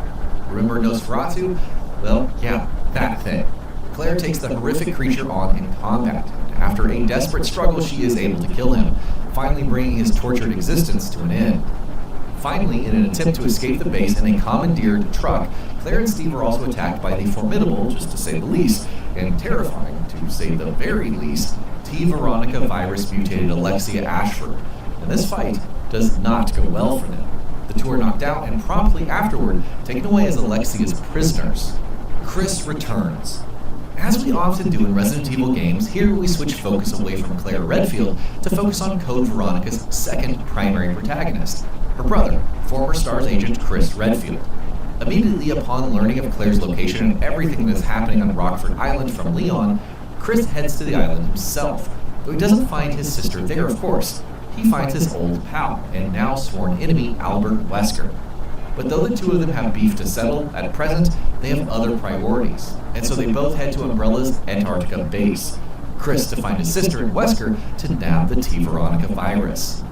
Chris arrives at the Antarctica base not long after, and soon manages to track down Claire. She tells him that before they leave, they have to find Steve, who is being held separately. But when they do find him, he's not exactly in the state that they had hoped he would be in. Turns out that he's been infected with the T. Veronica virus, and the infection is beginning to take hold. In an uncontrolled fit of rage, Steve attacks Claire, though it soon becomes clear that he hasn't yet fully succumbed to the T. Veronica's many mutations. He fights the virus from within, and is able to stop his attacks on Claire, following which he turns his attention to none other than Alexia herself. Alexia, however, is far more powerful and deadlier than Steve is at this point, given how long the virus has been in her body, and the fight between them is not exactly evenly matched. In a nutshell, she completely destroys him, and as he lays there in the aftermath with his body broken, he reverts back to his actual self, before finally succumbing to his injuries and dying. In their fight against Alexia, however, our heroes have some unexpected help from Wesker, who, for his own reasons, is hell-bent on defeating her and taking a sample of the T. Veronica virus for himself. Alexia and Wesker take each other on, and with Chris's help, the latter is able to come out on top. Chris, meanwhile, activates the Antarctica facility's self-destruct function, because every Resident Evil game obviously just has to end with a self-destruct countdown sequence. And immediately afterwards, he and Claire attempt to escape. Their attempt is cut short, however, by Alexia, who isn't quite dead yet. In a final battle against her, though, the two are able to take her down with the help of a weapon called the Linear Launcher, which which was developed long ago by Alexander Ashford specifically for the purpose of dealing with T. Veronica experiments gone wrong should the need arise. Wesker shows off some cool new moves, but that's not the end of the obstacles our heroes have to deal with. Wesker rears his face again, and while Claire prepares for takeoff in a plane that will hopefully fly them far away from Antarctica, Chris and Wesker duke it out in a good, old-fashioned hand-to-hand duel. Wesker has the upper hand thanks to his literal superpowers, though Chris nonetheless succeeds in injuring his former boss enough to give him time to escape. Chris and Claire aboard the plane are able to fly away while the facility blows up in their wake. Meanwhile, unbeknownst to them, Wesker is also able to escape, and he does so with the T. Veronica infected corpse of Steve Burnside in tow. What does he want with the Pokedex of viruses that he's accruing? Well, we're going to get to that later on down the road. For now, that is our full recap of Resident Evil Code Veronica. When we return for part 9 in our recap series, we'll be covering Resident Evil The Umbrella Chronicles, a game with a few non-canon story segments, but also several crucial canon sequences that answer a lot of lingering questions from the earlier entries. In part 8 of our Resident Evil recap, we covered the events of Code Veronica, from the reunion of the Redfield siblings to the deepest, darkest secrets of the Ashcroft family. In part 9, however, we're taking a brief detour, a little deviation to explore what happened to a select few characters after the events of Resident Evil 1 and 2. What happened to Albert Wesker, last seen faking his death in the Spencer Mansion incident? How about Ada Wong, last seen faking her death after the outbreak in Raccoon City? Just what were they up to between games? The answer can be found in, of all things, an on-rails light gun shooter, Resident Evil The Umbrella Chronicles. It was released in 2007 exclusively for the Nintendo Wii, but despite its spin-offy nature, the events of The Umbrella Chronicles are actually crucial to understanding the full narrative picture. Which is kind of funny because a significant chunk of the game consists of retellings of Resident Evil 0, Resident Evil 1, and Resident Evil 3 Nemesis, which don't mirror their core stories at all, and thus aren't canon. So what about everything else? Well, let's start with the core narrator, Albert Wesker, who outlines his survival at the hands of the T-002 tyrant in Spencer Mansion. As it turns out, the T-virus, which he had injected himself with beforehand, is what was responsible for his survival, effectively mending his wound and bringing him back to the land of the living. While tasked by Umbrella to destroy Arclight Laboratory, Wesker was already serving as a double agent for the rival company and sought to steal information from its computer. Unfortunately, the Red Queen AI, created to oversee Umbrella's assets and protect its employees, and the timely arrival of Sergei Vladimir, commander of the Umbrella Biohazard Countermeasure Service, or UBCS, would result in Wesker being locked off from the files. And yes, the Red Queen is named as such from the first live-action Resident Evil film, though they have nothing in common with regards to their origins. After being denied access, Wesker swore vengeance on the AI and made his escape. This also marked the appearance of his superhuman capabilities. Thanks to the T-virus, Sergei moved the UMF-013, a computer core which contained the Red Queen AI and all of the corporation's data on its heinous experiments, to a secret location in Raccoon City. However, he would shift it again to an Umbrella laboratory in Caucasus. It's also where he moved Talos, a powerful T-011 with powerful armor and a computer for remote control via the Red Queen.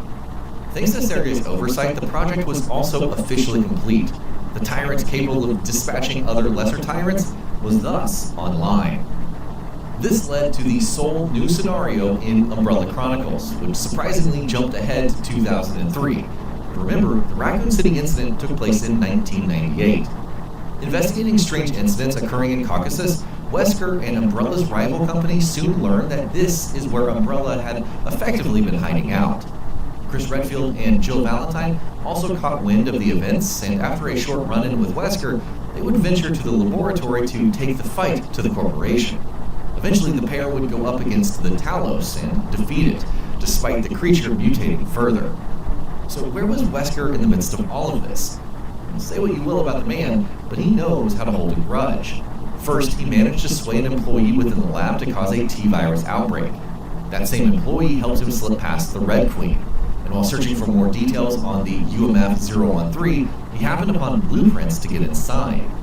Chris and Jill had already been following Wesker, but that was also within his calculations, as he left them to battle Talos, while he would then pursue the UMF-013. Despite this, the Red Queen and Sergei were well aware of his machinations. The latter sent a pair of Ivans, special T-103 tyrants that served as his bodyguards, after Wesker, which was a mistake because he handily defeated them without a scratch.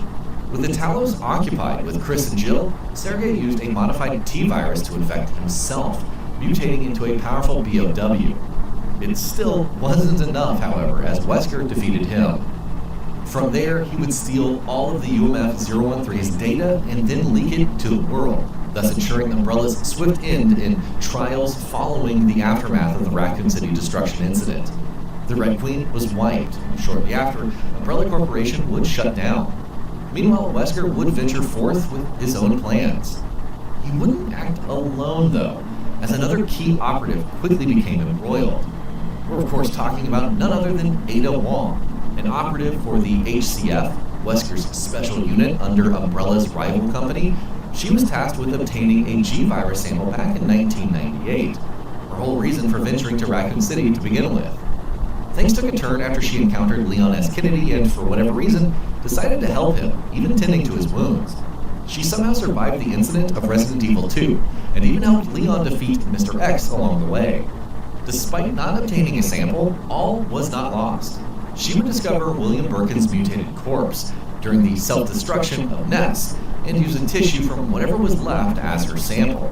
After rendezvousing with a liaison, who took their life instead, and reconvening with Wesker, who went from disappointed at her helping Leon to more amicable upon seeing the sample, she was informed that Raccoon City would soon be bombed. The escape window was closing. It was only through reaching an Umbrella helicopter and hanging off of it with her grappling gun that she managed to evacuate. Funnily enough, this would be the same helicopter that Sergei uses to move the UMF-013 out of Raccoon City. Then there's Hunk. Back when Birkin brokered a deal with the US government in exchange for asylum, with his family included, Hunk was sent in to steal the G-virus and eliminate him on Umbrella's orders. Leading Alpha Team, they accomplished this objective and left, assuming that Birkin was dead, not knowing that he infected himself with the virus. Now mutated, he would go on to slaughter Alpha Team in the sewers, causing the G-virus to spill out from its container and contributing to the wider outbreak in Raccoon City. After the last of his allies died, Hunk continued with his mission, eventually getting in touch with Nighthawk, an Umbrella Security Service pilot, to evacuate. After taking on all manner of monstrosities, including a T-00 Tyrant, Hunk tells Nighthawk to leave without him. Surprisingly, the latter decides to stick to their deal, and they both evacuate, thus allowing Hunk to deliver the G-virus sample to Umbrella. And that, more or less, concludes the canon content in Umbrella Chronicles, aside from a brief subchapter that shows Rebecca Chambers heading to a rendezvous point with Bravo Team following the events of Resident Evil 0. She would eventually meet up with Richard Aiken, and both spotted Sergei leaving with one of his Ivans. The rest, of course, is history. The final scenario ends with Wesker now in full control. Despite Oswald Spencer still being alive, Wesker mocks how the former is now a fugitive in the world he sought to control. Quote, "We shall meet again before the conclusion of this drama," he said, sitting all pretty in his supervillain chair. Quote, "You will then learn of the history I will write for this world." Well, that's it for Part 9. When we return for Part 10, we'll be setting up the events of Resident Evil 4 Remake through another unexpected spin-off, Resident Evil: The Dark Side Chronicles. We're officially on Part 10 of our Resident Evil recap, following the mostly non-canon, but also surprisingly canon events of Resident Evil: The Umbrella Chronicles. Today we'll be taking a closer look at The Dark Side Chronicles, another on-rails light gun game which takes place in 2002. It comprises 4 scenarios, but 2 of them are very much like the filler from Umbrella Chronicles. Memories of a Lost City and Game of Oblivion provide a condensed overview of the stories from Resident Evil 2 and Code Veronica. The latter is somewhat interesting because we actually see Alexander Ashford, son of Edward Ashford, who was one of the founders of Umbrella Corporation. Otherwise, they serve as little more than flashbacks for the main narrative, which is Operation Javier. And to say it's important for many reasons, well, that would be an understatement. Operation Javier. This operation focuses on Leon S. Kennedy, who would join the anti-umbrella pursuit and investigation team under the U.S. government's STRATCOM to ensure Sherry's safety. Well, this meant he couldn't tell the world about Umbrella and the truth behind Raccoon City's outbreak because it would expose the government's deals with the corporation. Leon would venture forth to destroy what remains. In that 4-year interval, he would undergo extensive training and undertake various missions. However, it wasn't until 2002 that he received his biggest yet, locating Javier Hidalgo, a cartel leader in Amparo, South America. He seemingly has been in touch with the Umbrella Corporation, and who knows what mayhem that may unleash. Joining Leon in this mission is Jack Krauser, a soldier for the United States Special Operations Command and part-time mercenary. But none of his experience could prepare them for what awaited. After meeting up with Leon, sans their guide, they find a nearby village, Miscuatl, with zombies everywhere and no survivors, save for the guide who's quickly disposed of by a massive bioorganic creature. After the guide tells them of a girl who brought disaster to the village, the two continue, dispatching any threats and happening upon her in an abandoned building. However, the same BOW from before appears. Leon manages to deal significant damage to the creature, which then escapes, and subsequently learns that the character in question is Manuela. She helps as their new guide, while Leon explains his past to Krauser and the experiences he had fighting against Umbrella. Eventually, they arrive at a dam and must contend with Javier himself. As he releases more bioweapons to fight against Leon and Krauser, the two become separated from Manuela, though she would later escape. They subsequently learn that she's Javier's daughter. Not only that, she's been infected with the T. Veronica virus, the same created by Alexia Ashford in Code Veronica. The big revelation. It's thus revealed that Hilda, Javier's wife, was afflicted with an illness local to the region with no cure. However, thanks to his extensive wealth, Javier managed to procure Umbrella's T virus and used it on his wife. While her disease was eradicated, she transformed into the massive BOW seen at the start of this mission and seemingly lost all reason. We say seemingly because she won't attack her daughter or Javier. Mortified but unable to put his wife out of her misery, he kept her confined at his estate. Despite the horrifying consequences, he still dipped into the black market, using infected members of his cartel as muscle. Things took another turn several years later when Manuela was next to suffer the same illness as her mother. This time Javier used the T. Veronica virus, and once again, it worked. But to ensure that she did not transform, he would take to harvesting organs from the inhabitants of Miscuatl. The revelation horrified Manuela, and she would flee her estate, causing Javier to lose it. Back to the present, Leon and Krauser find themselves in a battle against a mutated Hilda. Pulling out all of the stops, and with some help from Manuela, whose singing subdued her mother, they manage to take Hilda down. It comes at a price, however, as Krauser's arm is severely injured. As Manuela bids farewell to her mother, the group nonetheless carries on, despite Javier remaining at large. The battle against Javier. Meanwhile, with no other choice and desperate to reclaim his daughter, Javier fuses with a Veronica plant, turning into the V-Complex. Due to its unstable nature, it presented perhaps the biggest threat to the region, which meant Leon and Krauser had to destroy it. While the two succeeded in destroying several of its limbs, it wasn't enough. It was Manuela who realized that she could inflict some serious damage in the most unorthodox way possible, with her blood, which was flammable. The problem is, she would eventually bleed out and die if she continued the fight. As a result, Javier regains momentary control of his senses and incites Leon to kill him. Our man obliges and takes him out, once and for all. As the rescue chopper arrives, Manuela is taken into custody by the U.S. government. Believing she should have died with her father, Leon tells her to continue living, especially for the sake of the other people who lost their lives. Krauser would end up discharged due to his injury, and several months later he passed away due to an accident. Or at least, that's what Leon heard.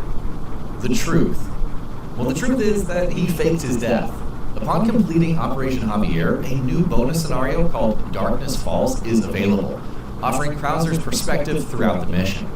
As he learns more about Leon's history, especially with the Raccoon City destruction incident, he begins to respect him more. However, Krauser also felt some jealousy over the fact that he's working directly under US President Graham. While keen to succeed and prove himself, he also becomes more enamored by the T. Veronica virus. After getting injured, Krauser begins to feel even more resentful of Leon. Seeing the power of the V-complex, he believes it's the source for becoming stronger. As Leon consoles Manuela, Krauser smiles back, but his thoughts reveal something else entirely, as he calls his partner cruel for his words. Quote, "There's nothing left to say. For you and I, Leon, we're merely different sides of the same coin." After being discharged for his injury, Krauser effectively abandons his military life and seeks out the one person he believes can help him, Albert Wesker. Interestingly, at the end of Darkness Falls, as he ponders whether he could help Krauser regain his strength, it's revealed that Wesker is actually watching the battle against the V-complex from a distance. As its corpse burns up, he dons his signature shades and walks away. And that concludes all of the canon events of Resident Evil The Darkside Chronicles, alongside giving us a closer look at the mission that seemingly elevated Leon up the ranks, so much so that he was solely entrusted with rescuing President Graham's daughter on his own. It also revealed Krauser's hidden backstory, why he was hostile towards Leon, how he came to work for Wesker, and ultimately his mentality. All of it began with the goal of seeking out power, ultimately setting a path towards his own ruin. But that's a story for another time, which we'll delve into with part 11 of our series, outlining the events of RE4 Remake. In part 10, we took a look at the events of Operation Javier, and now with the 11th part of our Resident Evil recap, we're turning our attention to RE4 Remake. Now before we begin, this video is based on our understanding of RE4 Remake's story and lore, and reflects our interpretation of its events as a refresher before Resident Evil Requiem. As always, we recommend that you make your own informed call by looking into the game yourself and ensuring that it matches your expectations, standards, and personal values. The setting. The game is set in the year 2004, 6 years after the total destruction of Raccoon City. As you might imagine, a lot has happened in those 6 years. The most significant change is that Umbrella Corporation, which had consistently been the series' primary antagonist up to this point, is no more. Their corrupt activities and experiments became fully public, leading to the company becoming bankrupted and shut down, and its only living founder, Oswald E. Spencer, being declared a wanted man all over the world, following which he went into, and still remains in, hiding. So how exactly did that happen? Well, as things were unraveling over the years, it was clear that it was only a matter of time before Umbrella's activities became public. But one of the biggest killing blows for the company was dealt by Albert Wesker. Providing testimony as an anonymous, high-value witness, Wesker spilled the beans not only on the company's inner workings, and on Spencer's role in all of it. But of course, he didn't do it out of the goodness of his heart. It is Wesker, after all, which means he's always got his own suspect motivations. As we've already seen in Part 9 through the Umbrella Chronicles, Wesker was able to infiltrate an Umbrella facility that Chris Redfield and Jill Valentine also happened to be investigating at the time, and managed to recover a significant chunk of their files and data. His goal, of course, was to primarily use that data for himself in his world domination plans, but that also allowed him to blow the lid off of Umbrella's long-standing secrets. Leon Kennedy enters the scene. Moving away from Umbrella, the 6 years between the destruction of Raccoon City and the beginning of RE4 Remake's events also brought about major changes in the life of our protagonist, Leon S. Kennedy. When we last saw him, he was a rookie cop on the first day of his job and was trying to navigate the horrors of Raccoon City. But by 2004, he had turned into a highly trained super agent for the United States government after undergoing rigorous training in a top-secret program. As part of that training in 2002, a couple of years before RE4 Remake's events, Leon and fellow super agent Jack Krauser were involved in a covert mission in South America called Operation Javier, which saw Krauser to go rogue and join forces with Wesker. We'll talk more about Krauser later though, because now it's time to get to RE4 Remake proper. On direct orders from the United States President himself, Leon finds himself traveling to a remote village in Spain. Why is that? Well, to rescue the president's daughter, Ashley Graham, who'd been kidnapped by a horrible cult and is now being held captive, according to the government's intel, in said Spanish village. A bit of backstory. Now let's pause and go over some backstory as we often do before we proceed with Leon's mission in Spain. Well, for starters, who are these people? Led by a man named Sadler, the cult has a weapon at its disposal. That weapon, as is usually the case in Resident Evil universes, is a bioweapon. Specifically, it's an ancient parasitic organism discovered by Sadler in a preserved state within amber, which can be used to infect people and then turn them into hideous, horrifying monstrosities that, crucially, can also be mind-controlled. Sadler's ultimate goal, like with most of the over-the-top and ridiculous villains, is world domination, which is why he now holds Ashley Graham captive, so that he can infect her with the organism and send her back to the United States, where she will in turn be able to infect her father, the president, thus allowing Sadler direct control over him. And as you would expect, he has plenty of people assisting him. For instance, there's the aforementioned Jack Krauser, who was the one who kidnapped Ashley and brought her to the village. But there are other forces at play as well, like good old Albert Wesker, who also wants to get his hands on this parasite as part of his nefarious plans. To do so, Wesker has sent in his own agents as well, which includes not only Krauser, but also none other than Ada Wong herself. Just as she was dispatched by Wesker to Raccoon City several years prior in order to retrieve a sample of the G-Virus, now she finds herself in Spain, where her ultimate goal is to retrieve a sample of the amber and take it back to Wesker. Ada plays a constant role throughout the events of RE4 Remake, with the Separate Ways DLC in particular focusing exclusively on her side of the story, which runs concurrent to Leon's. But for now, let's go ahead and get back to Leon, who quickly realizes upon his arrival in the village that things are going to be far more complicated than he expected. The entire village has essentially been overrun by an infection, with virtually all inhabitants having been turned into mind-controlled freaks and monsters. Meeting Luis. As Leon deals with the crazed villagers and begins his search for Ashley, he comes across someone who, like him, isn't infected yet. Luis Serra, a former Umbrella researcher who was eventually recruited by Sadler to work on the parasite, but now finds himself on the run from the cult. Though Luis is, at this point, by no means aligned with Sadler or Umbrella, what Leon doesn't know is that in his attempts to escape the cult, he also reached out to Wesker, promising him a sample of the amber in exchange for his safety, which is why Ada has been dispatched to the village. Leon and Luis's meeting is cut short when they're attacked by the village chief, Vitores Mendez, who also happens to be infected by the parasite. Leon loses consciousness and is infected by the parasite, and when he comes to, he finds that he and Luis are both together in captivity. With each other's help, they are able to escape, following which the two part ways again. Before they do, however, Luis tells Leon that Ashley is being moved to a specific location in the village, which Leon instantly makes a beeline for. Rescuing Ashley. Arriving at the location, Leon is able to rescue Ashley from a horde of infected villagers, only to learn that she, like him, has also been infected. Mendez, the village chief, gives pursuit, and ultimately Leon is forced to take him on in a desperate fight in an abandoned warehouse, where Leon is able to kill him. In the aftermath, he is told that a rescue chopper won't be able to land in the village due to poor weather conditions, which causes Leon and Ashley to proceed ahead. Later on, Leon crosses paths with Ada 6 years after their first meeting in Raccoon City. The two continue to meet throughout the rest of the game. Though they continue to help each other as much as they can, Ada never reveals her true motivations and plans to Leon, playfully batting away his questions as he knows all too well that she has a habit of doing. Leon and Ashley then meet Ramon Salazar, who also happens to be loyal to Sadler, and orders his forces to capture Ashley again, which they succeed in doing. Leon continues onward, determined to rescue her once more, and he eventually crosses paths with Luis once more. Luis informs Leon that he knows how to help him and Ashley. If they can get to Luis's lab on a nearby island, they can perform a procedure that will remove the parasite from their bodies before they fully give in to its infection and fall under Sadler's control. An old face returns. With a plan in mind, Leon and Luis proceed forward, but it's not long before they're attacked by Jack Krauser, who stabs and kills Luis, and after a fight against Leon, retreats. Before dying, Luis hands Leon the keys to his lab, following which Leon fights his way to Salazar, who holds Ashley captive.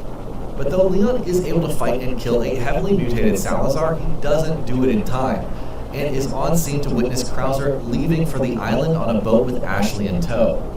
With Ada's help, Leon chases after him in a separate boat. Soon, Leon arrives on the island, which is where the story comes to a close. One of several challenges Leon faces on the island is a final confrontation with Jack Krauser, who proves to be a predictably worthy adversary, not only because he is highly trained as a super soldier, but also because he is infected himself. Leon is able to overcome Krauser, however, and the fight ends with the latter's death.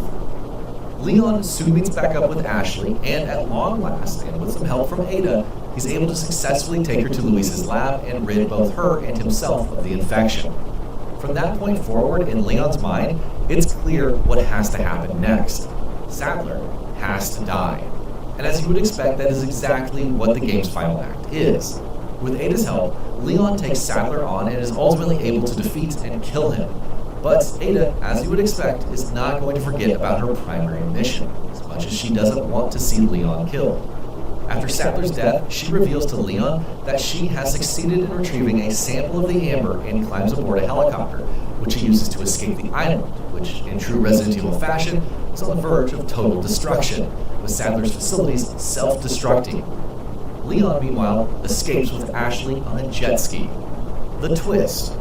In the game's final moments, we see Ada contacting Wesker while aboard the chopper. She finally asks him what he intends to do with the amber and what his ultimate plans are. And though he is far from forthcoming with the actual details, he does let her know that his plans are going to result in the deaths of billions of people, something that he takes no issue with whatsoever. Disgusted by Wesker's reckless disregard and horrified by his plans, Ada holds the chopper's pilot at gunpoint and tells him to change course. Where she's headed and what she intends to do with the amber, now that she no longer intends to hand it off to Wesker, remains a mystery. But Wesker, to no one's surprise, always has fallback options up his sleeve. As revealed at the end of Separate Ways DLC, he's able to retrieve Krauser's infected corpse from the island. And that's our recap of RE4 Remake. When we return for part 12 of our recap, we'll be going over the events of Resident Evil Revelations, which is set between the events of RE4 Remake and RE5. In part 11, we spoke about the events of RE4 Remake, and here in part 12 of our Resident Evil recap then, we're going to recount the events of Resident Evil Revelations 1. Now, before we begin, this video is based on our understanding of Resident Evil Revelations' story and lore, and reflects our interpretation of its events as a refresher for Resident Evil Requiem. As always, we recommend that you make your own informed call by looking into the game yourself and ensuring that it matches your expectations, standards, and personal values. Also, Resident Evil Revelations' story adds next to nothing to the overarching saga and isn't really a good game, so playing it isn't worth your time. And just a heads up before we dive in, this is a newly edited, expanded, and restructured version of our earlier recap, now presented in 4K at 60 FPS.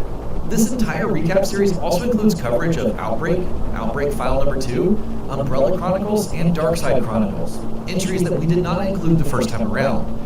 So with that out of the way, let's get started. The setting. Resident Evil Revelations is set in 2005, about a year after the events of RE4 Remake, and shines the spotlight once again on the duo of protagonists that the series originally started out with in the first outing, former STARS members Jill Valentine and Chris Redfield, who are now members of an international organization called Bioterrorism Security Assessment Alliance, or the BSAA, one that the two helped set up together. Before we get into the harrowing mission for the BSAA in RE Revelations, however, there is, as per usual, some important backstory for us to get to. And that's because there is one significant event that informs much of what happens throughout the game. We are referring to what becomes known as the Terra Grigia Panic, which culminated with the total destruction of the Mediterranean city of Terra Grigia, following in Raccoon City's footsteps, about a year before this game kicks off. And how exactly did things get to that point? It all started when the city developed Regisolis, a powerful satellite that could reflect solar rays onto the city's solar panels. A bioterrorist organization took issue with not only the European Union's construction of the city of Terra Grigia, but also the satellite, and the newly formed Federal Bioterrorism Commission, created by the United States after the Raccoon City disaster, moves in to contain the outbreak. It isn't enough. With the situation spiraling beyond control, FBC Director Morgan Lansdale authorized the Regisolis satellite weapon. The result is catastrophic, Terra Grigia is essentially wiped off the map, reduced to ruin as the city collapses. The haunted ship. Fast forward 1 year, and reports of bioterrorist organization resurfacing begin to circulate. That's where Jill Valentine enters the story. Acting on Clive O'Brien's orders, she and BSAA agent Parker Luciani are sent to the Queen Zenobia, an abandoned cruise ship adrift in the Mediterranean. The mission is simple on paper. Locate Chris Redfield and Jessica Sherwood, who were investigating bioterrorist organization alleged to return before abruptly going dark. Given the circumstances, it doesn't take long for Jill and Parker to realize that something about this whole operation feels dangerously off. Jill and Parker arrive on the Queen Zenobia as Resident Evil Revelations kicks off. It's not long before they, oh so predictably, realize that things on the abandoned cruise ship are far worse than they could have imagined. The ship, you see, it's been taken over by another new virus, the T-Abyss virus. And what does the bioterror group plan to do with the T-Abyss virus? Their goal is to infect a large portion of the world's oceans in retaliation for their defeat during the Terra Grigia panic. Before Jill and Parker boarded the ship, FBC agents Rachel Foley boards the Queen Zenobia with Raymond Vester as part of an FBC assignment framed as a cleanup job, an operation that, knowingly or not, helps remove sensitive material from the ship. Separated inside the ship, Rachel follows signs of recent activity, gets ambushed, and when Jill Valentine arrives moments later, she catches a brutal glimpse of Rachel being slammed into a window until she's finally brought down for good. Jill and Parker don't get far before the Queen Zenobia shows its hand. They quickly realize Chris and Jessica were never aboard. Both were chasing a separate bioterrorist organization lead at a nearby airstrip. It's a setup. Chris Redfield enters the fray. Now we pivot to Chris Redfield and Jessica Sherwood. BSAA Chief Clive R. O'Brien contacts them with some bad news. Jill Valentine and Parker Luciani have vanished. With no time to waste, he sends the pair straight to the Queen Zenobia, but unknowingly lands on its sister ship, Queen Semiramis. At the same time, Keith Lumley and Quint Ketchum, members of BSAA, are chasing a separate lead, quietly investigating Valkoene Moki Airport. Quint also starts connecting dots that suggest this revival isn't what it looks like, but we're going to come back to what that really means. When Jill and Parker come to, they're held in separate rooms, but they manage to find each other again and push deeper into the vessel. Along the way, they run into Raymond Vester, an FBC agent and Parker's former partner from his days in the Bureau. Vester is clearly working on an angle of his own on the Zenobia. When pressed, he refuses to say what the FBC is doing on the ship. Meanwhile, as they explore the ship, the duo also learn more about the T-Abyss virus, and about the FBC's role in the destruction of Terra Grigia, or most of it at any rate. More on that in a bit. In fact, it very much seems like FBC Director Morgan Lansdale has some suspect plans in motion, because he ends up activating Regia Solis once again, and this time aims it directly at the Queen Zenobia, hoping to destroy the ship and all of the evidence aboard. Jill and Parker are able to stop the satellite's attack, but not before it does a good bit of damage to the ship, following which it slowly starts to sink.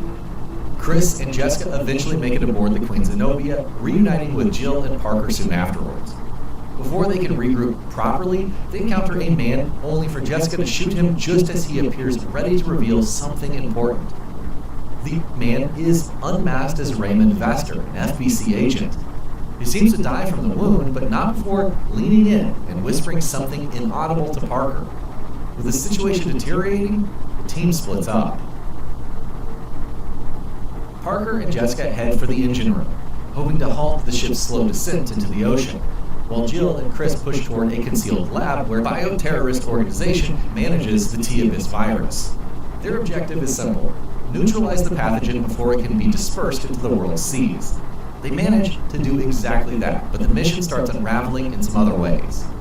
Chris and Jill are contacted by FBC head Morgan Lansdale, who reveals that the FBC and bioterrorist organization are actually secretly working together to orchestrate the Terra Grigia panic, with Lansdale's goal at the time being to use the incident as a means of increasing both funding and legitimacy for the FBC. Parker and Jessica, meanwhile, hit a roadblock of their own when Parker turns his gun on Jessica, telling her that Raymond Vester told him before dying that Jessica was actually an FBC mole. Jessica's able to overpower Parker, however, before triggering the ship's self-destruct sequence and making a run for it. Jill and Chris make it off the ship just before it detonates, escaping aboard a BSAA helicopter. But Parker isn't as fortunate. Sprinting for the helipad alongside the other agents, the platform gives way beneath him, sending him plummeting into a roaring fire as the explosion tears through the vessel. Once they're airborne, Jill and Chris receive a call from their commander, Clive R. O'Brien, who admits he was the one behind the Queen Zenobia operation, an attempt to gather proof of Morgan Lansdale's involvement in the Terra Grigia panic. And around the same time, Keith Lumley and Quint Ketchum's Valkoinen Moki findings make the real twist clear. The revival was staged by Clive R. O'Brien and Raymond Vaster to draw Morgan Lansdale out into a rash cover-up. A strike is ordered to kill them, but the two escape. Also, this is where Rachel's assignment fits into the bigger picture.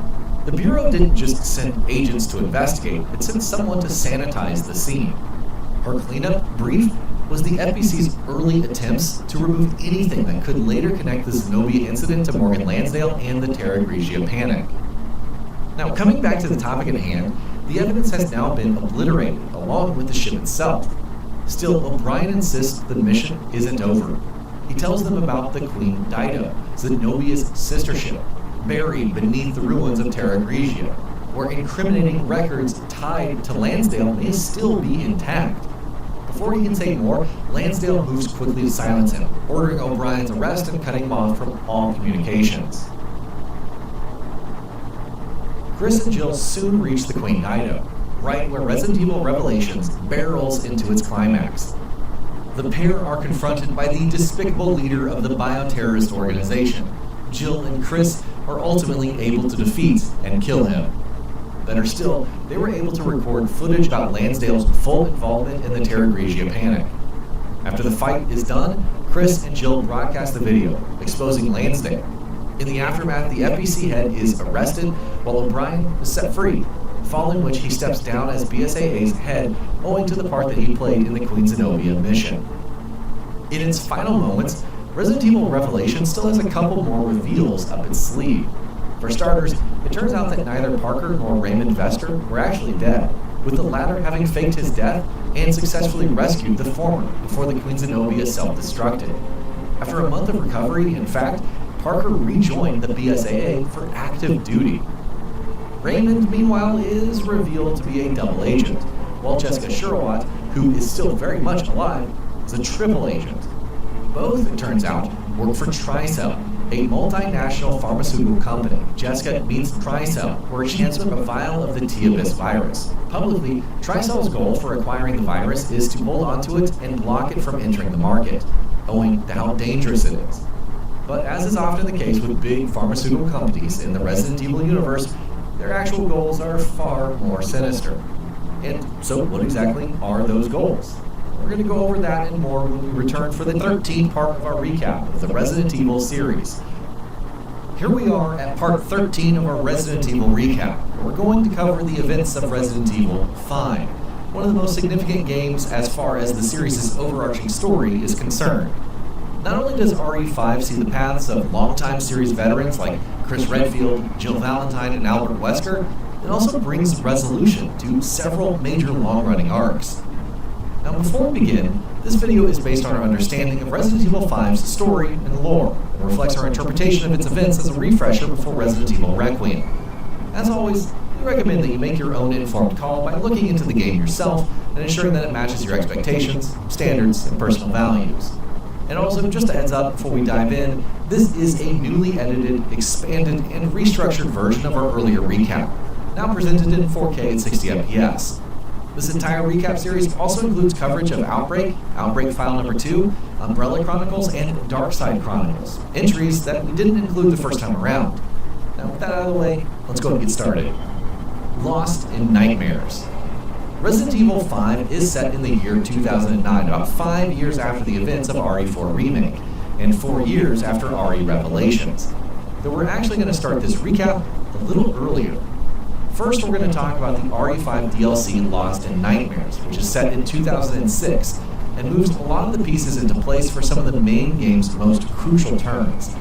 As Lost in Nightmares begins, we see Chris Redfield and Jill Valentine on a BSAA mission, raiding an estate where they believe they are finally going to apprehend Umbrella Corporation's co-founder, Oswald E. Spencer. Since Umbrella's activities were exposed and the company went under, Spencer has, as a wanted man, been in hiding, but the BSAA is now hoping to finally put him in chains to not only answer for his crimes, but also provide important information on Albert Wesker, his plans, and anything else he may know about him. Inside the estate, it's as if time has folded back on itself. Chris and Jill push through a series of terrors that mirror the nightmare that they survived in the Arklay Mountains, as though someone is forcing them to relive the Spencer mansion all over again. When they finally break into Spencer's office, they don't find the old mastermind waiting for them. They then find a corpse. Spencer's dead, and Albert Wesker is standing over him. Chris and Jill try to take Wesker head on, but it is a losing fight. He dismantles them with ease, and when he's seconds away from killing Chris, Jill steps in, throwing herself at Wesker and sending them both crashing out of a window into a ravine below. No bodies are recovered, but the BSAA declares them dead. Chris, however, refuses to accept that Jill is gone. And with that, Lost in Nightmares wraps up. Chris and Sheva enter the scene. The story jumps ahead 3 years to 2009, where Resident Evil 5 begins with Chris and BSAA operative Sheva Alomar heading to West Africa to investigate bioweapon smuggling. Their main target is Ricardo Irving, a black market arms dealer set to broker a bioweapons transaction, something the BSAA cannot allow to go through. Chris and Sheva's first objective is to make contact with BSAA's Alpha team in the Kijuju Autonomous Zone, where they are to receive further intel. But pretty much as soon as they land, they learn that things have already gone spectacularly wrong. Somehow the village that they land in has been completely overrun by people infected with a parasite, who now have to be eliminated. Meanwhile, Alpha Team has also perished, having been completely wiped out by a bizarre and terrifying new bioweapon. What Chris and Sheva don't know yet is that this bioweapon was created by a deadly new virus known as Ouroboros, but we'll get to that in a bit. Eventually, Chris and Sheva cross paths with BSAA's Delta Team, which is led by Sheva's former mentor, Josh Stone, who proves to be the source of some crucial new details. He shows them data related to bioterrorist activities in the region, but in that data, Chris also discovers a relatively recent picture of none other than Jill Valentine. Given the fact that she's been presumed dead for 3 years, Chris is more than a little startled, and his theory that his former partner might still be alive begins taking stronger root. For the moment, bigger concerns take priority. The mystery deepens. Chris and Sheva pick the chase back up and nearly manage to corner Ricardo Irving, until a mysterious, hooded figure steps in at the last second and helps him slip away. What follows is a brutal gauntlet of BOW encounters, with Delta Team being almost completely wiped out along the way. When the time comes back to check in with BSA HQ, Chris puts it off. He's becoming convinced Jill isn't just alive, she's somehow tied to everything that's unfolding in West Africa. Getting to the truth and finding her takes precedence over procedure. Sheva recognizes the stakes and chooses to stay with him. Eventually they catch Irving again, and this time there's no escape route, and no one coming to save him. Cornered, he makes a desperate move and injects himself with the parasite, mutating almost instantly into a grotesque, tentacled monstrosity. Chris and Sheva bring him down, and with his last breaths in human form, Irving points them towards a nearby cave where he claims the answers are waiting. He also names another player behind the operation, Excella Gione, head of Tricell's African division, and a key figure in the bioterror outbreaks spreading across the region. When Chris and Sheva get to the cave mentioned by Irving, the duo find the flower named Stairway of the Sun. The flower, that, as we covered in part 1 of our recap of the Resident Evil series, was used to extract the progenitor virus, and is, in turn, basically responsible for every messed up virus and bioterror threat that the world has ever been faced with. And that's not all that they find. They also discover an old Umbrella facility, which is now operated by Tricell, and is where the company has been conducting a lot of its twisted experiments. As they push deeper into the facility, Chris and Sheva discover rows of containment pods designed to keep human test subjects imprisoned. One of them stops Chris cold, an empty pod labeled Jill Valentine. they also finally get clarity on what they've been fighting. The outbreaks plaguing West Africa weren't random. They were orchestrated by Tricell's Excella Guione. She isn't acting alone. Excella is working with Albert Wesker, who's very much still alive. Wesker's endgame is Ouroboros. With Excella's support, he plans to launch missiles at multiple targets to spread the virus across the globe. The fallout would be catastrophic, but in Wesker's twisted view, that destruction is the point. He intends to reshape humanity, letting only a superior, new breed rise from the ruins. Jill Valentine. In pursuit of Excella, Chris and Sheva make it out of the lab and proceed through a connected network of caves, only to be stopped in their tracks by Excella herself, and in the company of none other than Albert Wesker, along with the mysterious hooded figure that helped Irving when Chris and Sheva first tried to apprehend him. And, well, the revelations just keep coming, because it's at this point that it's revealed that the hooded figure is none other than Jill Valentine. Since her presumed death 3 years ago, Jill has been Wesker's captive, during which time she was thoroughly brainwashed and constantly experimented upon. Now she's being mind-controlled by Wesker through a device strapped to her, serving as his unwilling puppet. Excella and Wesker flee from the scene, while Jill stays behind to deal with Chris and Sheva and stop them from giving chase. The trio engage in an intense fight, and after much difficulty, Chris and Sheva finally manage to defeat Jill and rip Wesker's device off of her. Slowly, Jill comes back to herself, and incredibly weak though she is, she urges Chris and Sheva to go after Wesker and Excella, assuring them that she will be okay. Reluctant Chris agrees, and she and Sheva set off again. The Desperate Escape. With Chris and Sheva gone, Desperate Escape Story DLC picks up the thread. Josh finds Jill barely conscious, collapsed on the floor. He pulls her up and tells her that beyond the mountain is a helipad which can be used for extraction. From there, the two cut through the Tricell facility, moving through various challenges, while fighting off Magini that swarm the route. As the situation spirals further out of control, Jill remembers something crucial about Wesker and insists on reaching the communications center to get a warning to Chris. Josh sticks with her, since that path also leads them to their only way out. Now keep this in mind as we divert our attentions back to RE5's main story beats. Wesker and Excella have fled to a Tricell-owned oil tanker, but Chris and Sheva manage to pursue them aboard. Battling their way through waves of Ouroboros monstrosities, they finally corner Excella. The reunion is short-lived. In classic Wesker fashion, he turns on her without hesitation, coldly declaring that she was never anything more than a disposable pawn. To seal her fate, he injects her with Ouroboros, mutating her into a grotesque abomination that Chris and Sheva are forced to put down. By the time that Excella is defeated, Wesker is already moving on to the next phase of his plans. He prepares to launch from the tanker in a bomber, intended to deploy Ouroboros-loaded missiles across the globe. Chris and Sheva race after him, and it's during this desperate pursuit that Chris receives an unexpected call from Jill. This is where we switch back to the events of Desperate Escape once again. After 3 years as Wesker's captive, she learned more about him than anyone alive, and the fragments of that knowledge are finally starting to fall into place. She tells Chris that Wesker has to inject himself with a specific dose of a progenitor-based serum in order to make sure his body does not succumb to the soup of many infections that he's pumped into himself over the years. That means the serum, in turn, is also needed to maintain his superpowers. More importantly, according to Jill, if Wesker receives a larger dose than he needs to, the serum will effectively act as a poison, thoroughly weakening him.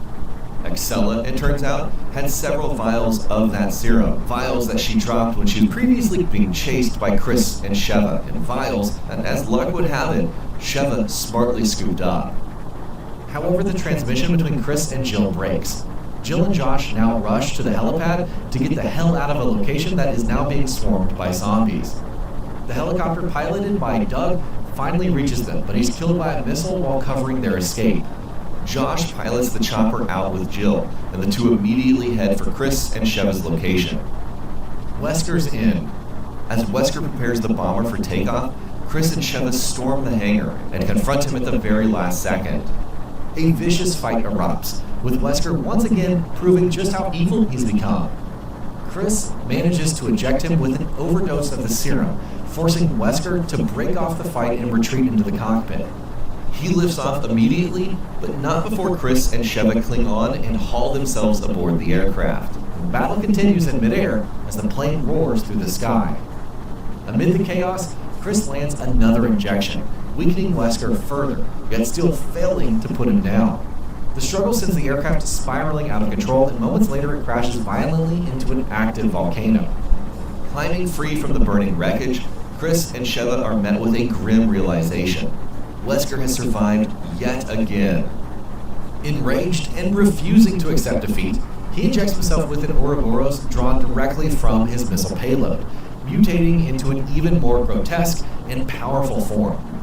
One final battle follows as the volcano begins to erupt around them, the ground crackling and collapsing beneath Wesker's feet.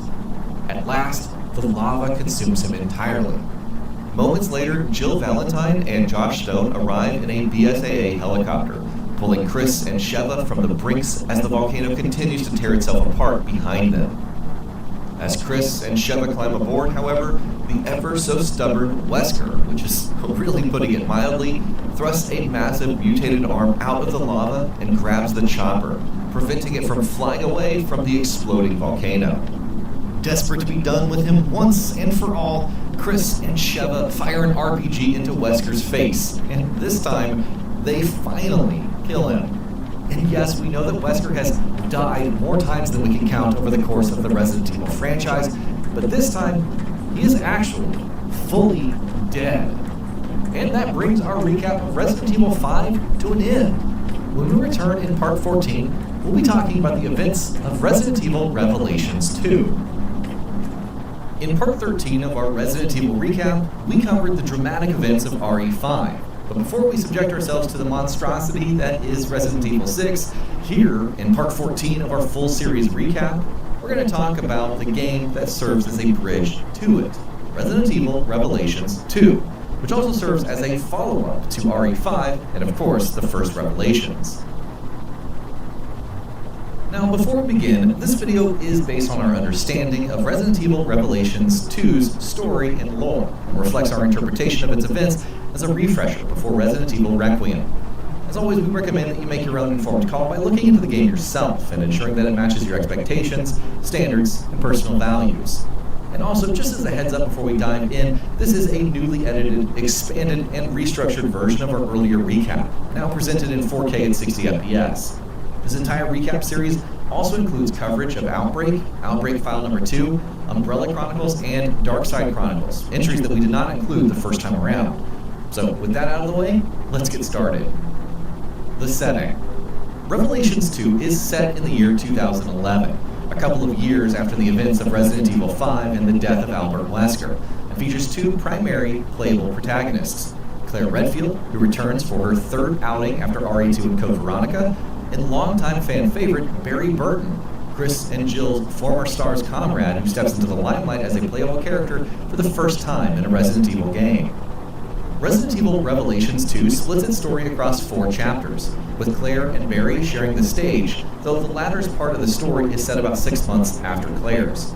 For the purposes of this recap, however, we're going to be going over the game's events in chronological order and not in the time-jumping manner that the game presents them in. So with that said, let's dive right in. Resident Evil Revelations 2 opens with Claire Redfield, now working for the anti-bioterror organization, TerraSafe, attending a TerraSafe event with her new partner, Moira Burton, the daughter of Barry Burton. Compared to the experienced Claire, Moira seems inexperienced and unsure, but she carries a heavy past.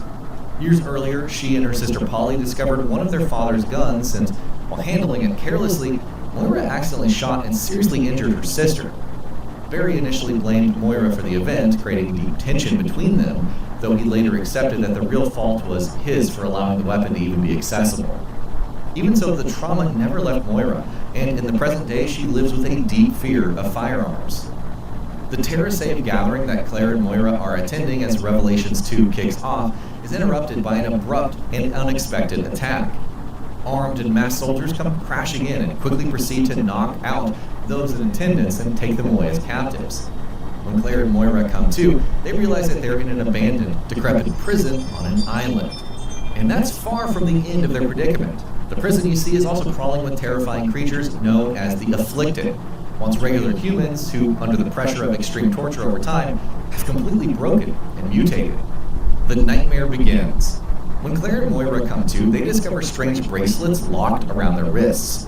The devices allow them to communicate, but they also serve a far more disturbing function.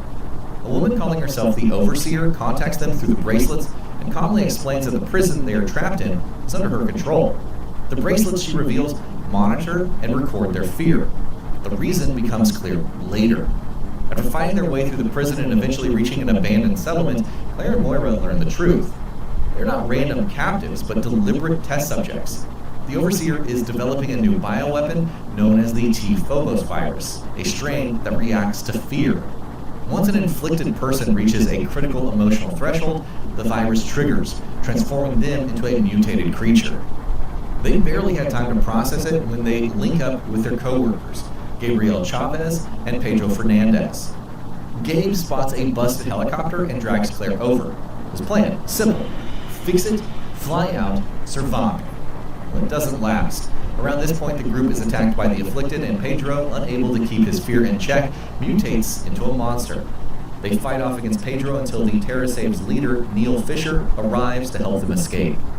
Not long afterward, they cross paths with another mysterious figure, a young girl named Natalia, an orphan who lost her parents in the Terra Grigia panic years ago, who thanks to the many traumas she has been through is now effectively immune to fear.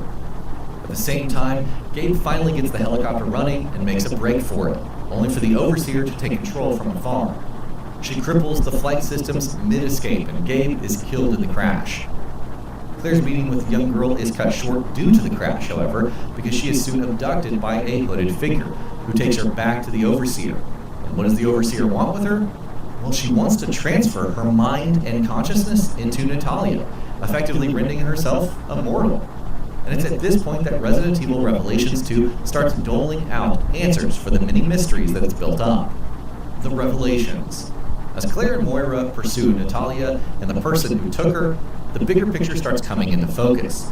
The Overseer is revealed to be Alex Wesker, tied directly to the same Project Wesker that produced Albert. He was the most infamous result, but not the only one.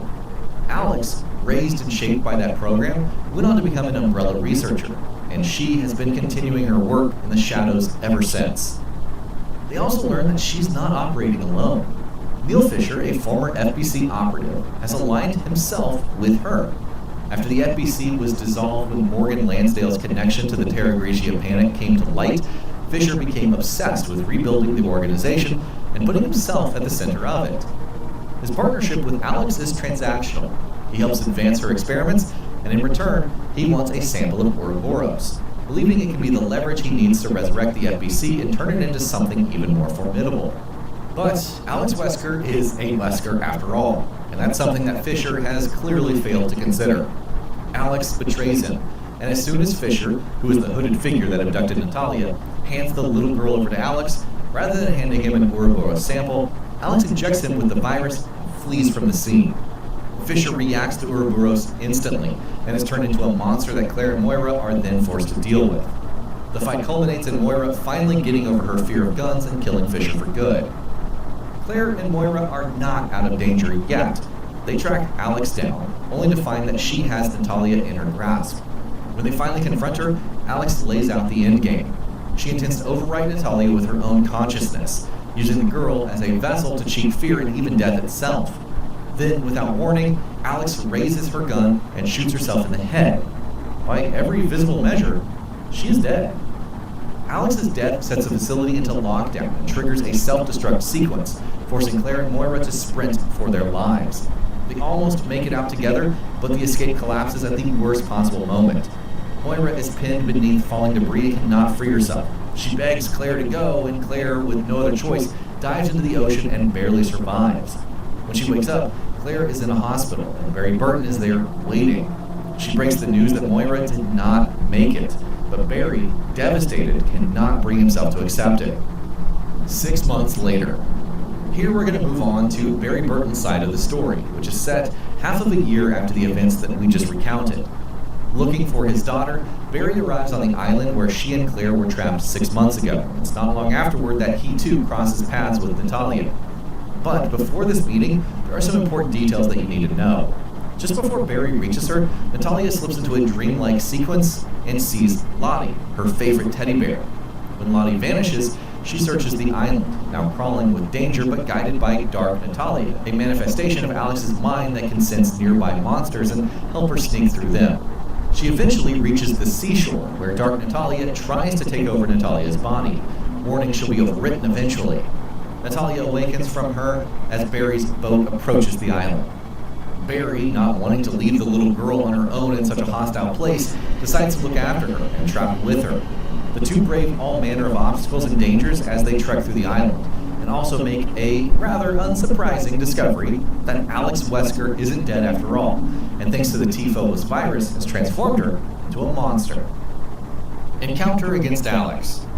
Barry and Natalia's journey culminates, as you'd expect, in a final confrontation with Alex Wesker, which can go one of multiple ways, but for the purposes of this recap, we're going to focus only on the canon path.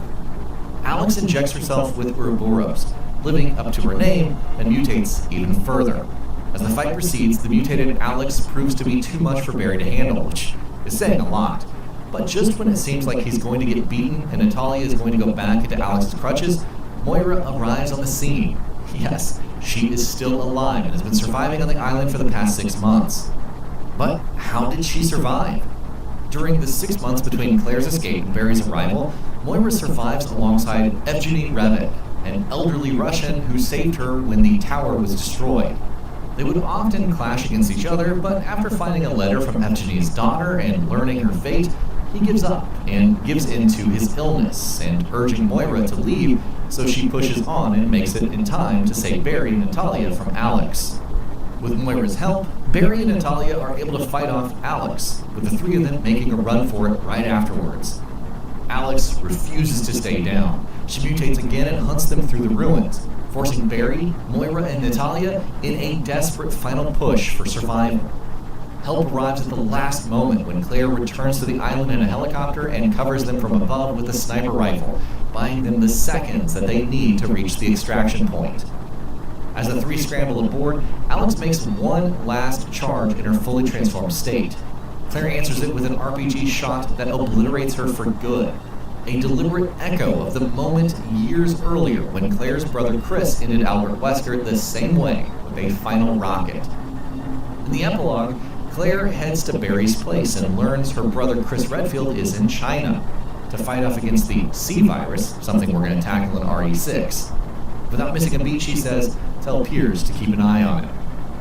But Weskers will always be Weskers, and it seems like Alex hasn't been fully dealt with yet. Resident Evil Revelation 2's epilogue reveals that Barry has adopted Natalia and is now raising her as his daughter, though it also turns out that Alex Wesker's plan of transferring her consciousness into Natalia may have worked after all, with the woman's mind seemingly beginning to overtake the young girls. Well, for now, that's the last that we see of Alex Wesker and Natalia, and we don't really know how long it'll be before the developer chooses to follow up on that story.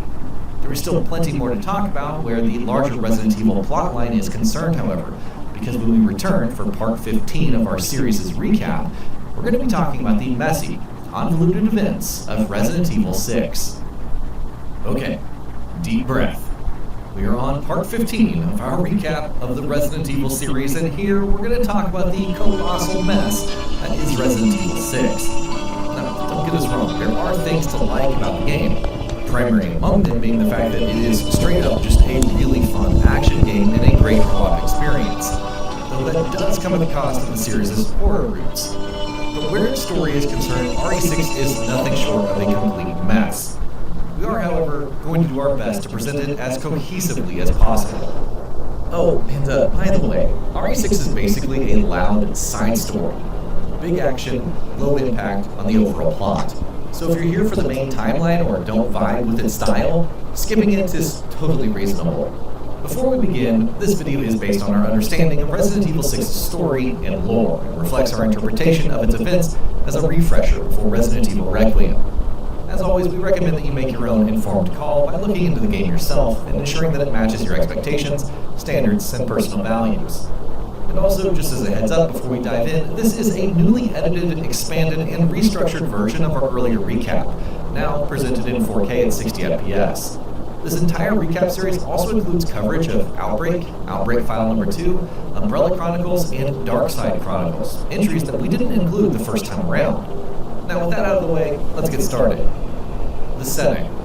Resident Evil 6 tells its story across 4 separate campaigns and multiple central protagonists, featuring a mix of both new and returning faces.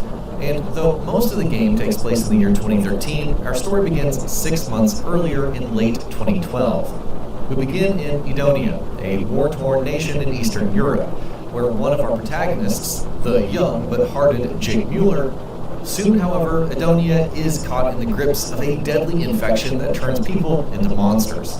It begins when a mysterious woman starts distributing what is supposedly a nutritional supplement, only for it to turn out that that supplement was actually a virus.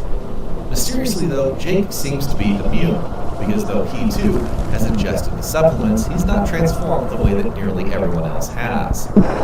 Jake's sudden immunity makes him a walking prize, and he finds that out fast when he runs into Sherry Birkin while trying to flee the chaos in Edonia. Sherry is no longer the frightened child Leon and Claire helped out of Raccoon City. She's now a trained operative with the U.S. Department of Security Operations. She wastes no time explaining why Jake matters. His body carries antibodies that could be used to create a vaccine for the virus tearing through the region. Jake agrees to cooperate, but only on his terms, with the payout waiting at the end. They team up and attempt to escape together, but leaving Edonia is easier said than done. A towering creature called Ustanak is sent in after them with a single objective: kill Jake. It pursues them relentlessly across the city, repeatedly cutting off their route and turning every getaway into a fight for survival. Even so, with assistance from BSA agent Chris Redfield, they eventually manage to reach a helicopter and get airborne. Ustanak arrives on the scene once again, however, and damages the chopper heavily, forcing Jake and Sherry to jump out of the crashing vehicle with their parachutes. In the chaos, however, wreckage from the chopper rips their parachutes to shreds, causing them to fall far below. Miraculously, Jake managed to escape the crash relatively unscathed, and though Sherry is injured at first, it turns out that she heals way faster than most people. That's thanks to her being infected with the G virus during the events of Resident Evil 2. The war intensifies. Jake and Sherry barely get a moment to breathe. Mutated creatures keep swarming them, and Ustanak remains on their trail like a guided missile. Eventually, they're boxed in and taken alive by operatives tied to a group calling itself Neo Umbrella. The unit is headed by a woman who resembles Ada Wong, but quickly makes it clear that she is someone else entirely. She drops a bombshell on Jake. He is Albert Wesker's son, and that lineage is the reason that he can resist the virus devastating Edonia. With Jake's value confirmed, Neo Umbrella ships both him and Sherry to Lingxing, China, where they are held and used for experiments for months. Before moving ahead with the rest of the story, it does help to then rewind to Chris Redfield's side of the events. Chris is in Edonia because a full-scale bioterror outbreak has erupted, and as a veteran BSAA agent, he's deployed with his team to contain it. One of the soldiers with him is Pierce Niven, a promising newcomer who quickly becomes central to the operation.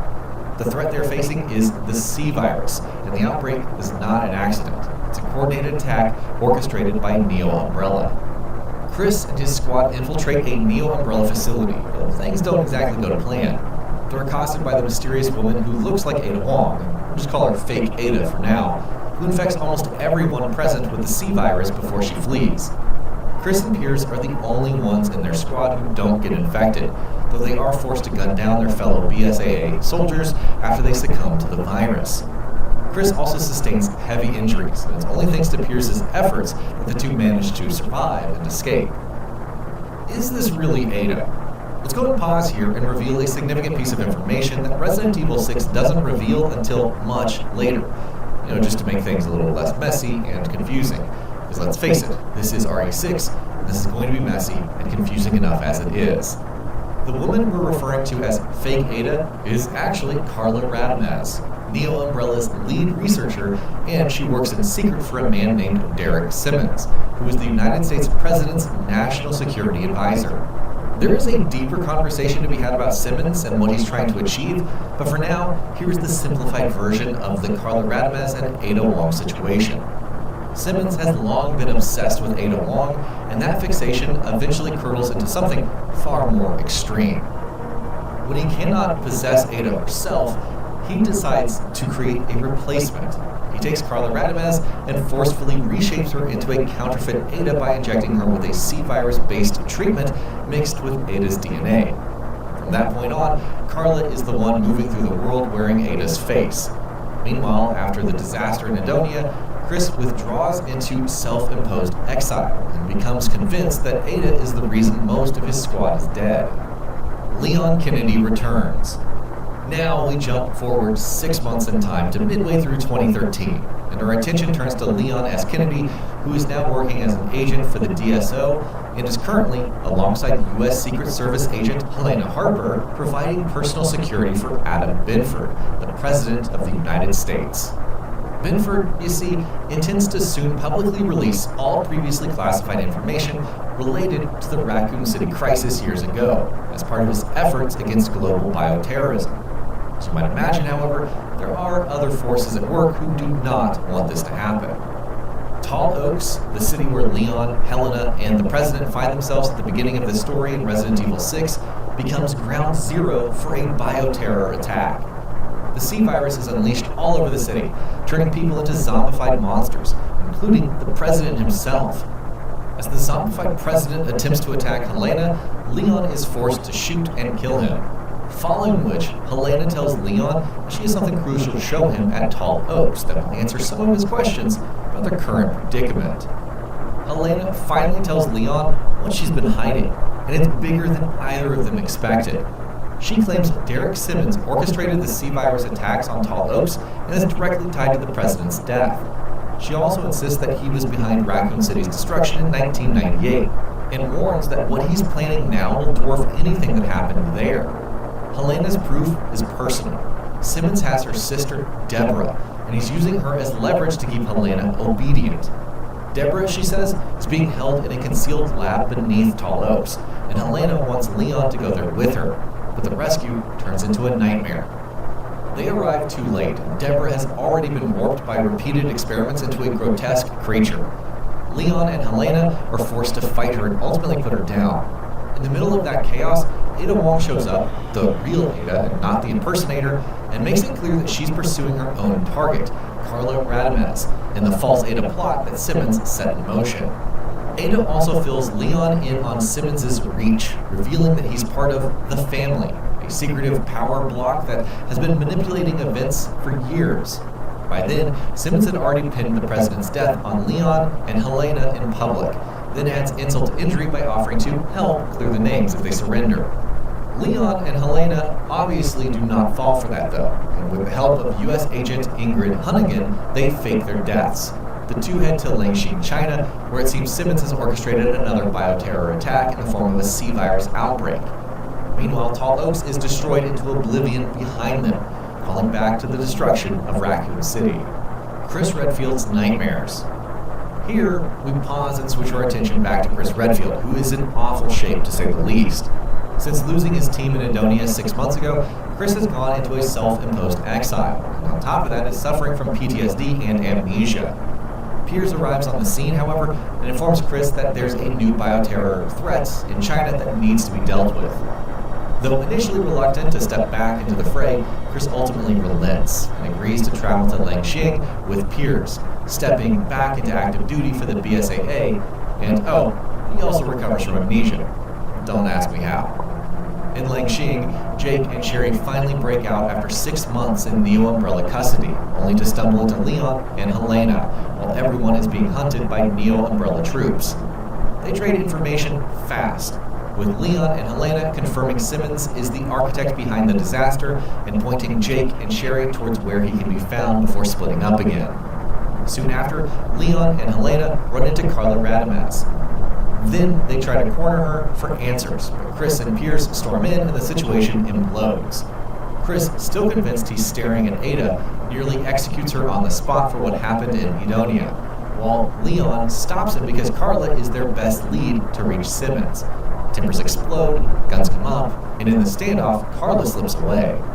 Leon manages to pull Chris back from the edge and makes him see the real target, and and they agree to divide and conquer, with Leon and Helena pursuing Simmons while Chris and Piers go after Carla.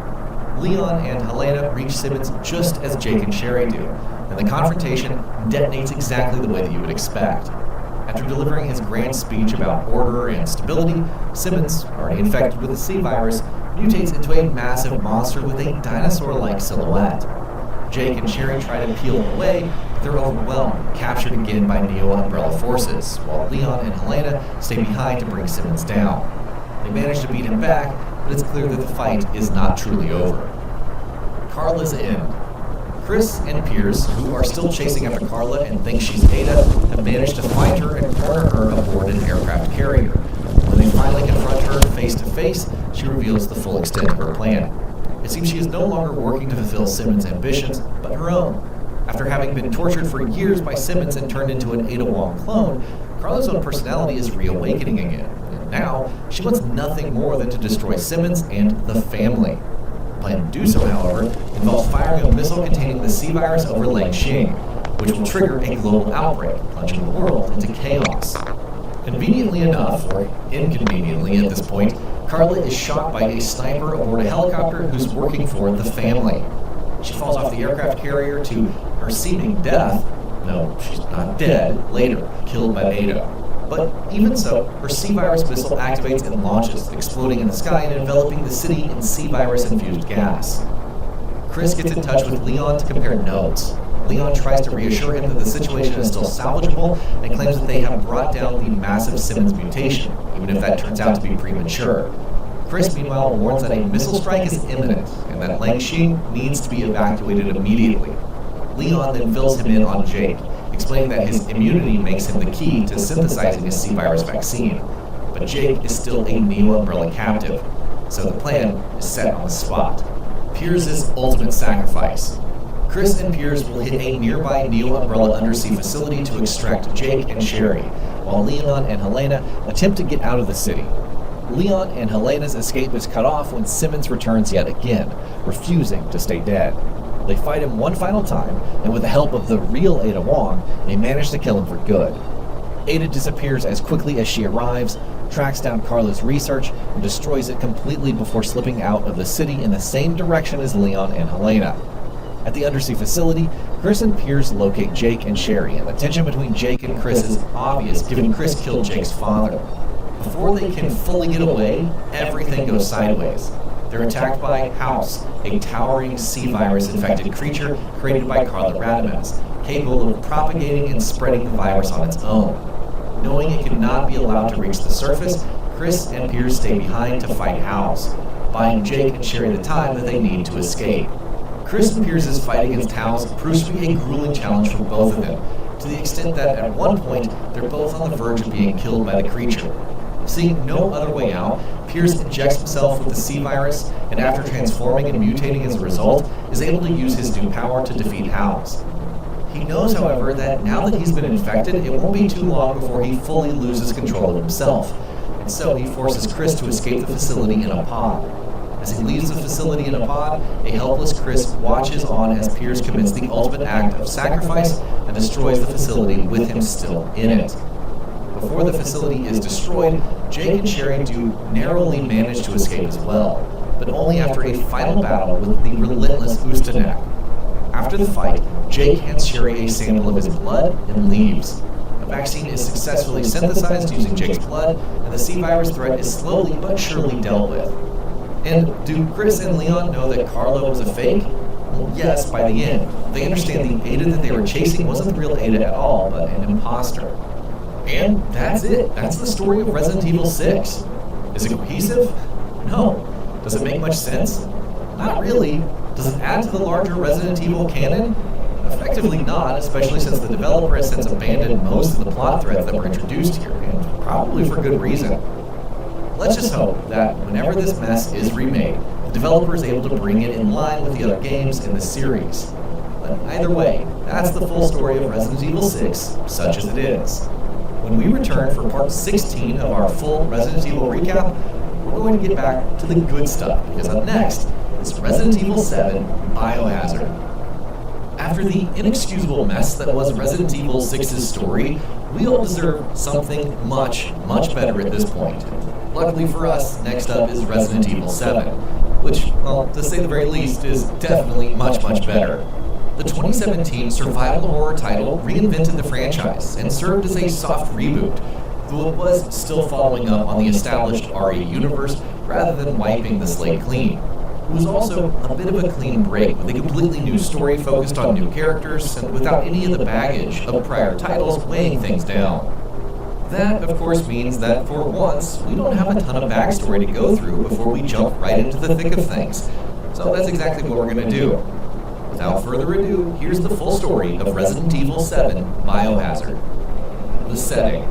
RE7 is set in the year 2017, and unusually, serving as its protagonist isn't an established character with years of experience fighting against nightmarish monsters, but instead a regular, vanilla everyman in the form of Ethan Winters.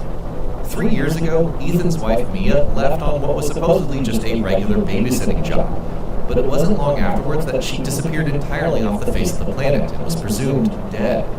As RE7 kicks off, though, Ethan receives a message from her. Apparently she is still alive, and wants him to get her at a place called the Baker Residence, deep in the swamps of Dulve, Louisiana. Desperate to find his wife, Ethan heads over to Dulve immediately, but upon arriving in the Baker Residence, he quickly realizes that things are about to take a grisly turn. Almost instantly, he's welcomed by corpses of animals, both whole and in pieces, all over the place, as well as a rundown and decaying mansion that looks like it's been plucked out of a horror movie. With trepidation, Ethan explores the house, and it doesn't take long for him to successfully locate Mia, who, much to his shock and relief, is still alive, but unfortunately is far from well. Mia feels distant and unrecognizable, drifting in and out of awareness as she rambles to Ethan about things that make no sense. Her words sound detached from reality, as though she's trapped in some nightmare that he cannot see. Then, without warning, her behavior shifts from unsettling to outright terrifying. She attacks him with shocking force, moving with strength that seems impossible. Ethan tries to defend himself, but the encounter turns savage. She drives a screwdriver through his hand, slams him into walls, and relentlessly pursues him throughout the house. When he attempts to fight back, the violence only escalates. In the chaos, Ethan is forced to pull the trigger. When Mia finally collapses, the reality of what he's done hits him immediately, and regret washes over him almost at once. He barely has a moment to process any of it.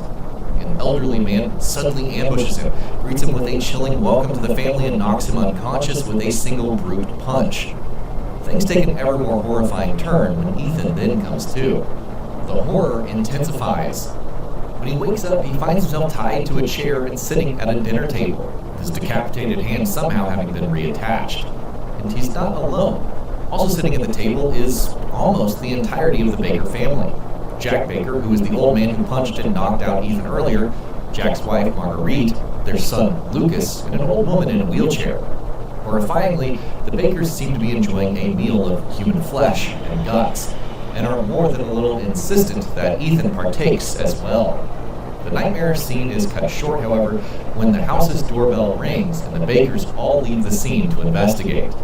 The chaos gives Ethan a narrow window to run. He pushes deeper into the house, desperate to find any possible exit from the nightmare that he stumbled into. Not long after, a landline phone rings. On the other end is Zoe Baker. Unlike the rest of the family, she sounds calm and lucid. Zoe explains that the Bakers have been infected by a new strain of virus that's warped their minds and granted them disturbing regenerative abilities. The infection has spread beyond just the family. A thick black mold has overtaken the estate itself, creeping along walls and floors, while grotesque creatures formed from the same substance roam the corridors. These beings are called the Molded, and they hunt anything that moves. Zoe insists that there is still hope. A serum exists that can neutralize the mold's effects, but it must be created first. The necessary ingredients are scattered across the property, meaning Ethan will have to search the estate to gather them. Once completed, the old serum could cure Zoe and Mia. And yes, Mia survived and she remains infected. With no better option and everything to lose, Ethan agrees. If synthesizing the serum offers even a chance to save Mia and escape the Baker estate, it is a risk he's willing to take. Ethan spends a significant chunk of Resident Evil 7 from that point exploring the Baker residence in his attempt to find the components for the serum. And in that time, he comes up against not only scores of the Molded, but Jack Baker as well. Empowered and malformed by the virus, Jack proves to be more than a formidable foe in each fight. And though each time Ethan manages to survive and defeat his adversary, Jack just keeps coming back, stronger and more deformed than before. In a nutshell, he seems unkillable. Tracking down the serum ingredients forces Ethan into another deadly confrontation, this time with Marguerite Baker. The infection has twisted her into something monstrous, granting her control over swarms of enormous insects that pour from the walls and the ceilings at her command. The fight is exhausting and vicious, but Ethan ultimately brings her down. With Marguerite dead, he finally secures the remaining components required to create the serum. Before he can act on that progress, Lucas intervenes. He abducts both Zoe and Mia and forces Ethan into a sadistic gauntlet designed like a nightmarish escape room, packed with lethal traps and cruel puzzles. Ethan barely survives the ordeal, managing to push through each obstacle, but Lucas slips away before a final confrontation can happen.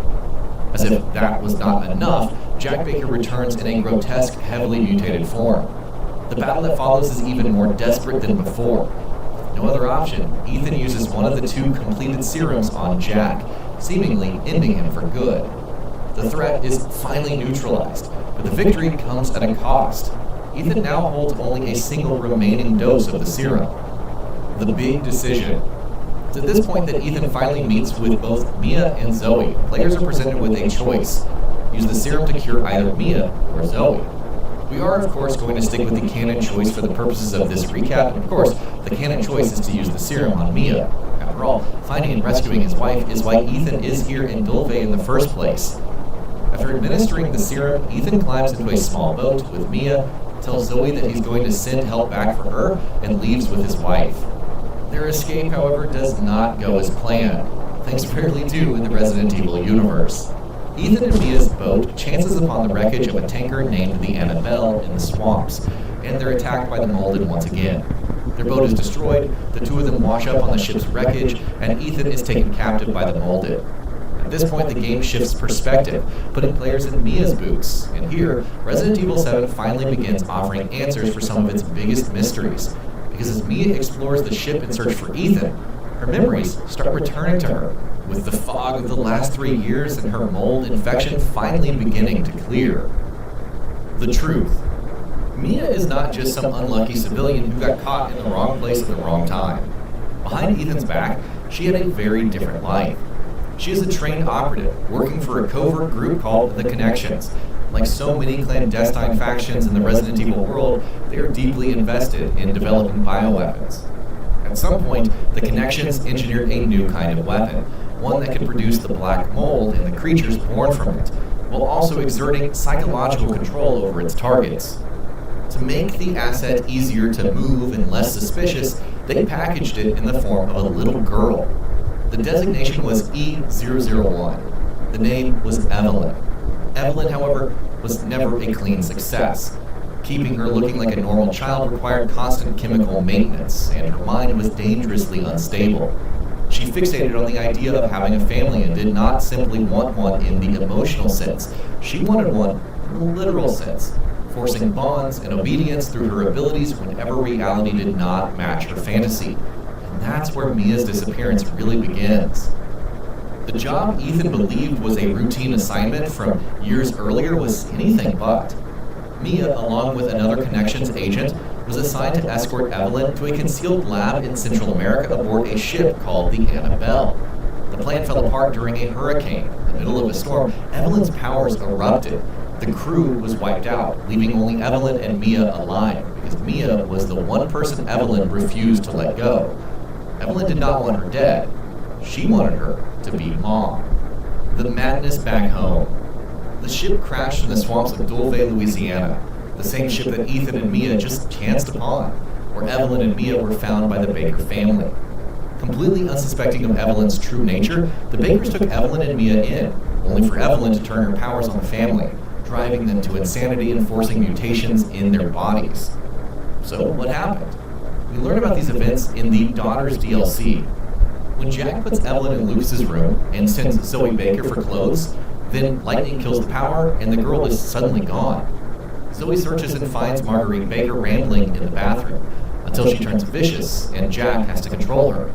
When Zoe comes back with a rope, Jack is trying to drown Marguerite, then stabs himself like it's nothing before dragging Lucas Baker away.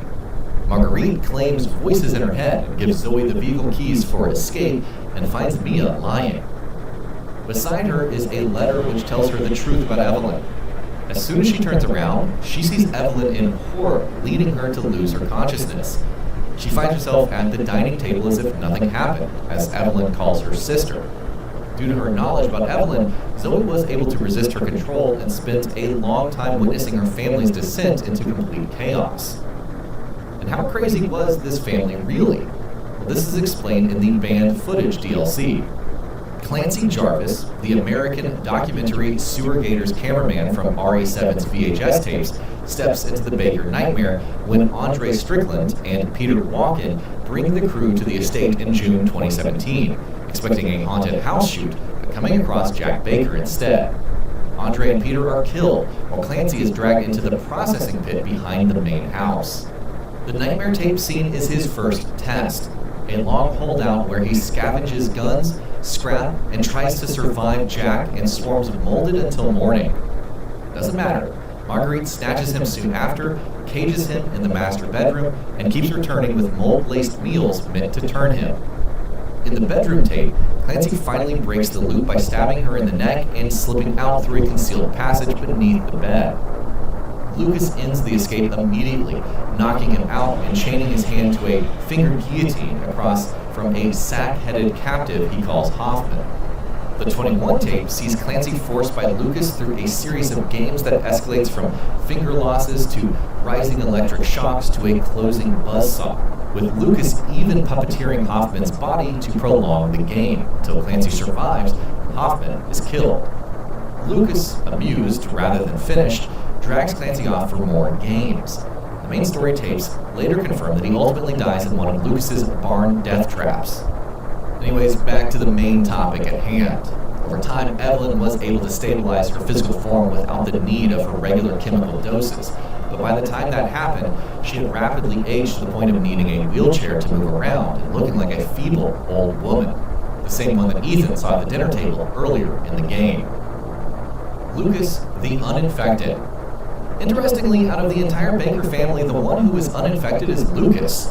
You see, at a certain point after Evelyn's arrival at the Baker residence, unbeknownst to Evelyn, Lucas was contacted by the Connections, who immunized him and brought him aboard in exchange for him observing Evelyn and providing data on her. But we'll get back to Lucas in a bit. For now, let's focus on Ethan and Mia. The latter makes her way through the wrecked ship, finding a tissue sample of Evelyn, and ultimately succeeds in finding and rescuing Ethan. Handing him Evelyn's tissue sample, she tells her husband that with its help, he can compose a necrotoxin that can be used to defeat and kill Evelyn. Mia chooses to stay behind and combat Evelyn's ongoing attempts to control her mind, while Ethan decides to head back to the Baker residence to deal with the bioweapon once and for all. Chris Redfield returns. Ethan's final confrontation with Evelyn ends with him landing the injection of the necrotoxin, but she refuses to go down quietly. In a last violent surge, she mutates into an enormous mold-born abomination, a mass so vast it seems to swallow the Baker estate whole. Ethan is completely outmatched until the helicopter arrives at the last possible moment, deploying soldiers who help him finish the fight and bring Evelyn down for good. The twist is who is leading that team. It is Chris Redfield, a veteran agent of the BSAA. Once Evelyn is destroyed, Ethan is pulled to safety and brought aboard the chopper, where he finds Mia alive as well. With the nightmare finally behind him, the helicopter lifts off, and the two escape Dulve together. That closes the main story of Resident Evil 7, but the DLC expands what happens next. Not a Hero shifts the focus to Chris. Several years after the events of Resident Evil 6, he's still operating as a BSAA agent, but the Dulve mission has him working alongside a new group called Blue Umbrella. It's a private military outfit created to contain bioterror incidents and clean up the fallout tied to Umbrella's legacy. Chris is there for one primary target, Lucas Baker. The goal is to capture and interrogate him, uncover more about the connections, and shut down the operation behind Evelyn. Lucas complicates everything by cutting ties with everyone and planning to auction off his mold research to the highest bidder. By the time Chris corners him, Lucas is already close to closing a deal with an unknown buyer. Chris does not let that happen. He tracks Lucas down and kills him before the sale can even be completed. Zoe's fate. Meanwhile, there's End of Zoe, which, as its name suggests, focuses on Zoe Baker, who is found and rescued in the swamps by Joe Baker, Jack's brother, who's been living the life of a hermit in the swamps, and has as much managed to escape the infection that tore the Baker family apart. End of Zoe sees Joe's attempts to cure and help Zoe, while also going up against and finally killing Jack Baker, who's not only still alive, but is also mutated further still into a creature known as the Swamp Man. True to his promise, Ethan reveals to Chris about helping Zoe. Chris reaches her, and Zoe thanks Ethan for keeping his word.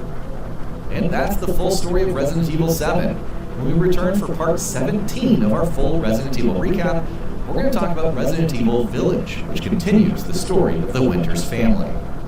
Here we are at last, at the final part of our full recap of the Resident Evil series, where we're going to be covering the events of its last new release, Resident Evil 8 Village, and its DLC Shadow of Rose, which together conclude the story of the Winters family. The setting.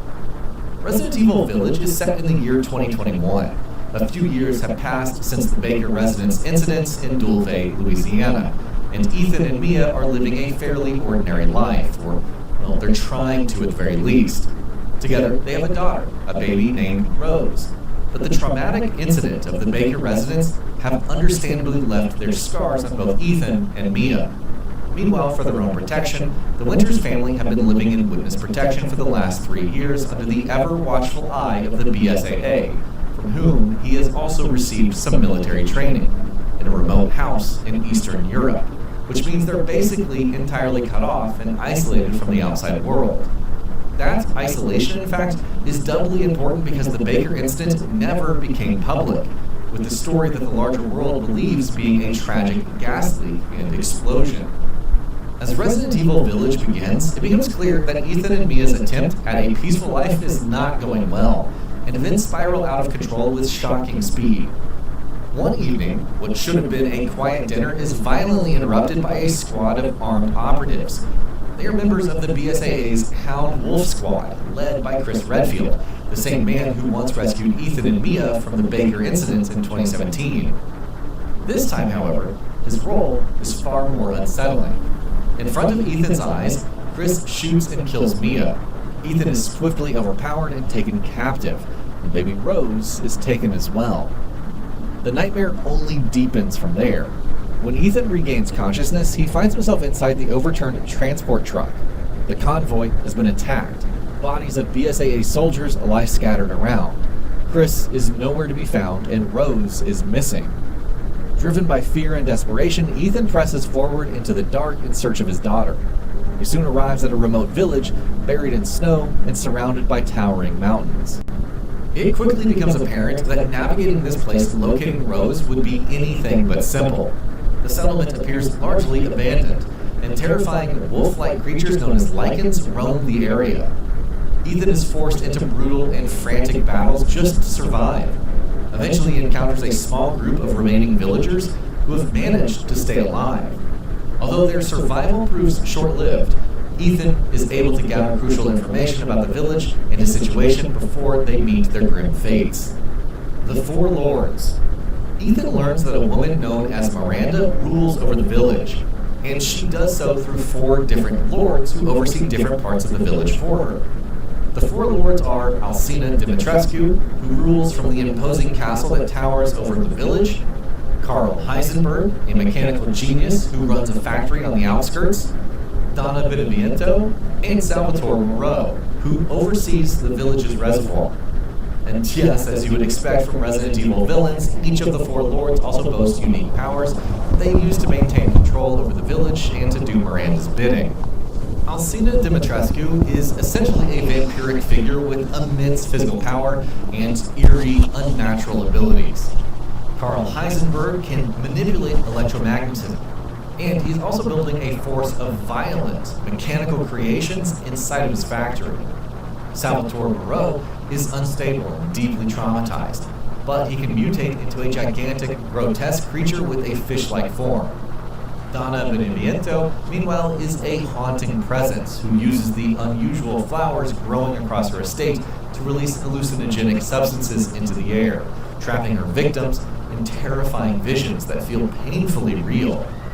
Ethan soon discovers that Rose is likely being kept somewhere within Lady Dimitrescu's castle, so he immediately heads there.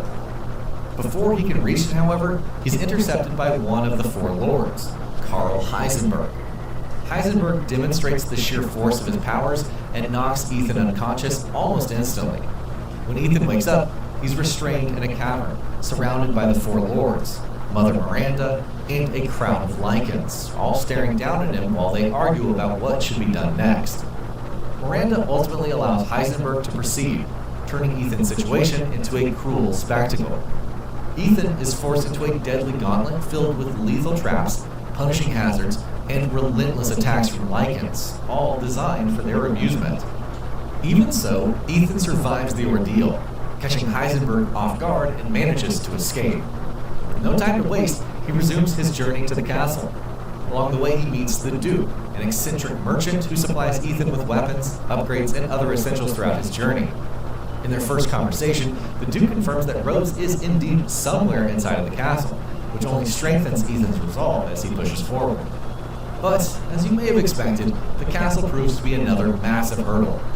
As he makes his way through the labyrinthine fortress, he's constantly chased by the towering, terrifying Lady Dimitrescu, as well as three younger women with witchy powers that Lady D refers to as her daughters. At one point, Ethan also has one of his hands chopped off by Lady Dimitrescu, just as a mold-infected Mia did in the beginning of RE7, though Ethan is able to reattach it with a simple splash of first aid fluid. And we're going to talk more about that later and how it makes any sort of sense. Ethan eliminates Dimitrescu's daughters one after another, and their deaths push Lady Dimitrescu to abandon caution and hunt him down personally. This is in direct conflict with Miranda's orders, since Dimitrescu has been told to keep Ethan alive for an upcoming ritual. The conflict culminates in a final showdown that turns into a desperate fight for survival. Dimitrescu reveals a far more horrifying true form, transforming into a towering, dragon-like monster.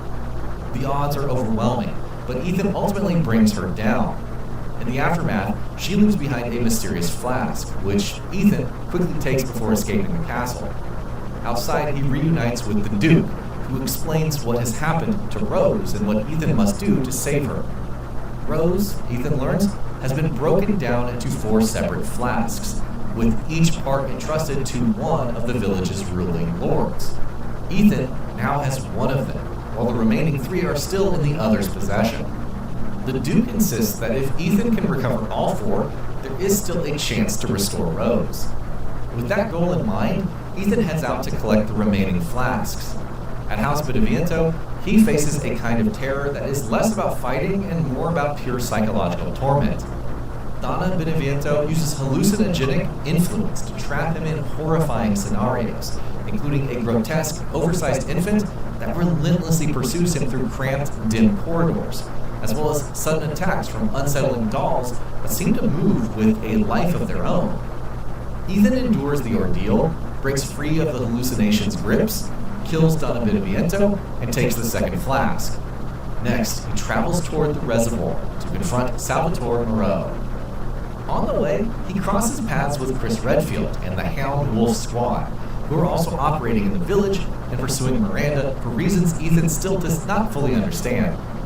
Ethan demands answers about Mia's death, but Chris refuses to explain and instead orders Ethan to leave. The tense exchange is interrupted when Moreau attacks in his monstrous mutated form.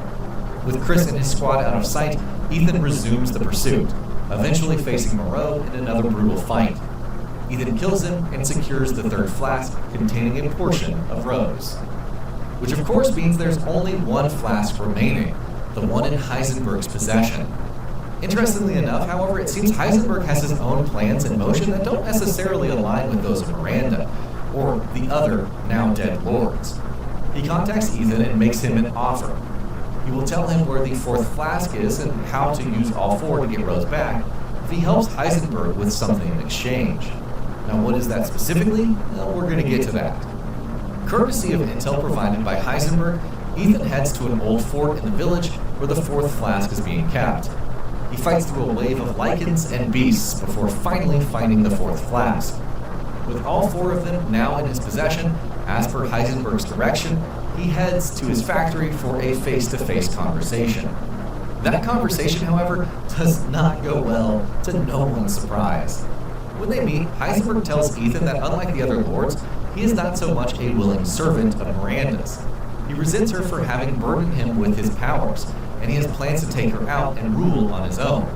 And how exactly does he seek to do that? Well, that's where Rose comes in.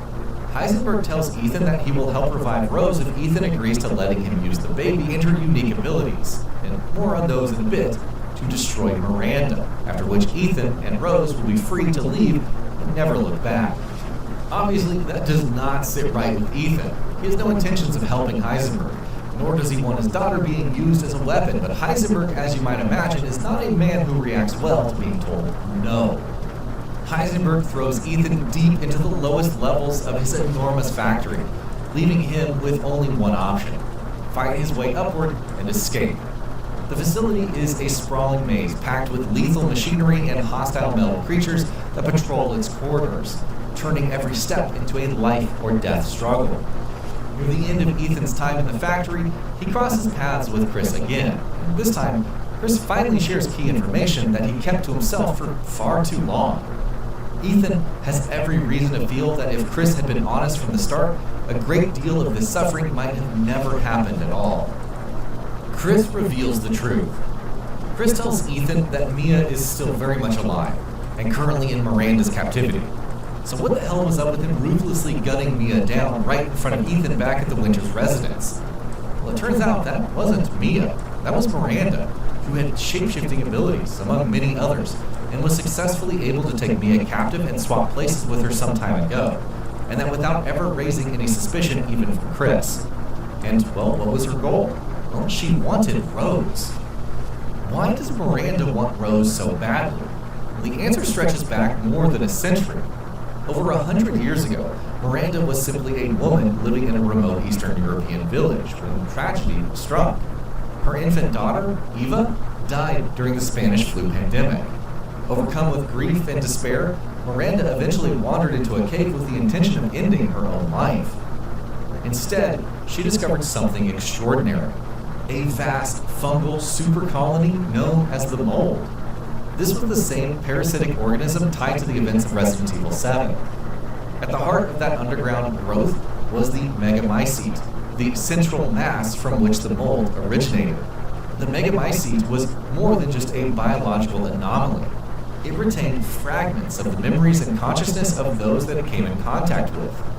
Eva, who had been buried in the area, had also been absorbed into it, leaving behind a trace of her existence within the network. Miranda became convinced that the Megamycete offered a path to resurrect her daughter. Consumed by that belief, she dedicated her life to studying and harnessing its power. Through her experiments, she gained extraordinary abilities and began attempting to create a suitable vessel for Eva's return. The four lords were products of those efforts. Though each possessed formidable powers, none met Miranda's true objective. In her eyes, they were incomplete attempts in a much larger and far more personal mission. At some point, Miranda was also contacted by the organization known as the Connections, with whom she agreed to work on the Mold and the Megamycetes in order to further her own goals.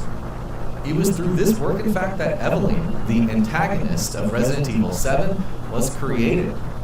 It was also revealed at this point in Resident Evil Village that sometime in the 1950s, Miranda also started collaborating with none other than Oswald E. Spencer, the man who co-founded Umbrella Corporation.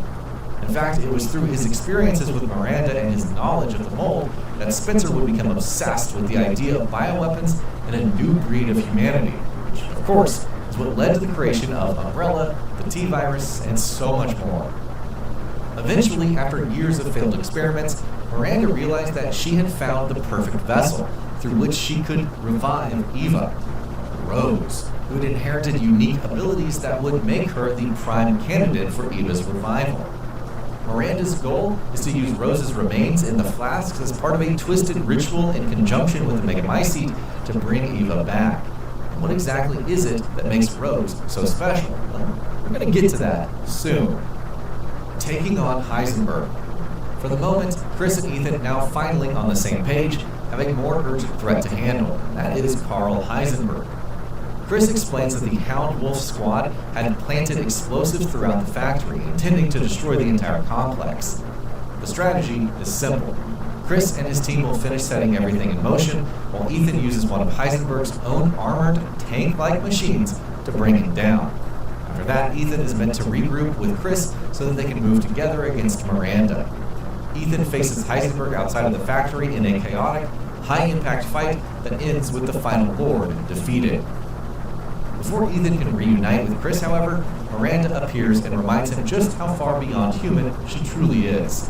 She overwhelms him with terrifying ease, drives her hand into his chest, rips out his heart, and leaves him collapsing to the ground, seemingly lifeless.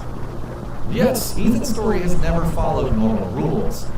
Across Resident Evil 7 and Village, he survived injuries that should have been instantly fatal, repeatedly losing and reattaching limbs, and recovering at an impossible pace.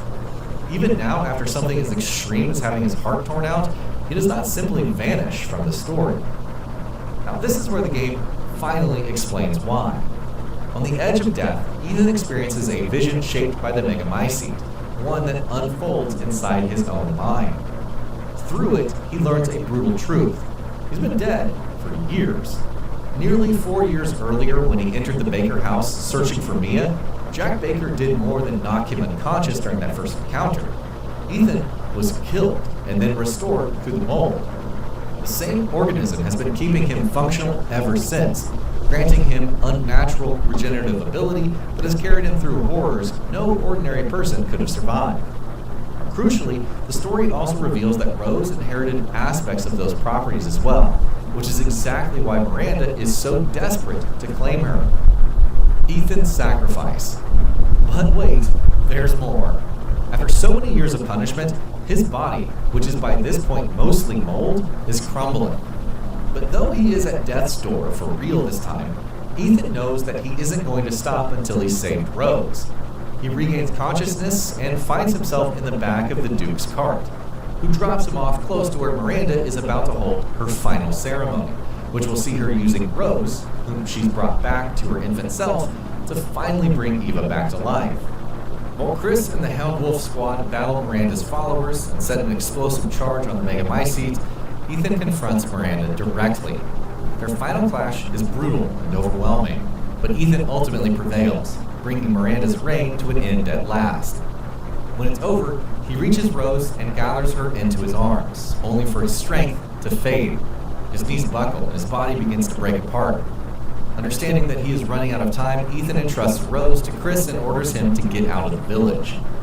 Ethan stays behind to make sure the charge planted on the Megamycete detonates.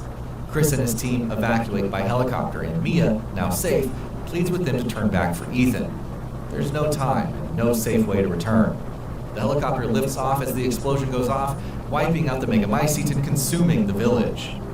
Ethan's final choice is clear.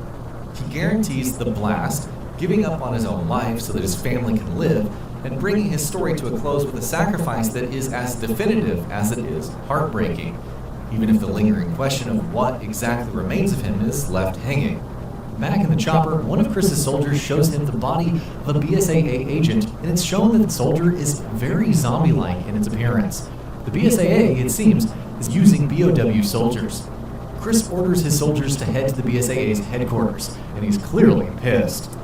And that's where Resident Evil Village's story ends, where we jump into its DLC, Shadows of Rose, which is set several years later. Rose's Dilemma. The story takes place in 2037 and focuses on a 16-year-old Rose. Living under Chris and the BSAA's watchful eye and constant protection, and having to shoulder the burden of the unique powers she inherited from her father, Rose is an outcast in her world and wants nothing more than to get rid of her powers and live the life that she never could, That's of a regular kid. As luck would have it, the chance to do just that is presented to her. Years later, Rose is approached by K9, one of the operatives from the Hound Wolf Squad, who tells her that not all of the Megamycete was destroyed in the village incident. A fragment of it survived. Within that lingering fungal network, he explains, exists something called the Purifying Crystal, an object that could permanently remove the strange abilities that she has carried since birth. Longing for a normal life, Rose agrees to enter the consciousness of the Megamycete in search of it. Inside, she's confronted by disturbing and deeply unsettling manifestations shaped by memory and trauma. As she struggles through these warped environments and relentless trials, she receives guidance from an unseen presence that refers to itself only as Michael, a silent ally whose true nature remains unclear. The twist. Eventually, Rose manages to find the Purifying Crystal, only to learn that things aren't exactly, or at all, what she expected. It turns out bits and pieces of Miranda's consciousness survived the village incident, and that she continued to hold on to her plans to revive her daughter, Eva. It is for that purpose, in fact, that she used Hound Wolf Squad's K9 as an illusion to lure Rose into the Megamycete, a trap that she fell into all too easily. Miranda is not the only consciousness lingering within the Megamycete. Ethan, too, has left behind a trace of himself inside the fungal network. It's eventually revealed that the presence guiding Rose under the name Michael has been her father all along, quietly helping her navigate the hostile landscape within the organism. With Ethan's support, Rose finally comes to terms with the abilities she once viewed as a curse. Rather than erasing them, she chooses acceptance. She destroys the Purifying Crystal and, alongside the remaining echo of her father, eliminates the last fragments of Miranda for good. After sharing a final moment together, Rose exits the Megamycete, with Ethan's remaining essence fading away. As Shadows of Rose concludes, it's revealed that Rose has joined the BSAA and is now training under Chris to better understand and control her powers. In the closing scene, she visits Ethan's grave before departing in a BSAA vehicle. In the distance, a lone figure approaches, a quiet and ambiguous image that hints at possibilities without offering a clear answer. This is speculated to be Ethan, indicating that he never died, but who really knows? And that's the full story of Resident Evil Village and Shadows of Rose, which together close off the Winters family saga, even though they do leave some doors open for potential future stories. According to the developer, the upcoming Resident Evil Requiem is set to go back to the series' overarching story, which has been out of focus for a long time now. Really, it hasn't been since Resident Evil 6 in 2013 and Revelations 2 in 2015 that we've really focused on the series' main storyline, with Resident Evil 7 and Village both taking a step away. So we are done with the entire Resident Evil saga, but what about some of the biggest mysteries, questions, and theories that the series has raised over the years? Well, in this exclusive bonus chapter, we address just that. There are so many potential story threads that Requiem has the chance to finally tie up, and its look into the truth of the Raccoon City incident is the perfect opportunity to achieve the closure that we've all been waiting for. We're more than excited to go back to the Raccoon City incident and learn more about it from the story of Resident Evil Requiem. But the franchise has snowballed into so much more over the years, and there are now so many potential avenues to explore a narrative that's taking us back to a time when Alyssa Ashcroft was alive and continuing her battle against Umbrella. But there are also other open threads that have been left unanswered for a while, a result of the virus spreading into the hands of so many smaller folks in the wake of Umbrella's fall from grace. Our heroes have encountered quite a few of these samples over the years, events that have raised burning questions that we're hoping the franchise revisits in some form. This one's all about those questions, and our theories, so let's dive right in and look at what Requiem might be bringing to the table. Chris and the cliffhanger from Village. Although Leon's taking center stage in Requiem with style, we wouldn't say no to a bit of story involving Chris, and the revelation that the BSAA was using POW soldiers that hit quite hard at the end of Village. We know that he headed straight to the organization's Europe headquarters for answers, but things have been too quiet on that front. We know that they exist, but there's nothing about who authorized their use in the field, and how deep the implications can be, both for Chris as well as the BSAA. The revelations could very well shake things up, perhaps even causing a rift in the organization's ranks.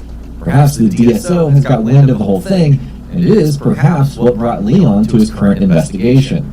Could it be that Victor Gideon is somehow involved, with Leon looking to find evidence of it, perhaps at the behest of Chris?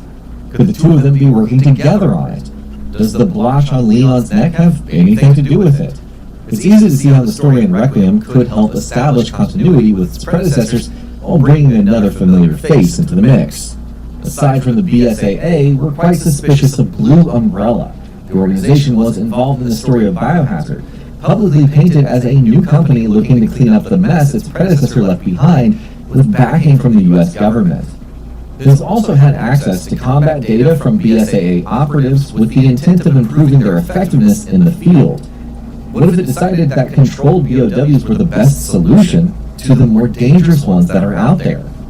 Is Blue Umbrella really motivated by altruism, or could there be a hidden agenda just waiting for our heroes to discover? Could Elpis be connected to the organization somehow? We're kind of leaning towards the connections being connected to the organization. Their work with Mia Winters showcasing how effectively they were able to operate from the shadows. Blue Umbrella would be a perfect front for the Syndicate to find a more lucrative market for an entirely new kind of bioweapon. They're tied to the mold research pipeline, looking into a strain of the virus that stands out with its ability to generate a sort of hive mind.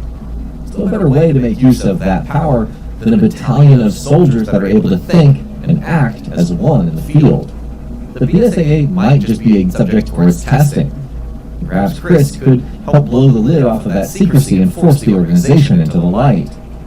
There's also the family, whose last big action was to kill several DSO agents in a car bombing, the only survivor being none other than Leon. Their connections to bioweapons and the mystery surrounding their new leader's identity is something that Requiem could easily explore, and perhaps even be why Leon returns to Raccoon City in the first place.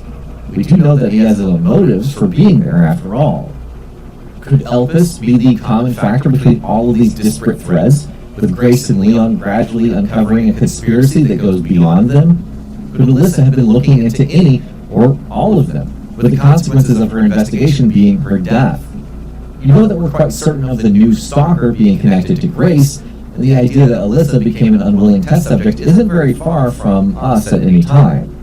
There's also the question of their network, and the sheer logistical challenge involved in the spread of bioweapons under the noses of some very vigilant organizations, like the BSAA and DSO.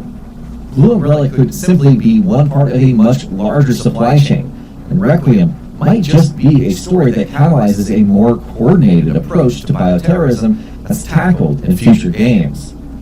But of course, bioweapons and bioterror are only part of the fun in a Resident Evil story. There's also the science behind it all, and the methods to all of its madness that brings more open threads for us to speculate on. The theory to our theories. Resident Evil is frightening not only because of the horrors it brings us face to face with, but also because of the knowledge of how those terrors came into existence in the first place. And after the last couple of games, there's so much that we do not know about the mold and its source, the Mutamycete. Yes, we saw Rose score quite the win against it in Village's DLC, but that wasn't near enough of an answer to its origins and current status in the franchise canon.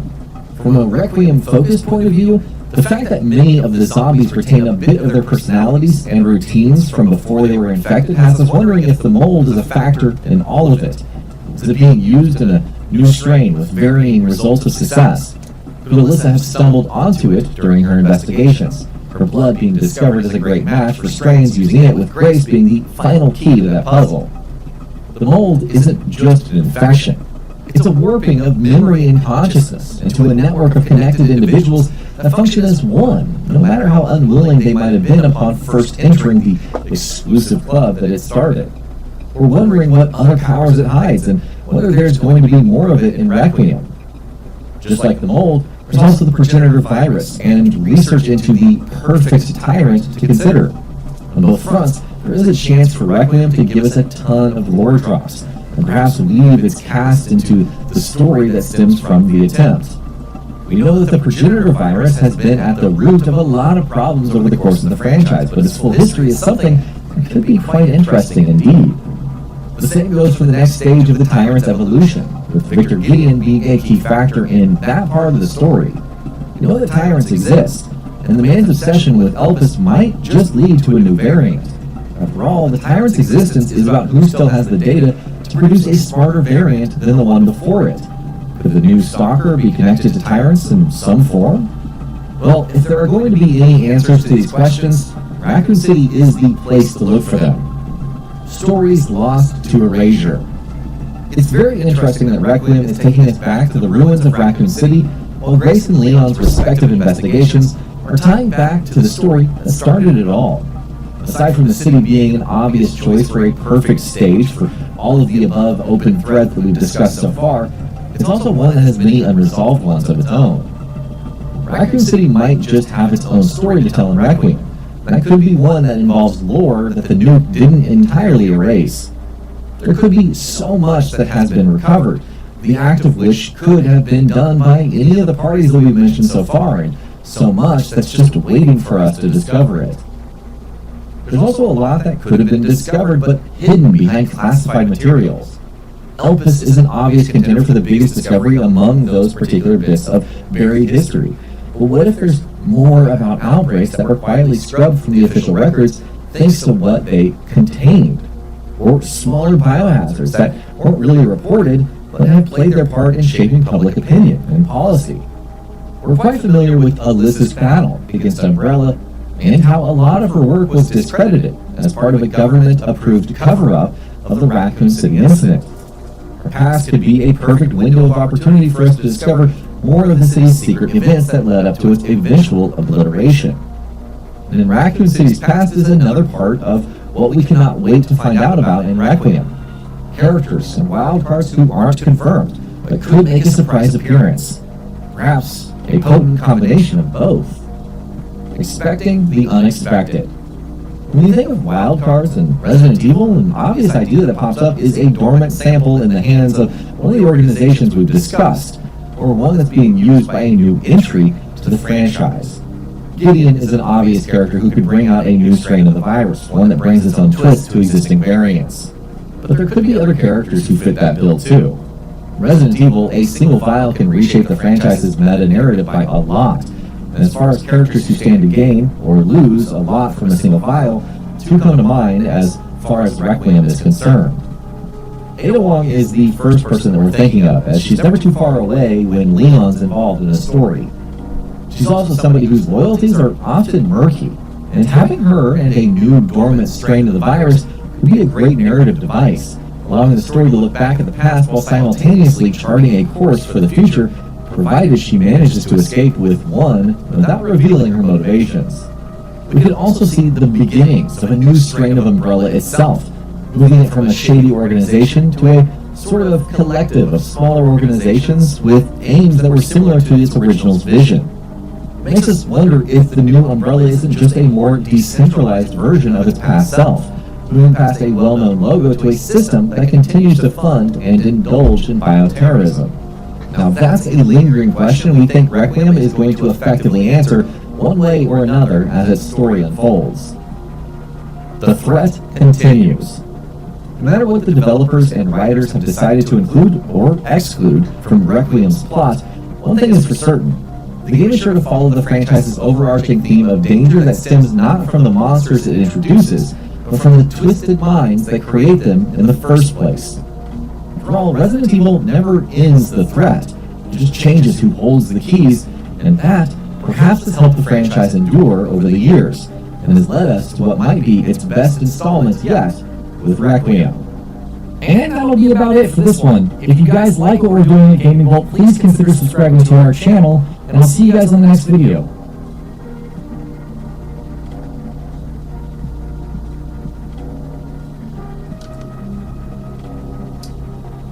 Well.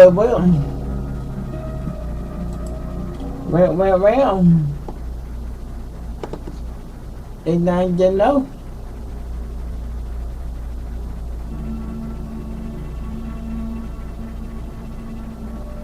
It's Dashy. Are we live? Are we live right now?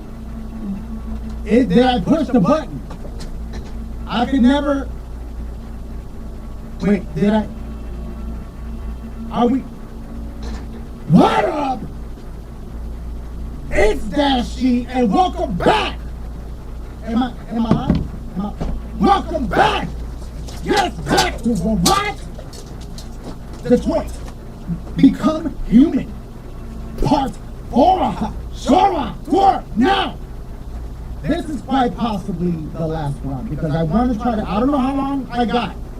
If it's 4 hours, I hope it's not 4 hours. But if it is, then we going in.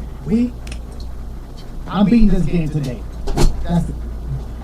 When I loaded the game, I was greeted to this. She's talking about, are we friends? Like, are we in a relationship? What's happening? She's talking about, are we friends?